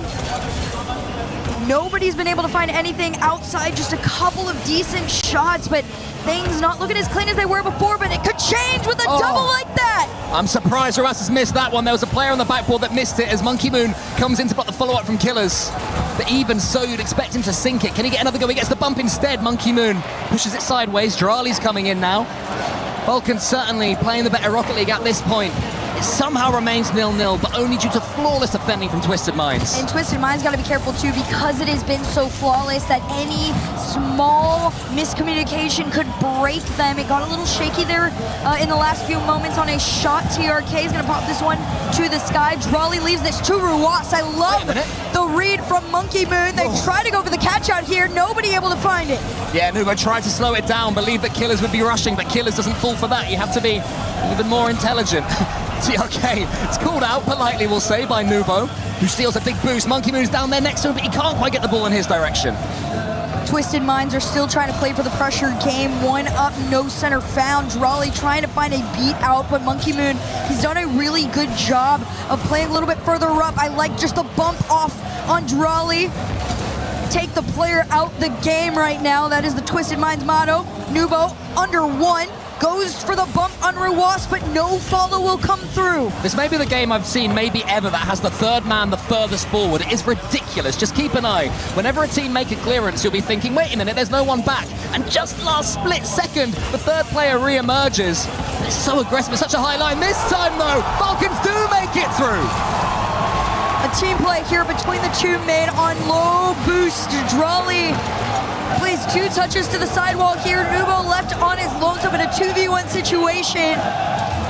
And it is just a strike from the Falcons. The lead handed less than 2 minutes to go here in game 5. Oh, what a read. The fake kickoff looked brilliant there for a second for Twisted Minds, but Drali read it, and he pre-jumped the go-to pass from the fake kickoff. Such an intelligent player is in Morocco, but that one might be sneaky, and I think it is, surely. Is it going to be saved? It is by Drali. Nubo going to get his first TRK, and it's saved again. Twisted Minds can't break through, maybe Monkey Moon. No, he loses the race again to Drali. An absolutely legendary performance on the defensive end from the Falcons. That is what is going to keep them ahead of Twisted Minds. Monkey Moon somehow pinches that one into the center, where it's smashed into a Falcons player. And now his teammate Nubo tried to smash into a Falcons player himself. Monkey Moon in the end does. He gets the ball as well, gets it almost towards Nubo. Drali has to be aware of this race. Nubo's coming in once more. TRK should have a clean boom back. Does get cleared all the way forward. Killers is trying to catch it. Everybody from the Falcons wants to play, this very connected game, but Twisted Minds have given no space. Monkey Moon over to TRK from downfield. That's a nice shot, immediately sent back. Falcons defending their one goal with their lives right now. Twisted Minds trying to get a little cheeky. Monkey Moon has the recovery, goes for the bump. The shot denied by none other than Drali. He's looking to lead them to that game 6. Monkey Moon should have shot. He went for one pass too many, and his teammates didn't expect it. That was a real opportunity. And they've got 15 seconds to conjure at least one more. Monkey Moon to the ceiling. Here is Nubo. Drali again is in his face. TRK wins this race, but Ruas clears into space. Monkey Moon to the side. Drali swats it away. Have Falcons done enough? The final moment that TRK could steal it, but it'll hit the ground. Falcons find a victory. And you can hear it in the crowd here in EWC Paris. This team have been second to Twisted Minds for so long since they've joined the MENA region, and this head-to-head means more to them than anything else in the world right now. It was a 1-0 game, but it wasn't played defensively. It was played on the front foot by both teams. So many chances, the big saves. Look at this one. Oh, it's about 60% over the goal line. Drali could only use the post. Nubo was lingering. Even the follow-up was great as well. Nubo, 6 shots to his name, but no goals. That is the most he has been denied throughout this series here. You can tell the Falcons went to prioritize defense. Drali in particular leading with MVP honors, 722 points to his name alongside those 7 saves, denying everything that Nubo was throwing on net. You're talking about the lead saver versus the lead shooter. Drawley just really giving Monkey Moon's record, you know, a run for the name. Oh yeah, for sure. 100%. And we said early doors that at least Neo Tokyo seemed inevitable. And now here we are. We've seen mistakes on this map so far today. There haven't been too many mistakes in this series. It's all been attacking brilliance and incredible saves as Charlie tries to get an early floor pinch, but it's going to be read by Monkey Moon. Ooh, what a 50 back. That's a shot and a half from Nubo. The power on the catch from Monkey Moon. Already up in the air on it. I mean, Khalil's just a half second behind on it. Twisted Mind, they take that opening lead again where they've been so many times before. Yeah, remember how Twisted Minds have got here to being 2-3 down in the series. The game a couple of games ago where they were 3 goals up on 3 occasions.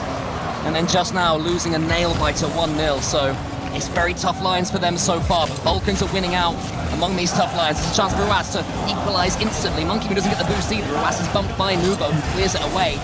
TRK thinks about going for that ball, but leaves it to Charlie in the end. Nice timing on this one. It will be kept out for the time being. Ruas trying to keep the pressure on. Monkey Moon there to deny all. Takes his time with it. Beautiful 50. Everybody from the Falcons just trying to play the patient game. Unfortunately for them, it is low boost, but a shot ripped towards net, high and low, all covered by Twisted Minds.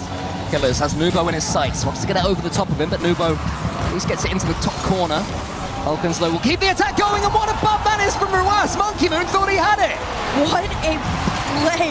Look at this, Ruas already up in the air, off the sidewall. TRK, nothing in the tank, just had to make the jump and hope that maybe he could be high enough to get a hand on that ball, but Drawley faster than ever to tie things up. Yeah, Monkey Moon there had the mistake of waiting 1 split second longer before jumping for the ball. That's what gave Ruas time to take him out. Here's Killers now from the subsequent kickoff. Monkey Moon goes into him. Killers looks around and realizes that Ruas, his twin, is the best place to get this next touch. Now it's Charlie's turn towards TRK. Twisted Minds lose yet another lead in this series. How many more can they afford to do? Beautiful follow there from Ruas. Will get sent back out into the middle. Drawley's been left again. They're trying to find each other on the ends of Twisted Minds. TRK has been playing a very far back game. Unfortunately, though, it's constantly being played on low boost. Nubo is going for the solo upfield. Hasn't had anywhere near the same amount of space that he's gotten in the rest of this series. TRK's in the center, but he's got no boost right now, so he can't do too much with it. He was at least able to force it into the center when Nubo could clear, and I feel hurt. For the first time this entire series, they're just playing a tad more safe. The clearances are more secure rather than risky. And you can understand that. You can understand how mentally taxing this series has been. For sure, the Falcons definitely do not want to concede anything more in terms of the series. Double commit, though, will keep this ball out and pushed closer to that blue end. Over 1, Ruas going for the solo. Drawley fakes it. The shot is on! The Falcons working together to take the lead! I did not think that could make it through when you've got Nubo and Monkey Moon in front of you, but Killers picks such an intelligent spot for the finish. It's directly above the two of them. So they both want to boost for the ball. They can't do it. They have to double jump and hope. And hope was not enough. Hope is never enough against Falcons. But you sure don't want to lose it. Twisted Minds, theirs will be running out as Drawley is coming forward especially. Monkey Moon swats it away. Killers round the corner. Drawley again is trying to take out TRK. They must be exhausted defending like this against the Falcons. There's one thing that has been consistent throughout the past years of EWC. It is Drawley. Every team he touch absolutely has turned to gold. The Falcons 2 minutes away, and another goal for security could put them into the semi-final, but Monkey Moon's gonna have something to say about that. This man is a legend on land. Minute 47 on the clock. Can they find something here? Yeah, they're staring down the barrel right now. Twisted Minds, they're gonna have to keep on believing in each other. Monkey Moon has no boost, but at least tries to force Ruas to the side. Nubo was there waiting. Great positioning from him. What can he conjure up? This is what he does best, these mechanical positions, but Charlie is too brave, too quick for him to do anything with that one. And then Killers gets the follow-up as well. Twisted Minds are getting something of the ball, but they're not really getting it forward. This is their chance, though. Monkey who needs to get a dunk here on Ruas. TRK does! It is 2-2! All the way from the ceiling, TRK goes straight to go for the catch. Ruas had a hand on the ball here. You thought maybe he was going to be able to save it out, but there was already the thought. TRK 2 steps ahead to put them on even playing ground into the final minute and 15. Earlier on, I said that Twisted Minds had Drali and Falcons on the ropes, but it's completely changed as the rounds go on and the bell keeps dinging. Just flipping from one side to the next. Ruas in front of the ball. Monkey Moon's all alone. Can he get it? He has to get a touch, and he does. Final minute of play in front of everybody's eyes. Can somebody take it in regulation? TRK into the corner. The 50 works out for Twisted Minds. They tried to use it as a bait there, but it was read by the Falcons. Nubo looking for anybody from his team. Ruas trying to make the clear. It is immediately set back, and the pressure is still on. He can't fake the twins. They invented it. They brought that play style through, and there's a shot. It's going to sneak its way in. Has Ruas done it? Is that enough for the Falcons? Most people would have looked at Ruas's performance throughout this series and thought it is not normal for him to be the one on the lead for the forefront of striking for the Falcons. But sometimes change is the best way to scare your enemy. A lead into the final 30. Twisted Minds have to do it. They have to do it now. This is where they need some Nubo magic. He bounces back to the ball from Ruas. It goes high. TRK is there. He wants to get the floor pinch. Isn't able to do so. Drali again in his way. Ruas over 1. Monkey Moon no boost in the tank. It is up to TRK to make that clear there. Nubo is going to take that corner boost away from Killers and keep him low on the ground. 10 seconds away from a semi-final. A shot here could guarantee it. 5 on the clock and a demo sends him back. The pressure is still on. Twisted Minds are in the wrong end of the field. The ball almost on the ground, but Drali is still trying desperately to get this to end. It's theirs! The Falcons live to see another semi-final! Killers steals it in the end. 2 goals the difference in that deciding game. And while Twisted Minds seemingly have usurped Falcons in the MENA region, this is where it matters, in front of these fans, on these stages with hundreds of thousands of dollars on the line. That is where the experience tells. And there's a reason that all of these players have won majors, that one of them has won worlds, and why all of them are born to be victors in Rocket League. The common denominator between all victories at the EWC has been Drali. The Falcons looking to return to be #1 here in Paris. They took the one who has never lost in this event with them. We'll see how long that continues on. A very intense matchup after this, but this one mattered more than anything. There is one player, though, that is on the run, and that is Killers. We'll see you after this. Oh my word, the Falcons fans going crazy down here for obvious reasons. I'm here with Killers and Mahmoud, our translator. Killers, to watch, that felt like a grand final. Did it feel like that to play it? لما نحن شفناها واحنا مشاهدين الاحساس كانه كان نهائي. هل انتم حسيتوا نفس الشيء وانتم تلعبوا؟ صراحة تويستد مايند فريق كبير، ولكن هذا رد طار بطولات الريجنالز وعلى الموسم اللي صار، وهذا الفوز ما هو الا عتبة اقرب للبطولة، وباذن الله ان نحققها. Honestly, Twisted Minds is a big team and we respect them. And this win was not really like a response to them, but it was more for us to show that we are ready to win. Yeah, for sure, and you did that. But when you drew them in the draw yesterday, Nobu was clapping his hands with excitement. Do you think he might regret that a little bit now? لما جيتوا تختاروا الفرق عشان الكورتر فاينلز، نوبو لما شاف انه انتوا جيتوا ضدهم كان بيصفق. هل هذا رد منكم له؟ صراحة أنا ما أهتم للتصاريع خارج الملعب، كل اللي علي داخل أرضية الملعب، والحمد لله قدرنا نحقق الفوز ولا أهتم للتصاريح. I don't really care what happens outside of the field, but what I care about is what happens in the field. And I mean, we proved ourselves. And what did just happen in the field was a phenomenal quarter-final. And I think you said in Rally that the MENA region is no longer a minor league. How proud are you of the MENA region after such a phenomenal match between two Saudi teams? انت قلت في الرالي انه المينا ما صارت منطقة صغيرة في العالمية. فقديش انت فخور انه دحين في فريقين في المينا؟ صراحة ان شيء مؤسف ان تويستد نحطوا معنا بنفس الجهة. كان ودنا نتقابل بالجراند فاينل. وطبعا فخور بالريجن حقي الميدل ايست ونورث افريكا. وفخور مرة وبإذن الله بنطور إن شاء الله. It's really unfortunate that we had to face Twisted Minds here. We wanted to face them in the grand finals, but obviously I'm very proud of the MENA region and I want to represent them more. Absolutely. Okay, right behind us now you can see, Killers, the time has come to crush another key. You're rubbing your hands together. You want to do it? Yeah, of course. I'm so excited.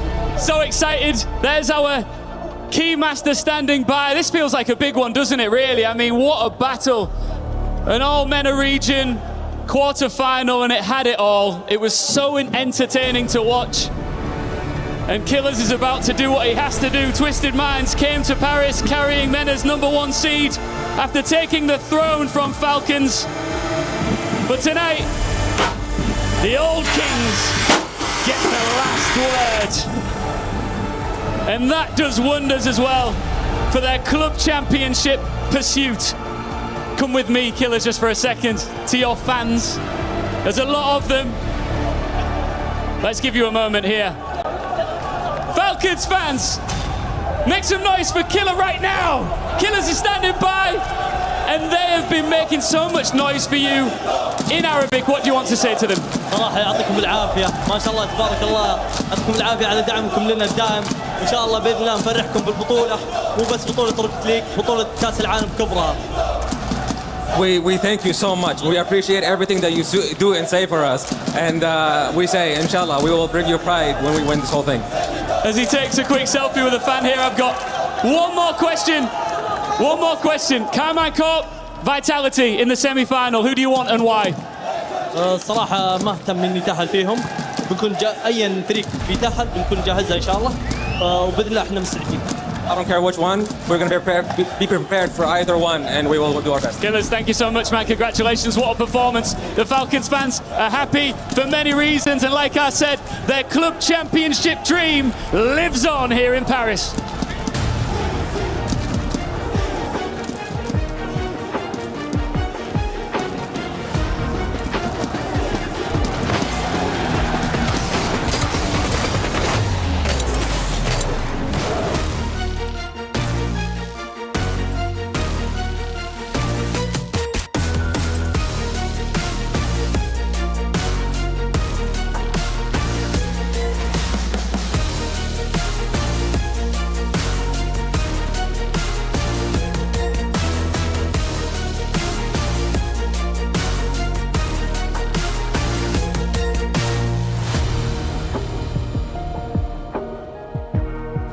CS2 action is heating up ahead of it hitting the SEC Arena next week. So I got the lovely Mike joining me to give us an update on what's going on here CS-wise and what we can expect moving forward. We've had some crazy upsets early on. Some of the favorite teams have actually lost and are at risk of elimination. Vitality are down to the lower bracket. They need to rally if they're going to make the playoffs. That's a huge one. We just had a matchup today between the two previous champions of the Esports World Cup Counter-Strike. Na'Vi bested Mongols, so they're through to playoffs. Mongols will need to rally in the lower bracket as well to book their ticket in. But the action's heating up. We're crushing a lot of keys here in Counter-Strike. It seems like the lower bracket is definitely the place not to be at this point in time. But the last team that I want to ask you about is Falcons specifically, because for the club championship, they are doing quite well. So how are they performing in CS considering their last major performance? They're looking strong. They're looking like they're bringing that major winning form in, like they haven't missed a beat. They're definitely a threat to go all the way here in Counter-Strike, and I'm sure in the club championship as well. Would you put them as your favorite, or do you have another team? I'm putting you on the spot right now. I know. Gotta do what you gotta do. I think they're probably the favorite. I think Logic Brain, they're the favorite. But we always wind up with some interesting upsets here in Counter-Strike, so I'm hoping we get a dark horse winner. All right. Well, thank you so much for that. That's it from us for the CS update. We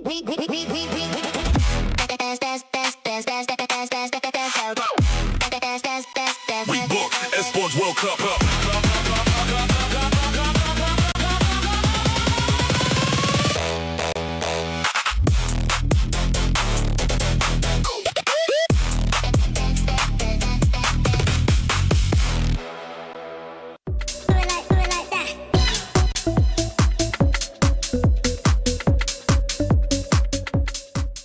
Hello, my name is Juicy, and these are the PS5 Supercuts. I definitely agree that Rocket League's the hardest game on the PS5, mechanically at least, because Rocket League is like a completely open game and it's 5 minutes of just straight gameplay where high-octane, fast-paced mechanics the entire time, so yeah, I agree. I use PS5 controller. I think the PlayStation controllers are just higher quality. Personally, like I think the sticks feel really, really responsive, and that's always why I really liked it. So a lot of players that are pros today started on PlayStation. It allows for, you know, players that are good but don't have like a crazy setup to, you know, try to compete against the best, and it kind of resulted in a bunch of the pros that we see today. I think it helped the console players to get hyped a little bit more when they play, for example, pros on PC. I was going to my cousin's house to play with him, and he led me the game, and thank you to him. It was the best times of my life, to be honest. I played with my friends and just enjoyed the game. I mean, I still enjoy the game, but more in a funny way, you know. My name is Roas. My name is Juicy. I'm Atomic from Energy Esports. Thank you for watching the PlayStation 5 Supercuts.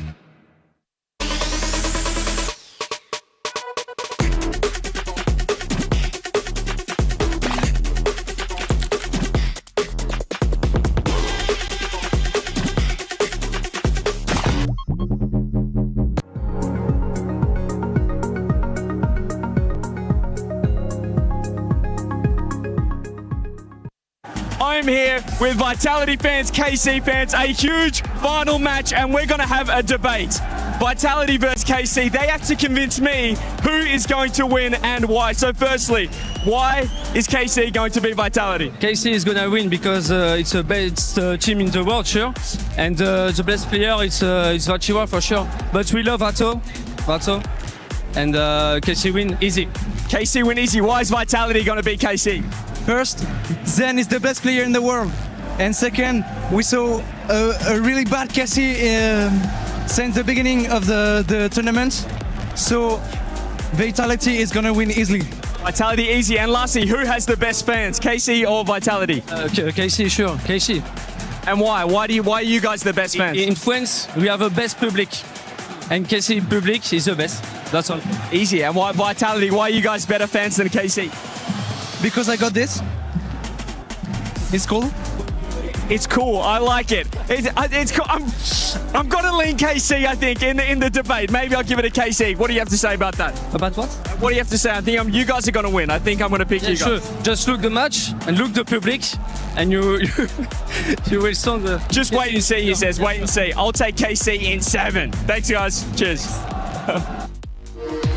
We were there for every click, every clutch, every respawn. We were there for the years of grind, and we're here. Now, the proud founding partner of EWC, powering the biggest event in gaming, shoulder to shoulder with the world's best, making history. Greatness deserves a stage. Lenovo Legion, reach your impossible.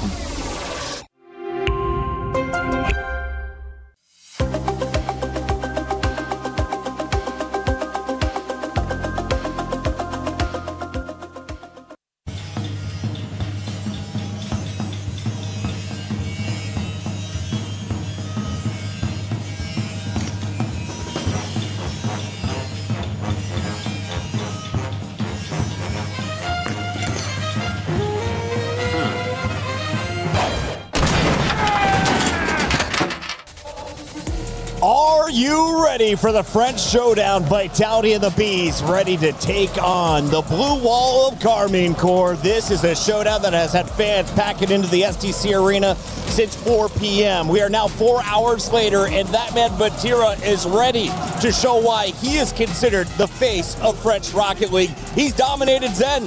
He's had his number. Does he get it once again? We've got two incredible legends in the booth with me. We got James and Johnny. Johnny boy, who do you like on the screen more?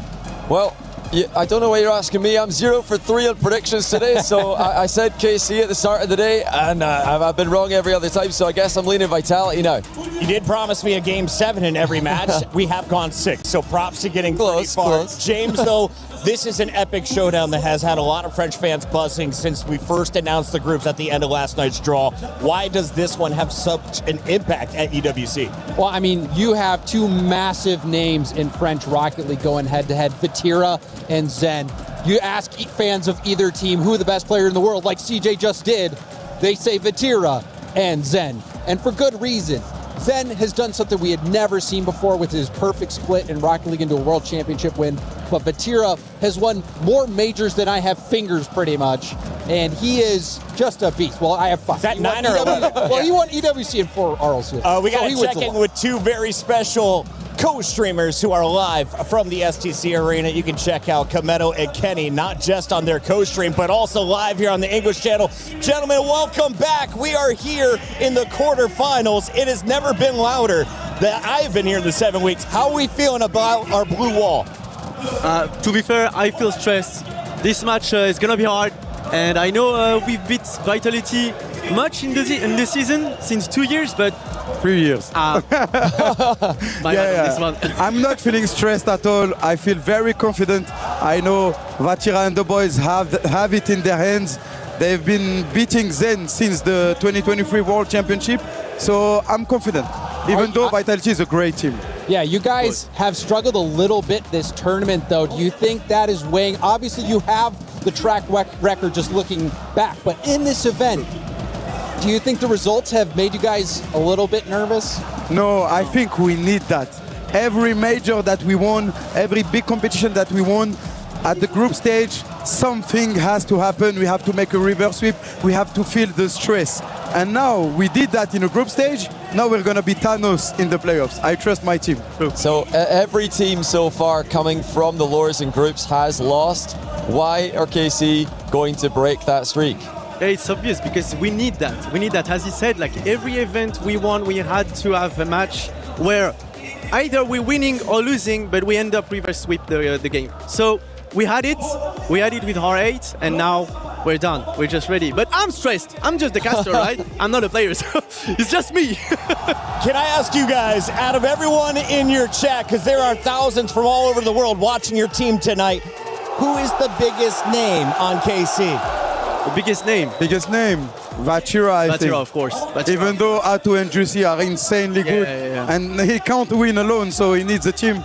But Vatira has been our captain, our leader for years now, and he has won so many majors and regionals. Our producers agreed. They said he is our player to watch according to some of the numbers. He's on all kinds of billboards all over Paris. Final question for you. If you make it to the grand final, what do you want to say to all the fans who have already bought their tickets planning on coming tomorrow?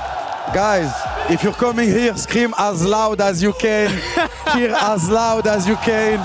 Like, it's the STC Arena. It's gonna be filled up on the Sunday, and we will win for you guys. Absolutely. Thank you so much for joining us. We'll let you get back to the co-stream as we break down the rest of this matchup. Thank you, guys. That is an epic duo over there on the Carmen Court guys. stream, but we got to talk about their opposition. Vitality is coming in here. Johnny Boy, how strong is this roster representing all of the French fans tonight? Well, they've looked phenomenal so far this week, and now after seeing all the other teams who have come from uppers winning, that's convinced me that Vitality have got a chance here. KC usually beat them.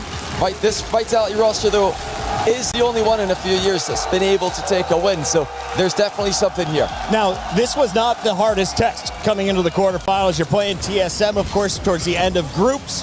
Is Vitality truly warmed up, James Bach? You know, I think when you have a break, as long as they did, you just never know. But fortunately for them, it's going to be a best of 7. You have a game to get in the rhythm, but you know that K-Corp, all these past results have to be in the heads of Vitality. Zen, yes, he's reached heights we've never seen, but it's been a while since he's been there, and you know he's hungry to get back. There is a live look in Paris as everybody is gearing up for the first of 7 games. We're all expecting it to go the distance. A very tight regional matchup between 2 familiar foes. And if you're looking at the playoff bracket, everyone's saying this thing was stacked at the top half. Falcons barely edging their way past Twisted Minds means that we already have one team in our semifinal at the top. This will decide who the Falcons play tomorrow, James. And I will say, with SSG and Ninjas in Pajamas, those were results that were a little bit unexpected. We started to see, the rivalries, the team that's usually getting defeated actually stepped up this time. That changed with Falcons being able to beat Twisted Minds, but this is an opportunity for Vitality to keep that overall trend going. Take down K-Corp, who has had their number for so long, and they're going to have a tough road to the finals through Team Falcons, but if they go through and win this, the quality of bracket that they had to do to get that job done is one that they will never forget and one that will build your legacy. I have a new favorite game. Instead of Where's Waldo, where is Ian Chambers? Lord Chambers out amongst the Vitality fans, and the Vitality fans should be proud to know they're not just represented here in the venue. They have been very loud online. In fact, 75%, make it 73 now in the updated poll, are polling for Vitality, just 27 for Carmine Corp. Surprise? It is a little bit of a surprise. K-Corp has a huge amount of fans. Also, they've had the results, but that just goes to show you the confidence has slipped a little bit. I think people see K-Corp as vulnerable, getting swept by SSG and then going to Game 7 against R8. So perhaps some of the people at home thinking this is the time for Vitality to strike. Johnny, 7 games. Who wins it? Final answer. I'm saying KC. It is the final quarterfinal. Ladies and gentlemen, lock in. It's the final match of Rocket League tonight.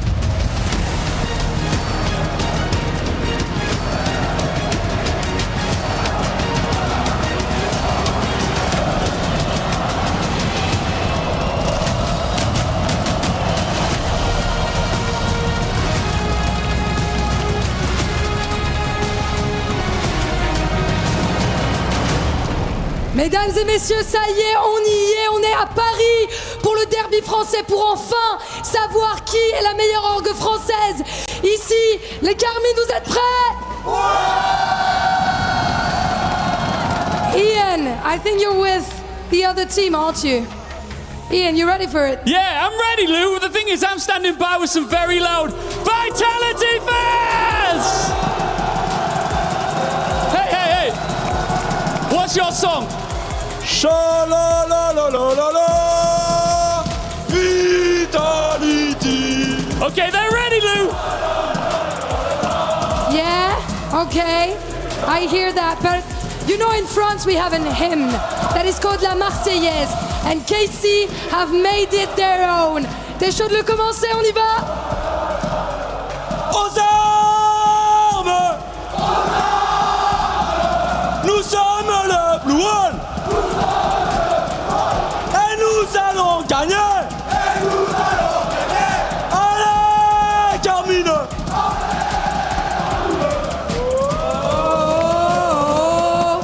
Oh là là là! Ladies and gentlemen, Carmine Corp!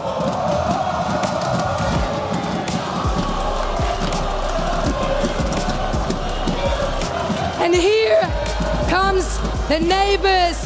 Nobody wants it in their brackets. The defending EWC champions. Pour être couronné roi de France, il faut éliminer tous ses concurrents, les uns après les autres, même ceux qui sont prétendants au titre de meilleur joueur du monde. So Ian is then ready for Carmine Corp. Paris, faites du bruit pour Vitality!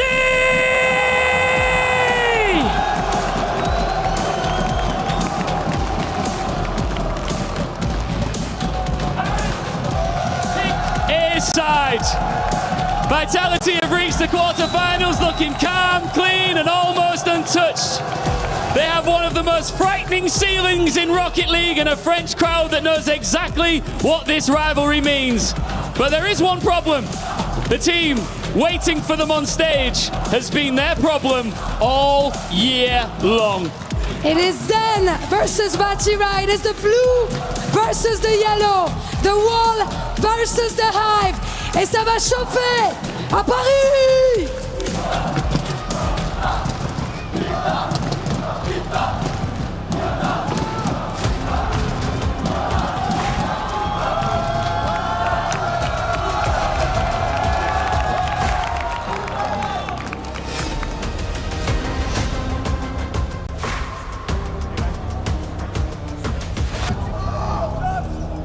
Standing by, two titans of French Rocket League, Vatira and Zen. I'll come to you first. You've beaten these guys so many times, him included, of course. Why will today be exactly the same? Because we won the last major. We're really confident. They are a good team, but we also play good, so I believe in my team, so we will win. Zen, you've of course done something that this man hasn't, and that is win Worlds. Does that make you a better player than him? No, I think he's a great player. He has a good team. We have also a good team, and I think it's gonna be a great match. So just let's fight, and who is better win. Very respectful. Listen, you've got French crowd here. I want you to say your final words to each other in French. Faites du bruit, ça va être un super match. Bonne chance à Zen et à son équipe, et que le meilleur gagne. Merci à vous, donnez un maximum de voix, vous le faites déjà, vous êtes extraordinaire, que ça soit le Blue Wall ou même les Golden Hornets, vous êtes exceptionnels, montrez qu'on est le meilleur pays et vous êtes incroyables. Merci beaucoup. Please shake hands and go and take your seats. A lot of respect from two friends here. It's about to go down. Team Vitality versus Carmine Corp. Paris, faites du bruit!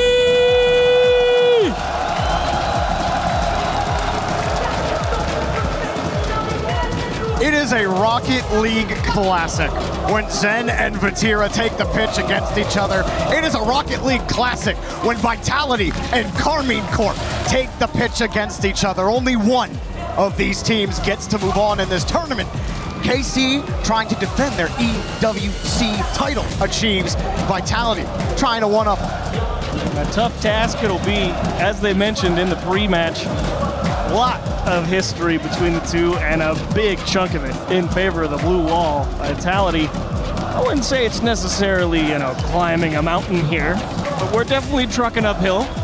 No one, I think, on Vitality thinks this is free. They know they've got their work cut out for them here. Juicy, Ital, and Vatira.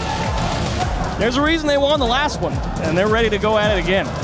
You're right about the blue wall taking the majority of the matches. I mean, just the last few times these guys met on land, they played twice in Paris. The last time they were here earlier this year, KC won in 7, and then earlier won in the group stage 3-1. And then you go back to the Boston Major, Vitality actually beat KC 3-2. But that was the last time in a while in an RLCS or EWC that Zen has beaten Vatira. You actually, for a major land victory, you got to go even farther back to when Zen won the World Championship. Well, Vatira's won so many lands. He's just had the better accolades than Zen has so far in both of their careers. But it's always a banger. It was the last time they played. And I just know we're going to get another one here for our final match of the playoff Saturday here at Esports World Cup. You can feel it. They're ready. Waste no time, Jorby. 3, 2, 1, go. KC start with a bot kickoff. Juicy right off the bar. No one's going to be ready for that rebound. Already KC to give themselves an advantage on the kickoff. Juicy quickly getting to the challenge. KC with a shot. Atto will score first for KC. Atto just kind of leaks up the pitch here after he takes that first challenge on the sidewall. He has a lot of faith in his team coming up with a good 50 there. I mean, he didn't have a whole lot of boost, but he was pretty confident. Even if it got through, you know who's back there. Vatira, you can take a little risk, go upfield, and it pays dividends. Well done. Already, Vitality fans across the online media not feeling good that they had to match up against KC in the quarterfinals. They know how hard it's been to beat this team. There's going to be any event to do it. It's this iteration with Stizzy on it that has given just an extra little bit of oomph to this Vitality squad. But it's Atto that started the scoring. Atto slipping underneath one, but can't bump Zen. Really nice job from Vitality on the clear as well. Stizzy, you say he needs a big game. I think I agree, because all of Vitality obviously knows, don't let Zen have the ball. That's a bad idea. So it will have to come from other places. Obviously, Zen will get his chances. They know they can't stop all of them, but they will try and stop most of them. Somehow, Stizzy doesn't get bumped there. Zen just recovers on 0 boost as well. Atto will demo him. Vatira going for a bump as well. Awkward Exotic, great recovery and avoiding Vatira there. Great job from him, and he's had a great tournament for Vitality so far. Really great job, I agree. Fantastic bit of job opening some space there out of the corner, playing in front of the ball, making sure the teammate behind him can find a nice, easy clear. That's what it's all about on defense. You make it easy for the guy behind you. That's the tackle towards net, and Zen with 0 cannot quite reach it. Now, Atto knows that whoever's coming back to challenge him has to respect the quick hit. So Atto just a little tap, little change up. Zen almost able to make that read, but a tough one for sure. And Atto, the owner of both goals so far here for KC. Great start for Carmine Porte. Couldn't ask for anything more. That being said, we did just see a team lose 5-2 with a minute on the clock, so I think there's a long way to go. To be fair, I think it's usually only Twisted Minds we see putting 5 plus in most of their game. That was a wild series. Vatira keep things going. KC kind of picking up where they left off. These guys met in Paris earlier this year, a couple months back. It was a back and forth affair. There were times it looked like Vitality could finally get over that hump. Something about KC. Atto and company has just been difficult for them to get by. And they're having struggles here in the first 2 minutes of game 1. Stizzy wanting the ball for Zen in space, and Zen just knowing he can't pick it up cleanly. Exotic does get caught, hand in the cookie jar, and Zen has made it all the way back from upfield. Now right there to meet him, like we said. If KC can help it, they will challenge Zen as fast as they can. They want him to be forced to give up the ball as quickly as possible. Atto will call Juicy off. Heavy touch off the ceiling. Makes Exotic's job a little easier. Zen will just get back in the rotation, allow Exotic to clear the ball. Not really what Vitality want though, is it? Get that clear, but what kind of possession or pressure have you had? There's been almost none of it from Vitality. Exotic lost the ball, double tap looming, and just off the post, rebound for Juicy. Goes for another double, but Zen's ready for that one. Zero won't feel too bad about it with the clock and the score situation, but 3 goals definitely would have felt like a nice cushion. But you're not wrong, Vitality hasn't had a whole lot of pressure, but at the same time, I feel like the rotation defensively has been pretty good. They're willing to give up possession if it means that they consistently stay in rotation and on time. They know that it's not about taking every opportunity, as Zen will even give space and just let Stizzy challenge. Zen is only going if he absolutely has to. They know it's all about quality possession. Vitality just needs to get 1 back on the board. Then they can start worrying about sending the house. Zen with the corner boost and the ball. Vatira bumps him out of the way, and that will prevent any push there from Vitality. Stizzy's racing back. Exotic will handle the ball, wants to fish it back to Stizzy. Stizzy deleted on the play just when he thinks he's going to get the play. Zen having to avoid another one. We're talking about the physical game with both of these teams. Both of them utilize demos a lot in their game.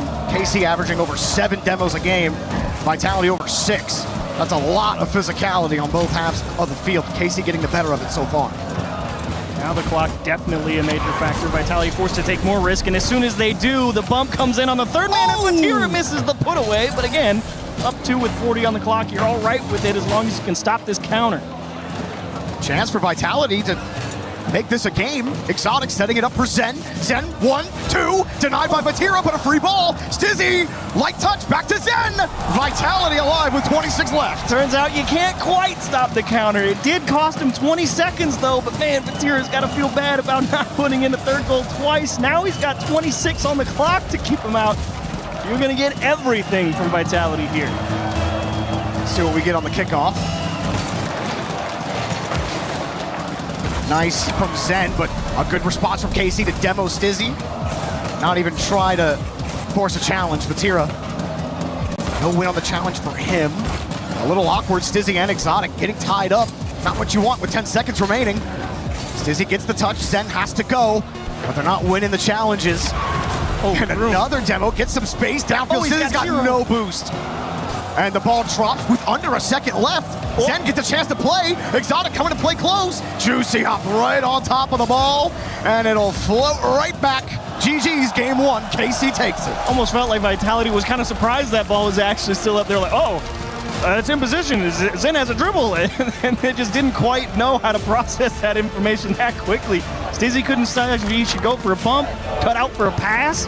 And eventually Zen just had to get rid of it because, as we know, KC not in the mood to find out what was about to happen. Force them to make a decision. Vitality can't convert on the 0-second try. And Karmine Corp, the 2-0 lead, will hold on. This is continuing to be painful for Vitality. Atto getting both of those goals, but a good leave-in again. Nice hit there from Atto. And then this play from Vitality to keep them alive was working and good enough. And then Vitality get this kickoff back to Stizzy. And Stizzy gets demoed. KC, again, we talked about it yesterday, Chiefs, during our last cast, is quality over quantity. When it comes to the physical game, it really felt like KC got maximum quality out of all of their demos in this game. They got 10 of them, 6 over for Vitality. Well, okay, they got both. Quantity and quality. Yeah, it helps to get both. That's even better. But you did mention the demo stats at the start. There's a lot of physicality in this match, and you don't always get to catch all of it. It's kind of something you have to just feel out.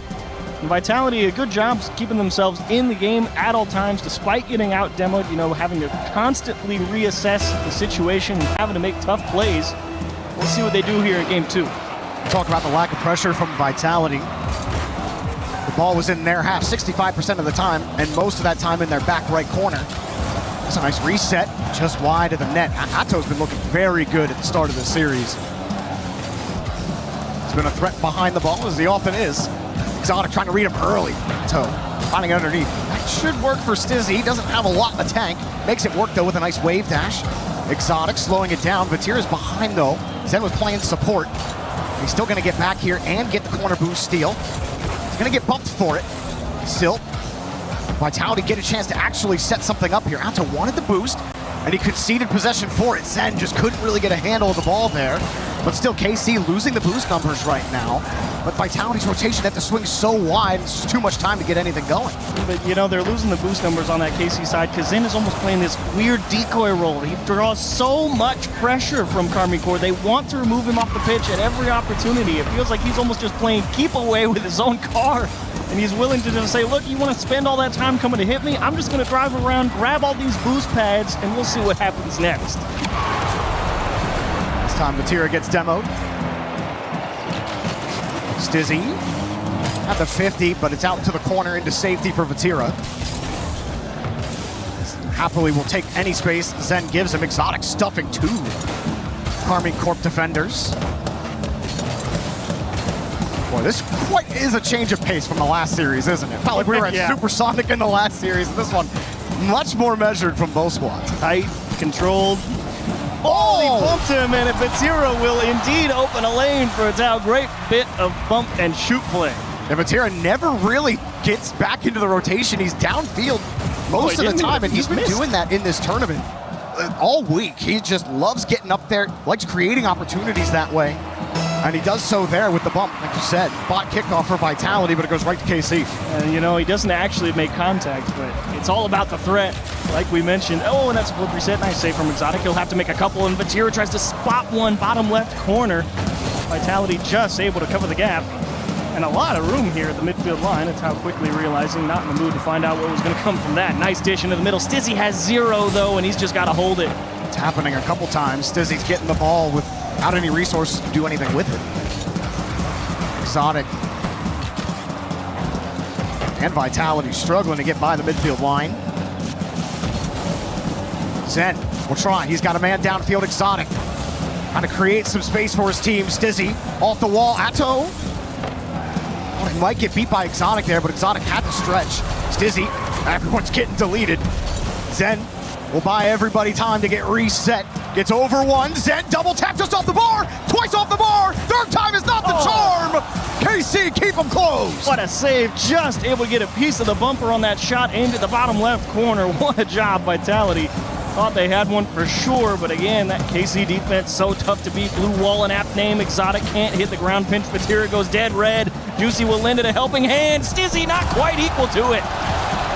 Caught Vitality in the middle of their rotation, as Stizzy was expecting a hit there from Juicy, but he flipped by the ball, and all of a sudden it looks like Stizzy's out of position. But when he doesn't hit it, all of a sudden Stizzy has to turn and run, and by then it was already too late. Vitality have yet to score a goal in the series.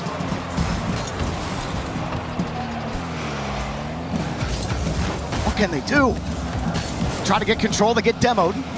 They try to make a push. The ball's in their net, Zen makes the stop.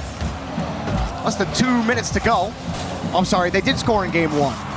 But it feels like Vitality have not scored all series. So, you know, sometimes the feeling is more true than the facts. I get what you mean. It took a lot of, it got a lot of effort to get through on that first one, to be fair. And they've been kept quiet for all of game 2. So KC definitely doing a great job preventing goal scoring opportunities. Zen forcing with 0. This is going to be at least a 2-on-1 back the other way. A Tao. Nice bump. Juicy will just hold the ball wisely. He doesn't have to force the net. He's up 2, make Vitality do all the work. And Vatira, he's just going to play, poke it around the net, see what he can do. And how about just a little tap down on a defender and let Tao score at the top of the net? Vitality have to know what KC's game plan is at this point. They keep trying to play it slow. They keep trying to control the ball, and they keep getting demoed. Stizzy, right before all of this happened, was slowing it down, trying to keep control, trying to size up a 50. But KC aren't playing the 50. They're playing Demolition Derby. It's happening constantly. You said what, 10 demos in game 1? Correct. I think they're close to matching that here in game 2.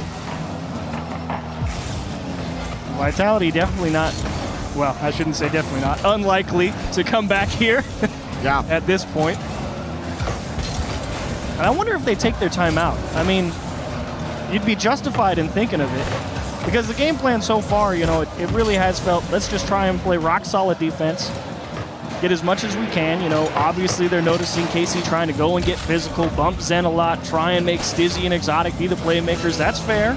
Reasonable game plan. Yeah, but even Stizzy, they're kind of targeting him as well. Like, he's gotten demoed 3 or 4 times in this game. Yeah. I just, you know, maybe picking up the pace. Maybe smacking the ball a little bit more instead of... Long clear game. Yeah. You like the forced reset. Give yourself some space, yeah. Not a bad try. We shall see. Tough game on Forbidden Temple for Vitality and a tough series so far. We may see the tactical timeout coming in, but KC are making a statement right now in this series as they put in the victory lap goal in game 2. Tira's not going to miss that one. that one's easy. Low pressure. Low pressure, great challenge from Juicy and an exclamation point at the end of game 2. Great start to the quarterfinals for Karmine Corps. And indeed, Vitality do elect for their timeout here. They say clearly whatever we've come into this is not good. 569 score for Zen. The problem with it, 4 saves and 3 shots. And we haven't really seen him able to do anything. He had that 1 double tap attempt off the bar. And he had to pick that one up too because both of his teammates got bumped. Yeah. So he was forced into the full solo play. And then there was still a rebound attempt after that. Yeah. But again, it was off the bar. Yeah, he almost put it in right above the top of the net. Trying to pull a page from the Atomic Book. Couldn't quite squeeze it in. Yeah. It's an incredibly difficult shot. Like 14 shots for KC in that game. They had 13 in the last game. Vitality had 7. And I believe they had 7 in the last one. I mean, they're getting outshot, outpressured.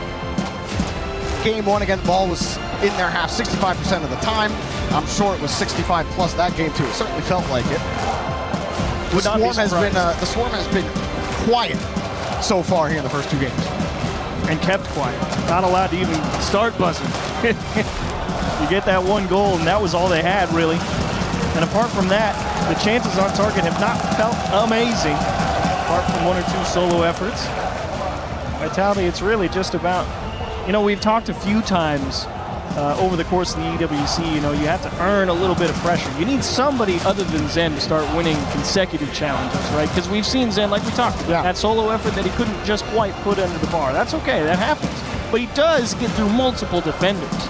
And that's the type of command that's necessary to earn space, where you get boost, and then you can fight for possession at the midfield line. That's why one doing it is Zen at the moment. Yeah, that's why I wonder if you don't just try to boom it a little bit, you know, and just try to force KC to actually respect the long game a little bit more. And while booming the ball away doesn't necessarily mean you're giving yourself space, because it could just lead right into a counterattack, controlling it just hasn't worked. It hasn't worked at all. And I thought Stizzy got demoed a lot more in that game. He was only demoed once in game 2, but I think he got bumped a couple more times as well. And Stizzy has had a lot of standout moments on this Vitality team. He has been an explosive player. Yeah. I mean, he's got to be for this, because Zen not having a good time. Exotic had a couple moments in there where it looked like he was starting to set things up for his team, but all the cards have not been played yet for Vitality. KC continue to have their number. Vitality got two more games to figure it out. Hey, they went. I think they heard you. Stizzy starting off with a boomer and a chase, and Zen just diving straight into the middle of the ball. We'll see if the timeout buff plays in favor of Vitality. Only 7 wins out of 24 timeouts taken, though. Wow. So at least in this particular event, timeout buff very much not a thing. Zen doesn't even get a 50, leaving third man Exotic in a tough spot. You saw him get chipped. Stizzy helps him out. What a corner double attempt there from Atto, who has been, again, excellent in the series so far. He scored the opening 2 goals. Whoops. They lost the ball here. Zen drops it. Trying to make it awkward for Juicy, but turns around on the challenge. Exotic on the midfield boost. Happy to let Stizzy take this one. Stizzy getting away from Atto. Stizzy has a little bit of pressure, but a good drop right on the Juicy's nose for KC, and he leaves it for Vatira. Off the board, here's the shot, but everybody from Vitality covering about every angle they could think of. Exotic's got no boost, he's left on the wall, and a pass in front, but no shot on target. Love the idea, though. You have the one guy fake the dribble setup, like you might try and solo play the net. The other guy comes at an opposite angle, tries to dish it across the box. Love the vision from Carmine Core. Great idea to try and cross up some defenders. Zen trying to bump Juicy and get a setup. Juicy avoids him. Exotic going up high off the ceiling, trying to challenge Atto, and it's just not good enough. Vatira! KC keep on rolling. I can understand why Stizzy felt compelled to go here. He sees Zen on the line with the pinch over his head, but I think that shot might have actually been right where Zen was headed. Either way, you can't trust that it's not going to go straight in. Not too upset about Stizzy trying to make the play himself. That is not a situation you just want to let happen if you can try and stop it, but an own goal does not feel good. Even there on the kickoff, he gets the touch of the ceiling, he gets bumped. He doesn't get the play. KC get the ball. They have locked Vitality down. And only 1 goal scored in the series so far by Vitality. Here's a demo for some space. Hot shot. And easy for Juicy to take. Atto will make sure that corner boost gets taken. And Vitality again getting bumped off the rock. Here's a free space for Zen. There's a lot of KC defenders to deal with though. Top of the box. Nobody can go. Zen wanted to take the advanced position. Exotic will have to take all that boost. Zen to the far side. Yeah, definitely Vitality trying to figure out which way they want to go with the ball. That's a very favorable bounce. Vatira 1v1 Zen fakes the flip reset with a decent 50. Stizzy, I need you to win this challenge. It's a big one. Good win there from Stizzy. Thought it would make things awkward for Juicy, but he got a perfect catch. Wins this one as well. Zen, good catch underneath. There was no rebound to play with. Now he goes downfield. Exotic has to fish it to him. Stizzy got demoed, and he probably would have been the one to receive that pass. And again, the demos are absolutely slaying Vitality. Stizzy trying to keep it away from KC here. KC just keep on swinging across. Zen finally gets one over. Reset 50, back to his teammate Exotic, and Stizzy have it going. Exotic finally finding the net, and Vitality tie the game. It felt like it had to be one. Zen, look at that 50, keeps it playable for Exotic, and he kept it tight. Atau, and that is a heck of a job on the goal line. Dude was 1v3 for a second, dodged the bump, got into position, had a look at the save, but the placement too good. Vitality tie it up. Something has to swing here for Vitality. They cannot drop this game if they really want the percentage chance of them winning to be high enough. Free ball. Get a little bit of space. Zen will take all the boost. Juicy actually goes straight back to Vitality. Zen up high, off the board. He missed the rebound. Exotic. It was close, but not enough. That was an incredibly difficult read. Zen ripped that thing towards the wall and forced Vatira to make a desperation jump at it. He's just glad that the follow-through did not quite connect. Exotic back on the wall. Stizzy trying the blindside challenge again. This time Vitality getting that ball into space a little bit more. And they make those defensive stops. Allows them to get into position. Exotic sizing up the 50, and another good challenge there from Juicy. Atto. Bit of control. Vatira taking it next. Across. Juicy was lurking. He got the demo. Stizzy and Juicy getting tied up together here. Stizzy finally getting the ball, but Juicy just sitting there. Was enough time for Atto to get reset, and a demo on the goal line again. KC have the opening. I don't know where anyone was going, but Vitality just got away with one. I have no idea if they bumped him or if it was just a straight misread. You felt like for sure that should have been a KC goal. Dish down to Vatira. Exotic, we'll see. As I like to say, ball doesn't lie. Cool fake, back to Exotic. Straight down, Stizzy's there. Vatira back into safety. Overtime looming. Vitality trying not to go down 0-3 in the series. Coming across, Stizzy finding a pot shot, and we got OT. Vitality, it's a must-win game. They leave the ball for Zen. Try to get the star going. Sizes up the 50, and he gets it for free, bouncing off the ground with the 50 underneath. KC were ready for it, but it's out into some space. Atto will leave it. Vatira challenging the backboard. Stizzy's up to the task. Tough save, too, for Stizzy. You know you can't afford to let it bounce. Zen with a flip reset. Can't quite retain possession. Exotic. Vatira was ready for it. Zen up high again, off the ceiling. Vatira not a ton of boost here, but Vitality aren't immediately ready, and that touch is just not going to get it done. Exotic has to retreat. Stizzy back in the corner. Exotic wanted that boost. Now he's in reverse. Zen has to bail him out. Zen coming through. Stizzy coming from behind. And a good toss-up to Vatira here for KC, which just forces Vitality to respect it. All of them in full retreat from the midfield line. Stizzy no touch, but still Vitality will get it. And now Stizzy's got it. Nothing for him, though. Another save for Vatira back into the corner. Did you see that touch from Vatira? You know, it looks a little soft. You're like, why did he hit it so soft? Well, they're actually trying to draw Zen in so they can just smash him immediately and keep possession. Love the ideas from KC. They'll do anything. Just take free possession of the ball, and if it means removing Zen, Stizzy does a great job to work through a couple. And Exotic will have 100 boost to work with here on the challenge. Zen from the corner. Stuffed by Vatira. That goes straight towards Vitality's box, now towards the midfield. Here comes Vatira again. 50 straight down. KC are always ready for it. Juicy's next. Zen doesn't got a ton here on the backboard, and they pinch it way out. Vitality needed that because they were all sitting low on boost. That's why you practice those clears right there. Zero boost, dismount off your backboard, find the perfect long pinch. Put that one in the tool bag. That's a good one. Gives Vitality a chance to actually get some midfield game going. Nobody's really in the midfield. They can come from the side. And this is, oh, that was a chance for Stizzy. Stizzy flying in on that. I don't think he thought he was going to get a free touch. Still Zen has it going. Zen with a dunk back over towards Exotic. Gets a decent catch on it, but Vatira with a full tank of boost. Stizzy was playing close behind and not towards the midfield, but Vitality will find a way with Zen off the ceiling with an extra touch. Atto's ready for it. It's awkward! Yeah. Exotic punches it in! We've got a ball game! Great job from Vitality here, squeezing. Zen works through one. Atto, that is a difficult save. He knew he needed to try and get it to the corner, but he had to dismount off the backboard practically straight down. And that is difficult to get that one to safety. Unfortunately, ends up hanging right in front of net. Exotic, he's playing tight behind. This time in the right spot, just drills it. Well done from Vitality to just squeeze and squeeze in that overtime. And a lot more shots for them. That's really what you love to see. I mean, the first couple of games, they just felt like they couldn't get a whole lot on target. This time, they get, what is that, 13? I can count.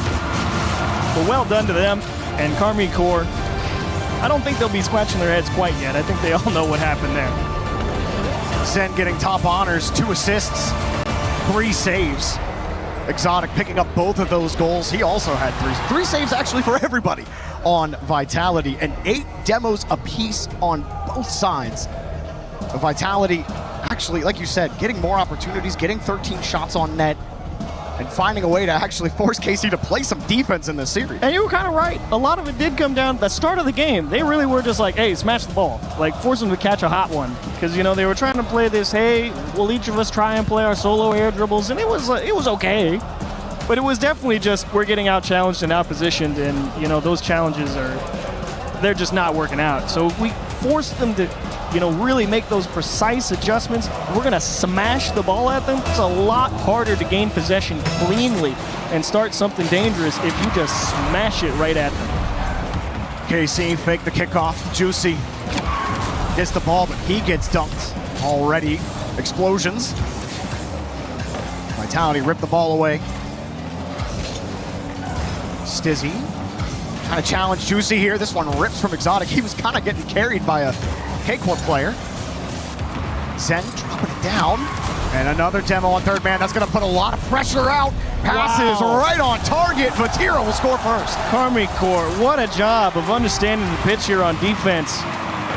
I mean, they know no one's actually in position to shoot the clear, so they just kind of keep letting it bounce, and they turn it into 2 demos and a bomb from their own half. Vitality probably did a better job of avoiding how many times they were getting demoed. Exotic dishing a little payback here off the kickoff. Stizzy making some nice movements, then coming in quickly after that first 50, but it was a good kill there by K-Corp. Vatira taken to the sky, pops that on the reset. Exotic actually makes a nice move, but he ended up running into Atto. Juicy falling down. Juicy! 2-0. So this is a great shot by Juicy first and foremost, but what on earth, Vitality? Zen is camped out on the goal line. Why did Exotic have to go for this? That's going straight at him. He's got that one. I know you don't want him to challenge everything, but come on, you can't. They want him to go for the rebound, right? They want him to be the man downfield. That's a good idea, but if you're gonna just put it in your own net, just say you got that one. That's happened twice now to them in this series. Stizzy on the whole way back in game number 1. And Vitality, quite the hole they gotta dig themselves out of. Exotic does force the 50. Juicy, the touch out. Juicy's kind of been a low-key menace in this series. A lot of really solid 50s, a lot of momentum-killing touches whenever Vitality seemed to start generating a little bit of pressure, and now they get another free one downfield. Vatira opts to not hit that. Juicy will throw it right back into Vitality's corner, and KC keep on rolling with it. Atto's denied. Rebound, Juicy going high with 2 touches out. Back to Vatira, keeping it on the board. Back to Atto, right through the eyes. 3-0. Look how many times KC just keeps putting it up, because they know they have to keep jumping and jumping and jumping and wasting boosts, and Zen, try as he might, cannot figure out the shooting angle for the last one. Even Karmi Corps like, yeah, that was pretty good. We just keep throwing it up and up and up. There's still time left in this game for Vitality, but I mean, KC, oh my goodness, that's just in the net. Oh, that's a disaster for Vitality. And they're just starting to get things figured out in this series. KC put a 4 spot on them, this one off the kickoff. And if the other ones didn't hurt, that one definitely had to. Well done, Karmi Corps. From bad to worse for Vitality. You hate to go down 3 and then a kickoff to go down 4. Yeah, there's 3 minutes on the clock, but it's got to start now. I'm not sure what they can do. Haven't been able to get the ball. Juicy has just been all over them. It started with Atto scoring early in this series. The Juicy's 50s have been impossible. His demos have been no doubt annoying for Vitality. And that is just par for the course. When it rains, it pours, man. An absolute disaster. When it rains, it pours is right. I mean, Zen on that transition through the midfield, yeah, it wasn't bad, but all of Karmi Corps knew it wasn't on target. It wasn't towards the backboard. They knew that flip reset wasn't going to be that dangerous, so they kind of just let Zen fall all the way to the floor. Then they make the challenge. Vatira plays the follow-up, and it's the timing from Vatira that makes the big difference. Obviously, Vitality trying to squeeze. They get caught handing the cookie jar a little bit. Hit it the wrong way. Vatira puts in number 6. And oh, buddy, it's ugly. You know, it's kind of puzzling. There's so much star power on this Vitality team. We watch this team play against the rest of the competition in Rocket League, and they're able to command, they're able to have authority on the pitch. What is it about K-Corp that they just can't figure out? I mean, think about it. Like, their last matches, right? They lost in 7. Yeah. And then lost in 4. And then Vitality, they won in Boston 3-2. but then it's 4-1 KC, and that's the whole way back. That was online, and then you have to go the whole way back over to Raleigh. KC win 4-1, and then Birmingham online 4-1 KC, and then just 3-2 KC, 4-1 KC, 4-2 KC. I could keep going. I mean, I don't even want to cast the game. It's 6-0. I could keep going. KC owned Vitality. Batira owns Zen. But it's mind-boggling to me because you watch Vitality against every other team, and no other team makes them look like this. Like, this is the same KC squad that got routed by Space Station, and yet they do this to Vitality. It's, blows my mind, man. Well, it definitely feels like Vitality at this point in the game. Trying to just get in the bag, right? Try anything. Everyone just go take your chance on the ball. See what happens. Karmine Corp probably doesn't even want to score anymore. They're like, come on, let's go to the next one. Minute and change left, and I mean, it's got to feel like a long minute. Pure Vitality. It feels like forever. But you probably feel a little fortunate that you at least have one more game to figure it out. But there's really only been, what, actually 4 minutes of gameplay that you've looked like the more dominant team. Because even in the first minute of the game that they won, Batira scored first and KC were putting pressure on. And it was a struggle for Vitality to actually get that authority. Oh, look at that. Let's just see if we can do full cross-map pinch passes and see if we can put one of those in. We were clip farming right now on KC. You know, for Kometo and Kevin, they were both like, yeah, you know, we need the drama because that's how we win tournaments. Is not a lot of drama when here. Something bad happens in the group stage, we win. And I mean, 7-0. It is an absolute shellacking right now. Chief, you don't even have anything more to say. There is nothing left to say. Karmine Corp have absolutely smashed Game 4, man. Even the KC fans are like, out here, they're rolling the drums, but everyone's kind of chilling. A couple people are standing. Most people are sitting. Most KC fans are sitting. They're big chilling. Yeah, if the worst thing that happened to you in the group stage was one loss to Space Station, we may have to readjust what bad means. And really, the only thing I can think of, the difference between Vitality right now and that Space Station game, Space Station always hit KC. That's really the only difference. Man, it's not to say that Vitality's not getting a few bumps, but it's not every single time. Brazil! We did it! We've made it. Oh my gosh. 7-1 will be the official scoreline there. We'll call it a JV shutout. But hey, you've heard enough from us. I want to hear what's going on with Kometo. So Lou, give us the lowdown. How's KC feeling? And I am with very proud CEO and streamer here, Kamel Kenny, on the side of KC. Les gars, vous êtes en train de faire passer Vita pour vous contre Space Station. Là, qu'est-ce qui est en train de se passer? C'est quoi cette drill? Bah en vrai, on est habitué à les tarter, hein. C'est la vérité. Sur les dernières confrontations, on a toujours gagné. Mais là, ouais, là, 7-1, on s'est régalé. C'est hardcore, on se régale effectivement. We're just used to stomping them, beating them. But 7-1 is pretty massive. Et moi, j'allais te demander, Kenny, vous êtes historiquement le némésis de Vitality. C'est qui le meilleur joueur du monde alors? C'est Vatira de très loin pour moi, je suis complètement d'accord là-dessus, mais moi je reste stressé. Le match n'est pas terminé, il reste un match. Tout le monde n'est pas d'accord avec moi dans le chat ou à ma droite, mais je suis stressé. Faut être confiant, I'm still stressed, even though the best player in the game is Vatira. And last but not least, Kamel, on le sait, t'as un club de LoL, c'est un club qui est passionné de LoL. Mais pourquoi Rocket League, c'est aussi une pierre angulaire de chez la Carmine?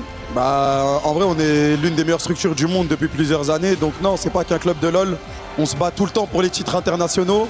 Et on a gagné plusieurs majors. Et on en a un autre à aller chercher pour le back-to-back. Donc, let's go. Donc, let's go. We're gonna get that trophy here at the EWC. Let's get back to the game, guys.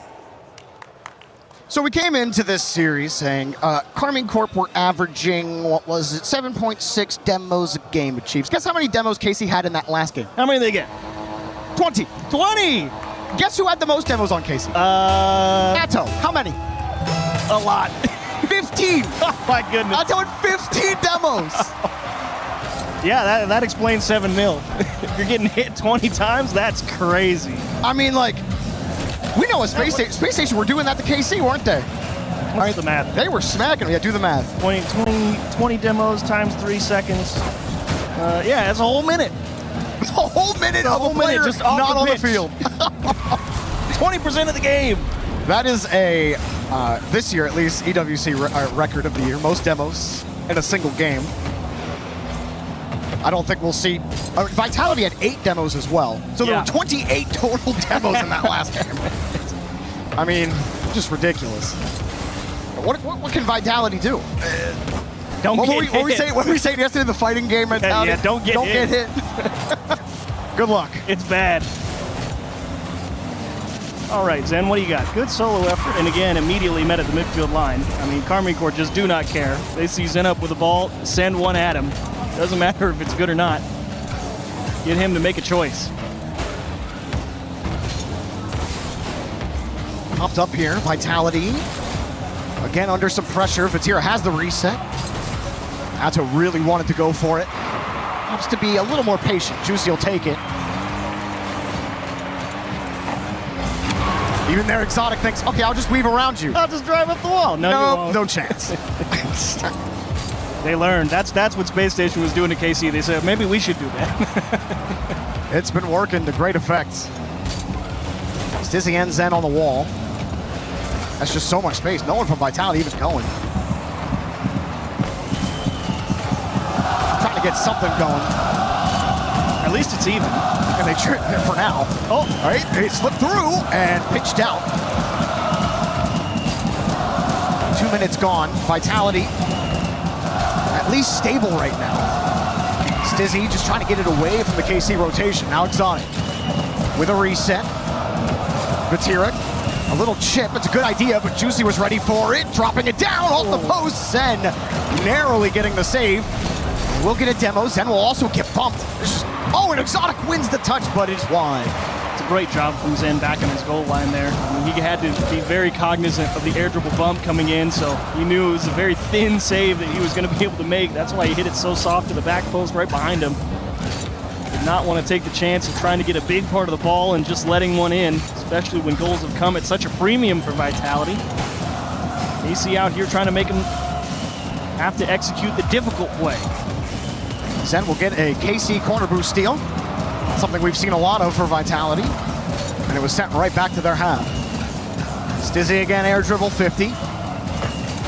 Haven't had much success with that at all. Atto, quick pop on the reset. Stizzy, blindside challenge, this time does not own goal. Zen, next up. Time ticking away. It has been more stable for Vitality. Atto forces the 50, just kept his nose behind it. Vatira up high, off the corner with 2 taps. Vitality just get back to it. Stizzy diving for it. Unable to beat Juicy on the play, and Exotic's left with nothing. Not the dismount he wanted either. Ends up just giving the ball straight to KC. Stizzy with a solid challenge, but that is very playable for Karmine Corps. Exotic. Pressure builds. Does get some control here, but Vatira's just winning the ball, and Atto was in a good spot. Couldn't find a way to get the target. Juicy forces it. It bumps back into him. Actually works out for Exotic. Makes the ball very playable. Drops it down. It's not enough to pressure Vatira. Always finding a way back into safety. And there's just so much boost advantage for KC. Stizzy did get the midfield boost. It's a little awkward. Atto got bumped out of the way. Exotic with another air dribble. But Vitality, pressure has not been easy to build. Zen pot shot. Thought he could catch Vatira out. Vatira with another great catch. He goes for the demo. Vatira doesn't even look at him. This time held in the midfield. Exotic will try. And they just keep getting stuffed. Good ball for Stizzy. That's a big chase you got to make. 30 seconds. Vitality, a great job to stop the bleeding, if nothing else. An overtime would feel pretty good. And a win even better. It was a good attempt initially from Stizzy, but he couldn't really drive the ball in front of the box. Here he tries to create an opportunity. Exotic has to recover. There was no corner boost for him. Zen was just, he had to wait. And another overtime, maybe incoming. Stizzy with another pot shot. He'll get the corner boost. Juicy just stays behind the ball, and we do have OT. Vitality, what do they got? They got the kickoff. Zen drops it. back. Stizzy scores! Vitality somehow, someway are alive in the series. What a job just driving that one straight through Exotic on that kickoff. I mean, that was huge. The timing on that flip to get that extra tap on the ball just over the cheat from Carmine Corps. Vitality also aggressively cheating forward with Zen following tight behind, and great job with a good 50 in front of the box. Thank goodness Stizzy able to track all the way up the pitch and actually find the finish button. That would have felt pretty bad if you got that type of 50 right in front of the net and couldn't score it. I can't believe that Vitality won a game where Exotic had 78 points.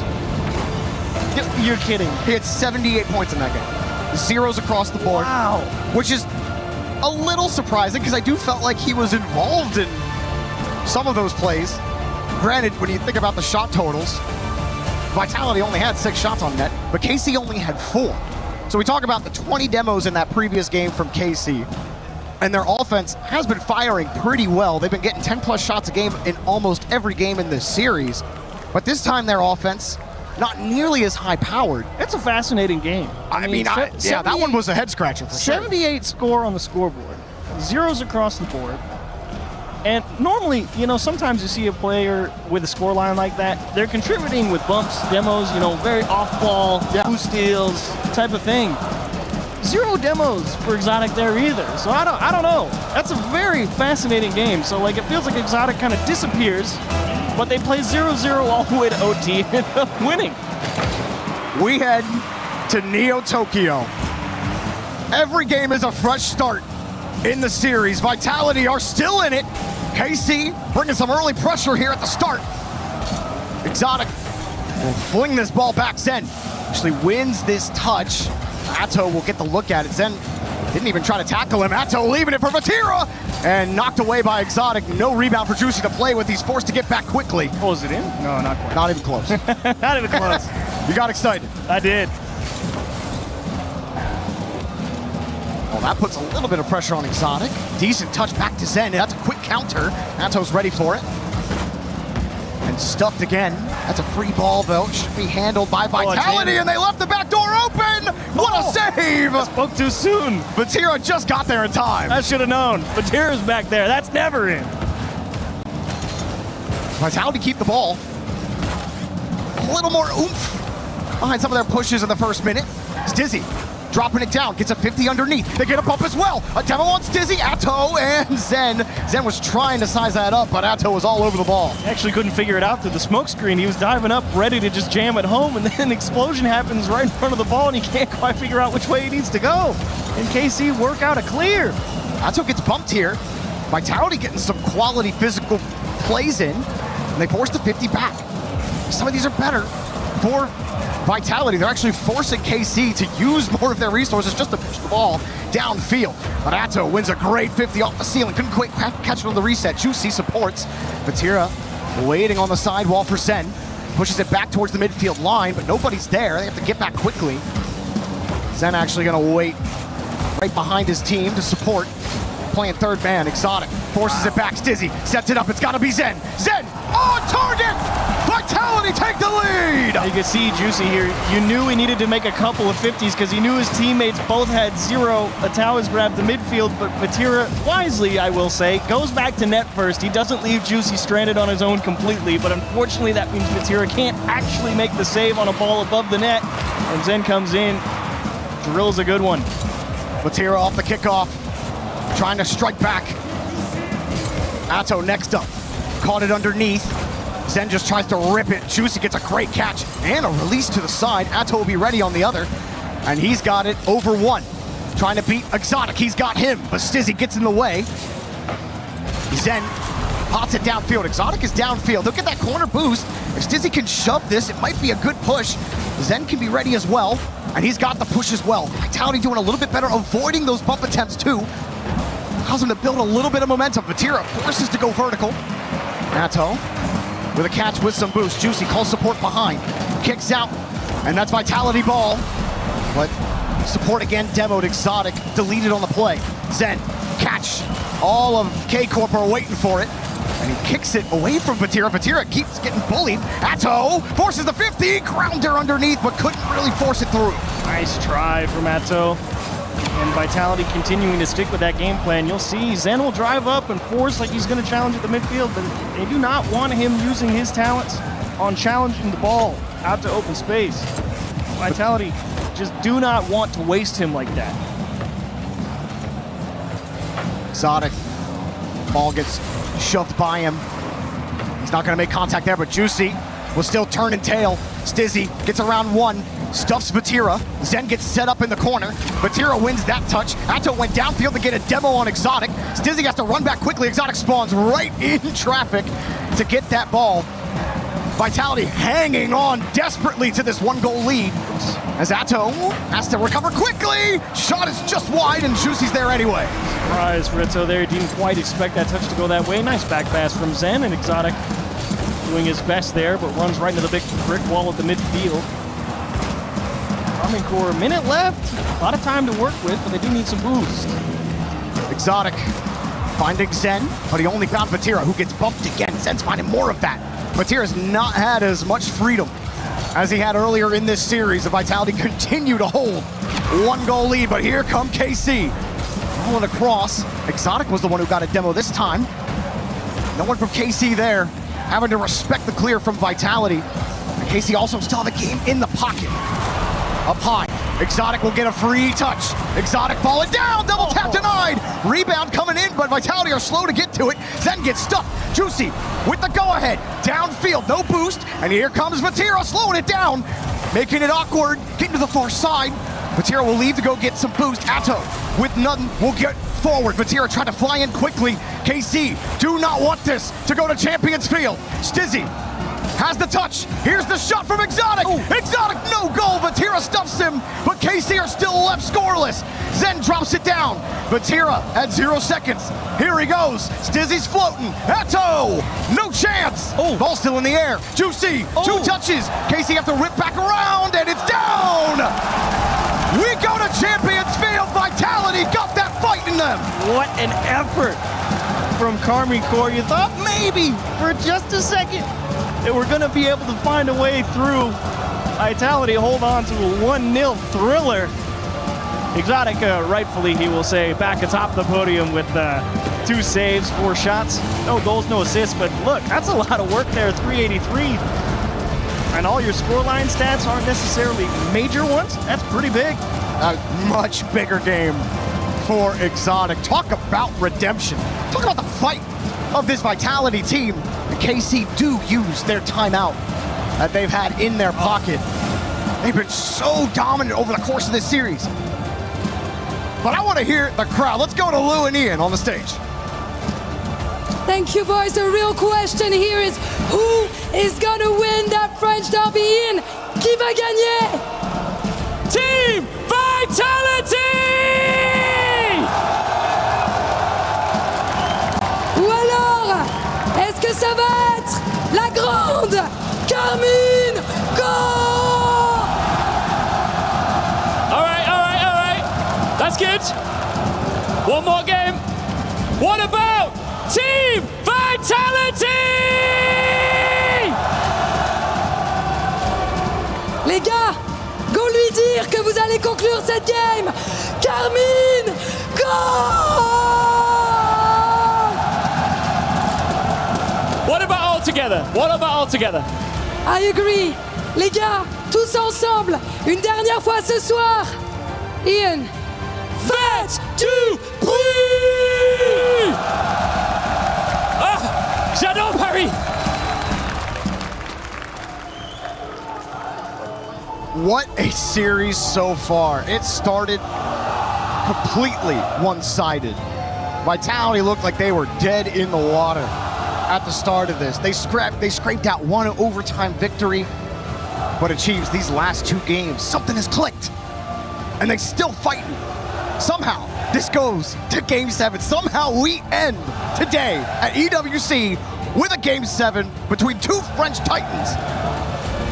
And of course, we're going to get a shot of this Eiffel Tower here at Game 7, in-game at Porte, Paris. Ato continuing to stack his demo stats. Another 6 in that previous game. Paltry. He's 15 from earlier. He's more than doubled it. What are you doing? Well, here we go. Can Zen and company do what has been so difficult and beat this KC team to punch their ticket to the semifinals?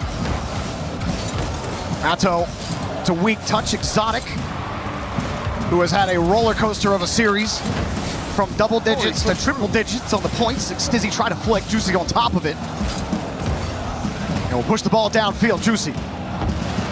Bounces straight back out for Vatira. Zen's ready for it. Rebound. The short hop. Pass. Goal!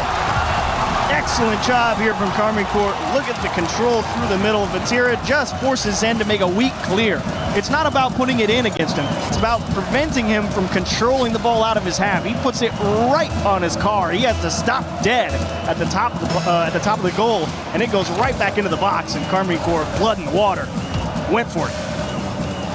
Now Vitality forced to respond, and the worst thing that could have happened to them is to go down 2-0 that quickly in Game 7. They keep it out for now, but Exotic, the 50, gets away from him. Shot denied. This time Zen just gives Exotic the go-ahead ball. Ato flipping it out for Vatira. How fast Stizzy was to get back to it. Juicy, though, runs it right back around. Exotic just finds the thread. Stizzy couldn't get the touch, and it's just off the post there. KC getting close to it. Juicy running Stizzy up the back, and it's another goal for Vatira!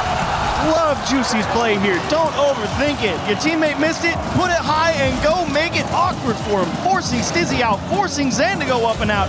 And the great placement on the far side towards the demo gets KC a 2-0 lead. They had to come back in the series, now they got to come back in the game. There's plenty of time to do it. It's Juicy and Vatira trying to get it. Ato covers back to Vatira! Oh, and they're absolutely peppering the net! Vatira adds some extra sauce! I think Zen might have been the only one who was ready for this to maybe be a shot. He kind of gets caught falling off the post. And the pacing with which Vatira hit that just so awkward, and nobody else from Vitality could go for it because they knew Zen was diving at it. Vitality tried to kick off at the close cheat up, and instead they just run into their own grave. There might be a 4th goal coming here, and Exotic own goals! It is a Game 7 disaster for Vitality! And this is exactly the problem with, you don't want people to have to make saves in the net. I mean, Vatira just can't believe it. That was not a particularly difficult play. I mean, Exotic, I wager, probably said, I got it. And then it was probably one of those ones where you jump and realize, I actually do not have it. But the game plays so fast, like him pulling off it does no good. His team's expecting a touch and just goes right into his own net. That is a bitter pill to swallow. Now, while timeouts have maybe been lower percentage effectiveness overall at EWC, right now it's looking like it was just what KC needed to stop this comeback attempt from Vitality. We rarely see 4-goal comebacks in Rocket League, unless, of course, Twisted Minds are playing. Well, all bets are off. I mean, 4 down with just about halfway to go. You'll try anything if you're Vitality here. If you lose by 4 or lose by 9, makes no difference. You gotta make something happen. Throw everything against the wall, see what sticks. And like a 5th goal, KC playing with their food. They're just going to shoot it at the net, aren't they? Just force them to always respect the shot on target. Force them to keep one man ready just in case. And really try and prevent Vitality from having strong, multi-pronged counterattacks. It's a brilliant tactic, but boy, is it annoying. Yeah, it kind of reminds me of those old, like, Monkey Moo BDS teams where, like, they would just completely stuff you. And there was nothing you could do. You can't score. They get those 50s, but the way KC play together, the way they cover each other, it just feels almost impossible for Vitality. Like, Juicy's had an incredible series. Ato has covered really well. Vatira has been a menace downfield. Ato obviously getting those bumps and demos. Achieves, you're spreading your hands here, a little flabbergasted about that clear downfield. I mean, Zen is just, he won a clean 50 in the corner and got a beautiful pop in the middle of the box, and you're telling me Vitality down 4 doesn't have somebody ready to catch it just in case? Look how much time is just gone. Only 1:30 left. I'll try a pinch and maybe get a shot here for Stizzy. but he can't even get a dunk. No setup in front of the box. Juicy knows no one's around, and he easily clears this one out. KC really trying to make a statement outside of this quarterfinal. Why? This is their title to defend here at EWC. And most of this series has been all them, even though we went 7. Vitality had a lot of fight in them. But KC, it's a complete victory lap. KC fans are walking around. Some of them are walking up, just jumping up and down. It's absolute elation from them in the stadium. And Vitality, now they really can't believe it right now. 5-0 after forcing this game 7. And dagger to the heart. There are a few worse feelings than, you already know you're the underdog coming in if you're a Vitality fan. And some of these games were ugly, but some of them were tight.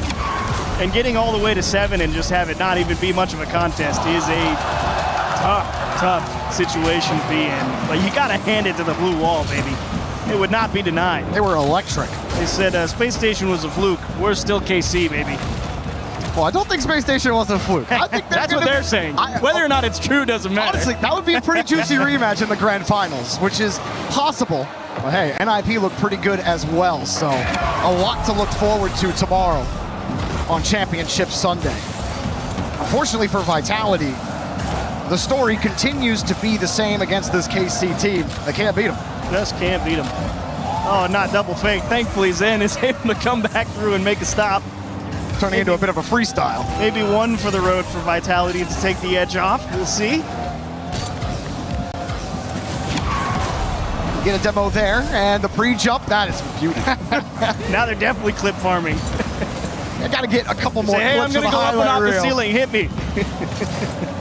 Would love a 7th goal again, which is just insane. Absolutely smashed here. Carmine Corp continue to be absolute demons against Vitality, who have no exorcist on payroll. And KC, the blue wall, advance to the semifinals here at the Esports World Cup.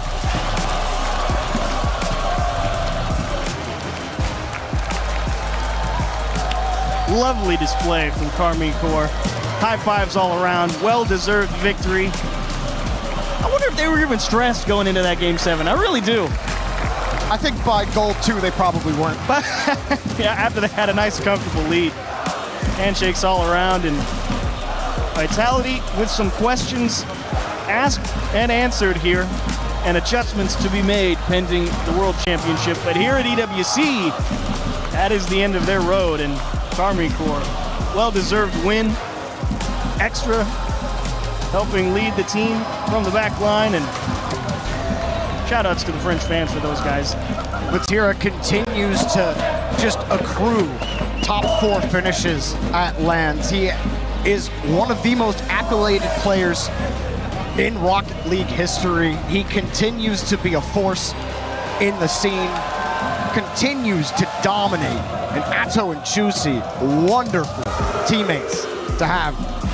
Well, I want to hear from Vatira and the winners for KC, who will advance to the semifinals to play Falcons tomorrow. So let's hear it from Vatira.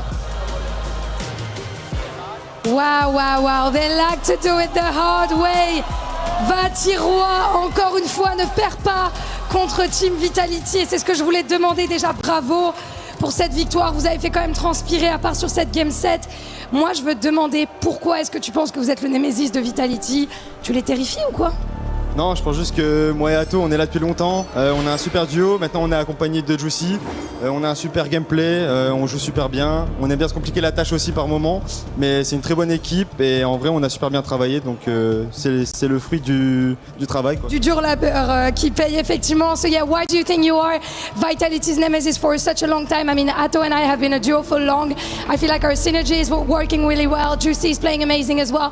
And the work pays off. So I'm really proud. Et moi, je voulais de parler un petit peu justement de cette manière d'aller en Game 7 à chaque fois. Vous menez le match, vous êtes tranquille. On voit Kamel qui est allongé dans la chaise gamer. Et là, il commence à se passer quelque chose. Moi, j'aimerais savoir ce qui se passe dans ces moments-là et comment vous arrivez à revenir. En vrai, je pense que on commence très bien le BO. Après, on a eu un peu plus de mal. Ils ont commencé à mieux jouer aussi de leur côté. Et on a su s'ajuster à la fin. Mais ouais, on a pris un peu de temps. C'est pour ça qu'on va en game 7. Mais on l'a montré qu'on était meilleur et qu'on était plus solide pendant tout le match. Ouais, puis à la fin, ce qui importe, c'est de conclure, évidemment. Why does it always have to be game 7? Why couldn't you close it up before?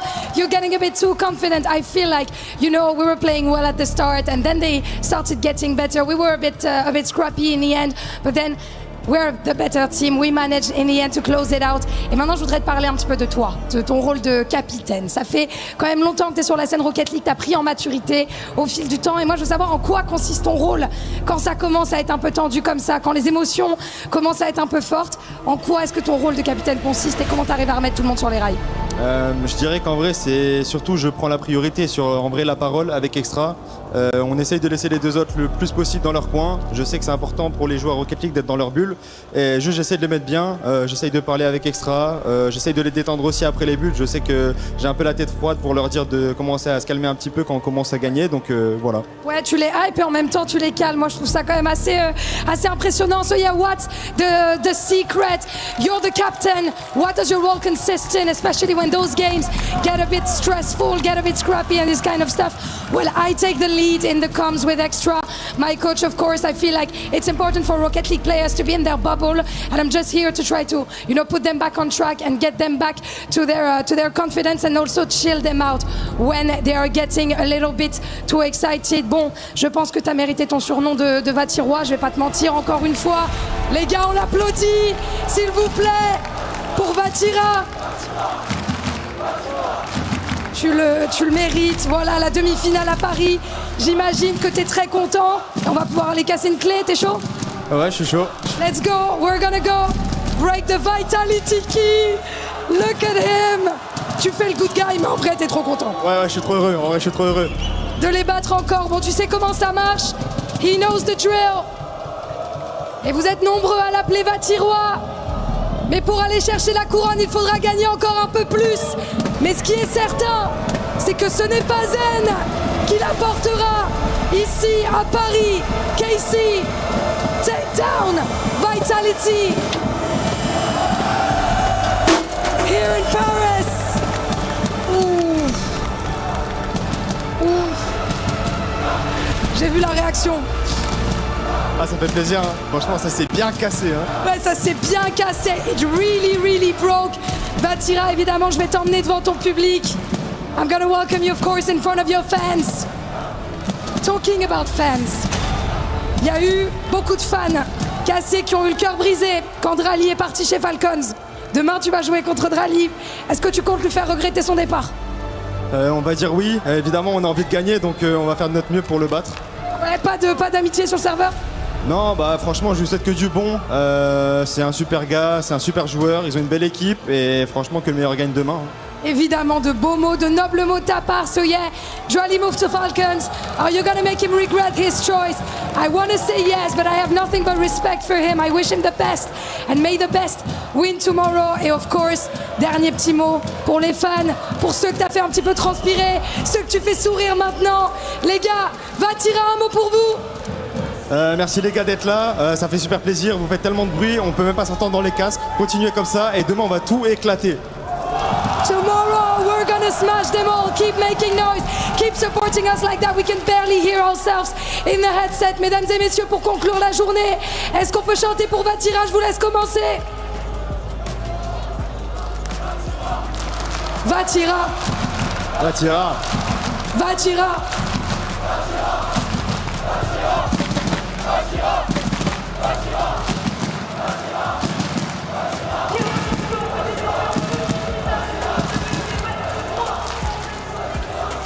What a day of Rocket League. We had, what, 3 7-game series?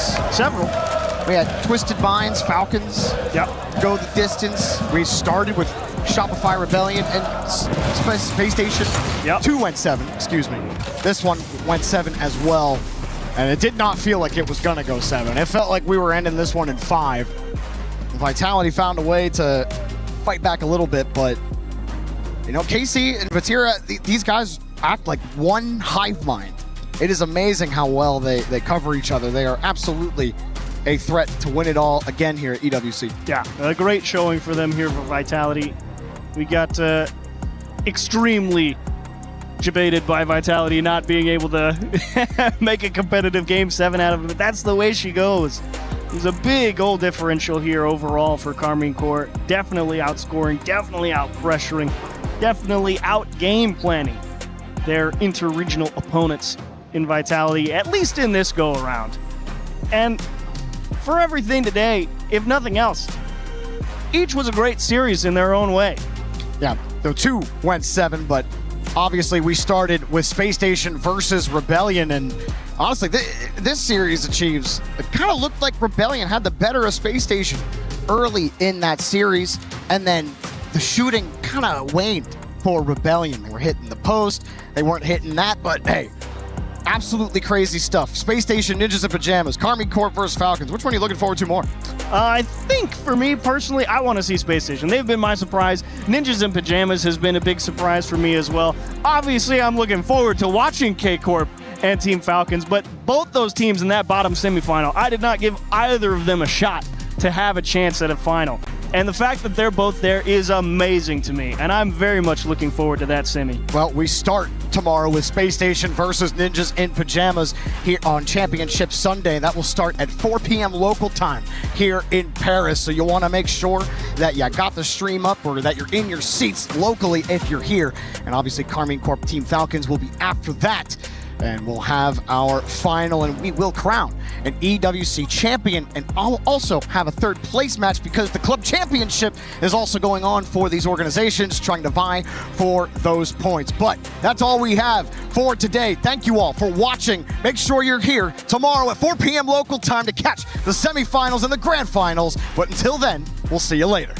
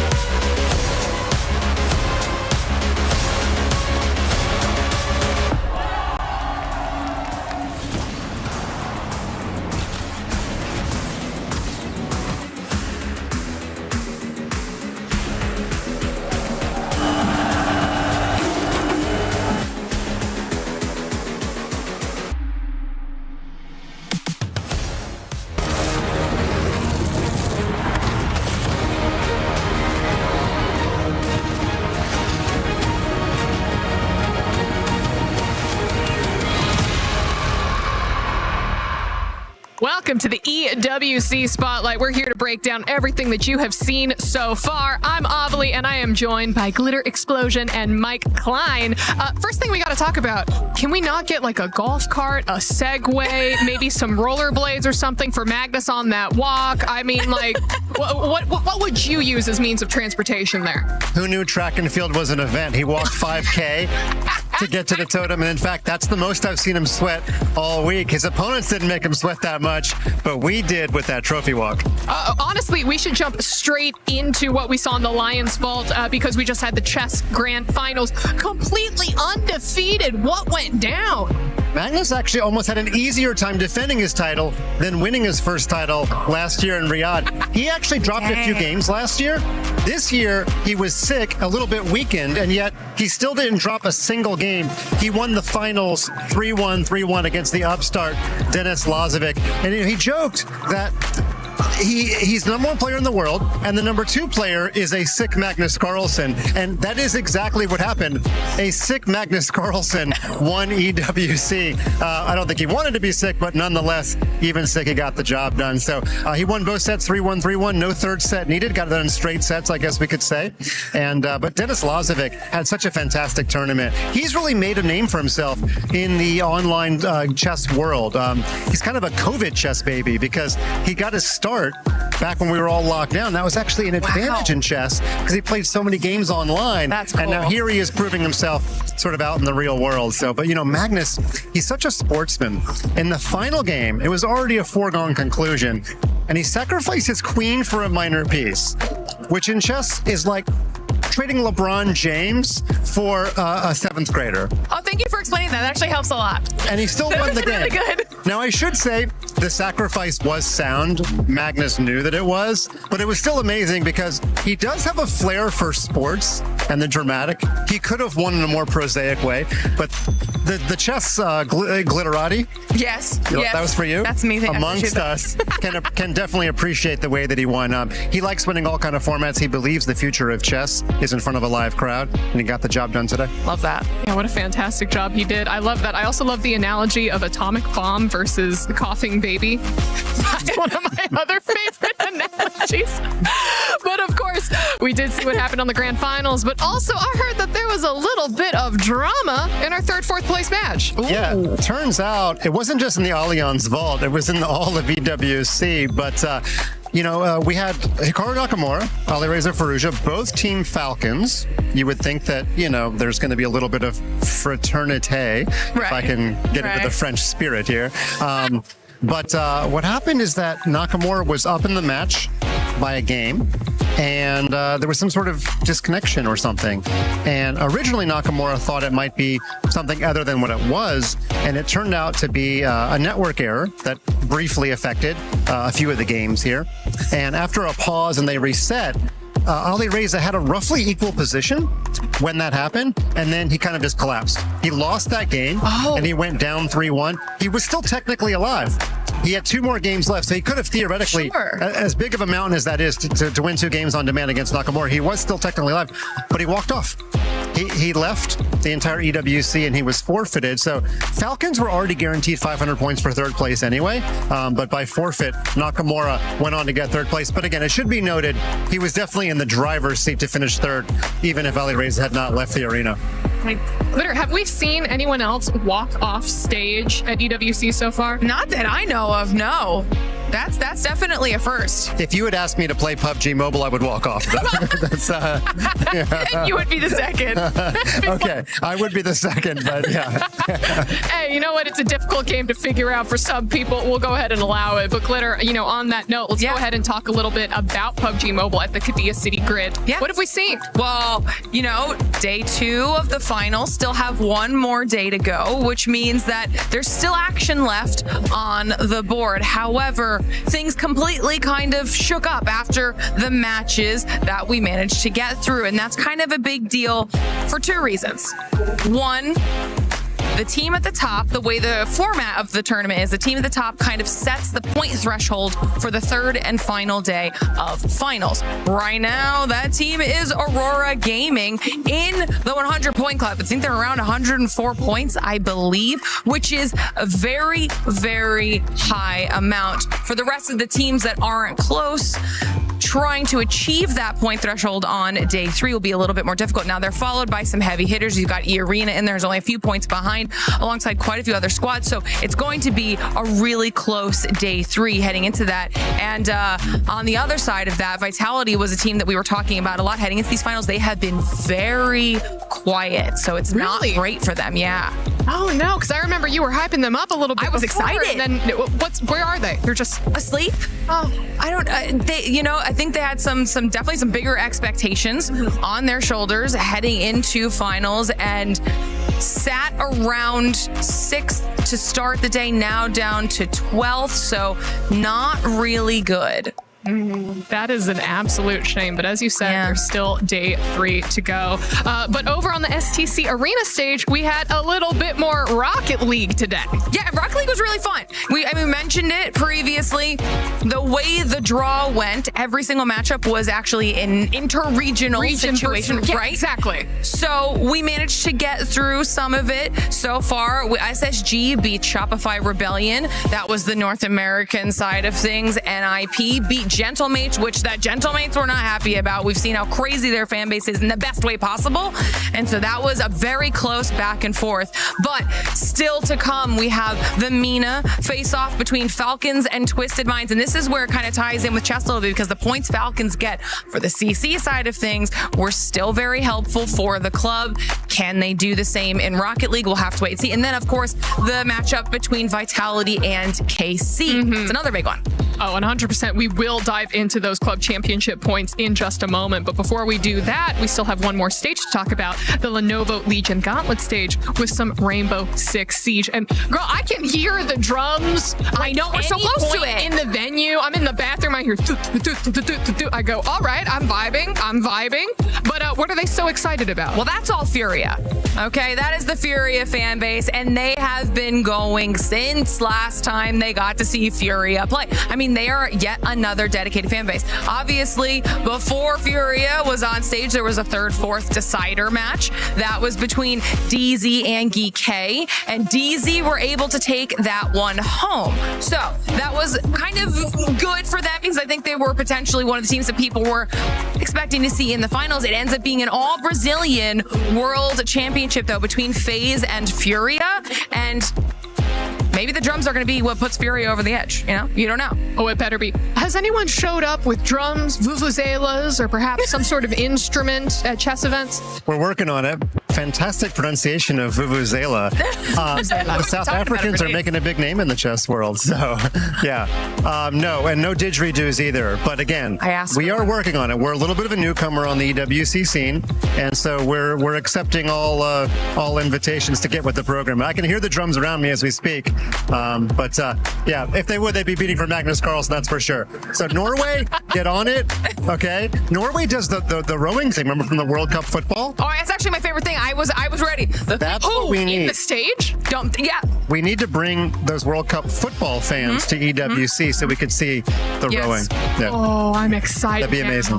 Oh, that would be fantastic. Yeah. All right, well, let's go ahead and talk about the club championship rankings and the points, because in chess, we got to see quite a few points go over to Team Liquid. Yeah, we certainly did. Team Liquid did pretty well last year. This year, they were sitting on 0. Yes. When the week began, they got 200 in Rainbow Six, and they got the full thou with Magnus Carlsen. And, it's kind of like a relay race. You want your anchor leg to be your best runner. I know we're only in the penultimate week of EWC, but Magnus got the job done. But also shout out to Denis Lazovic, because it was his performance that extended the lead by 250 points. He gets 750. Hikaru gets 500 for the Falcons. So Denis actually helped the margin grow a little bit greater there by even getting 2nd place. So, but yeah, Team Liquid, they're on the doorstep of a top 10 placement. Yeah, absolutely. I mean, Glitter, this is something that we have been talking about recap after recap. We never saw Liquid on the board after 2 back-to-back runner-up years at EWC, and finally we saw them there. I think it was page 1. Yeah, page 1. They're up now because of Magnus. And honestly, I think a lot of Liquid's points hopes were hinged on Magnus. I think he had some very big expectations to live up to, able to do exactly that, push them up the leaderboard just a little bit. an idea? Yeah. When you sacrifice your queen in the final game, you should get a bonus 100. Can we get that in the rules next year? Okay, you know what? I'm phoning John EWC right now. Can we have this? I don't know who John is, but make it happen. And I apologize, Don. You sound like a very important person. You don't have like that's John Chess? Okay. John Roblox? Yeah. John? No, okay. I mean, I've got John PUBG Mobile. John PUBG Mobile? Yeah. Okay. Fantastic. We've got people all around. But no, I'll see if maybe we can make that happen. Please do. Sure. Who knows? But yes, it's so nice to see more of these points up 100%. On the board for these club champions. Yeah, and not only that, I mean, you saw on the second page, there are the other orgs like with that we just talked about. Geek got 300 points for that 4th place finish. They will be on that list. Furia on there, FaZe on there, everybody we just talked about in Siege. So any additional bit of points does matter, because even if you're not able to claim the trophy, you're still jumping up and down the leaderboard. That's determining club championship prize pool money. So every win is still big. All right, well, this basically brings us to the end of Spotlight. But before I let you go, Mike, anything else that you want to say to all the adoring chess fans out there, the people who are excited for Magnus, or maybe the people who want to see someone else take the win in the future? Well, I just say that Magnus wants a good rivalry. He loves sports. Ooh. If you ask him about the 1980s NBA basketball, he'll tell you all about Jordan and Larry Bird and Magic Johnson. So he wants somebody to rise up and be a perennial challenger to him, because he knows that makes a good narrative in sports. Maybe Dennis is becoming that person. Dennis is only going to get better at 19. Magnus, he might get better, but he's trying to hold on to his skill set. So we could see, this Dennis versus Magnus rivalry repeat at EWC next year. If not, there's, Nakamura still there, Ali Reza still there. So somebody is going to create a narrative to challenge Magnus every year.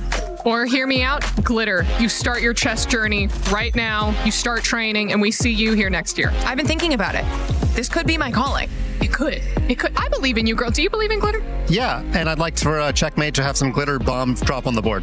You're making all the new rules from here on out. Special move. You throw the glitter whenever there's a potential misplay or a fantastic play. But listen, that is it for the EWC Spotlight. Thank you all so much for tuning in, and we will see you next time. Glitter bomb.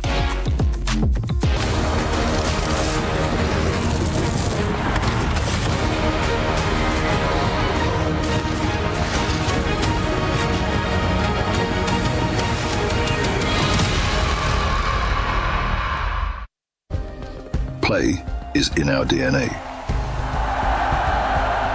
Whenever we let it out, it becomes our superpower.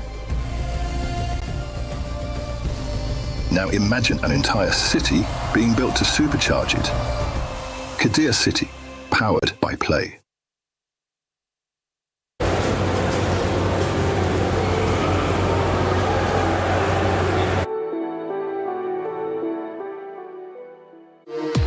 We were there. For every click, every clutch, every respawn. We were there for the years of grind. And we're here. Now. The proud founding partner of EWC. Powering the biggest event in gaming. Shoulder to shoulder with the world's best. Making history. Greatness deserves a stage. Lenovo Legion. Reach your impossible.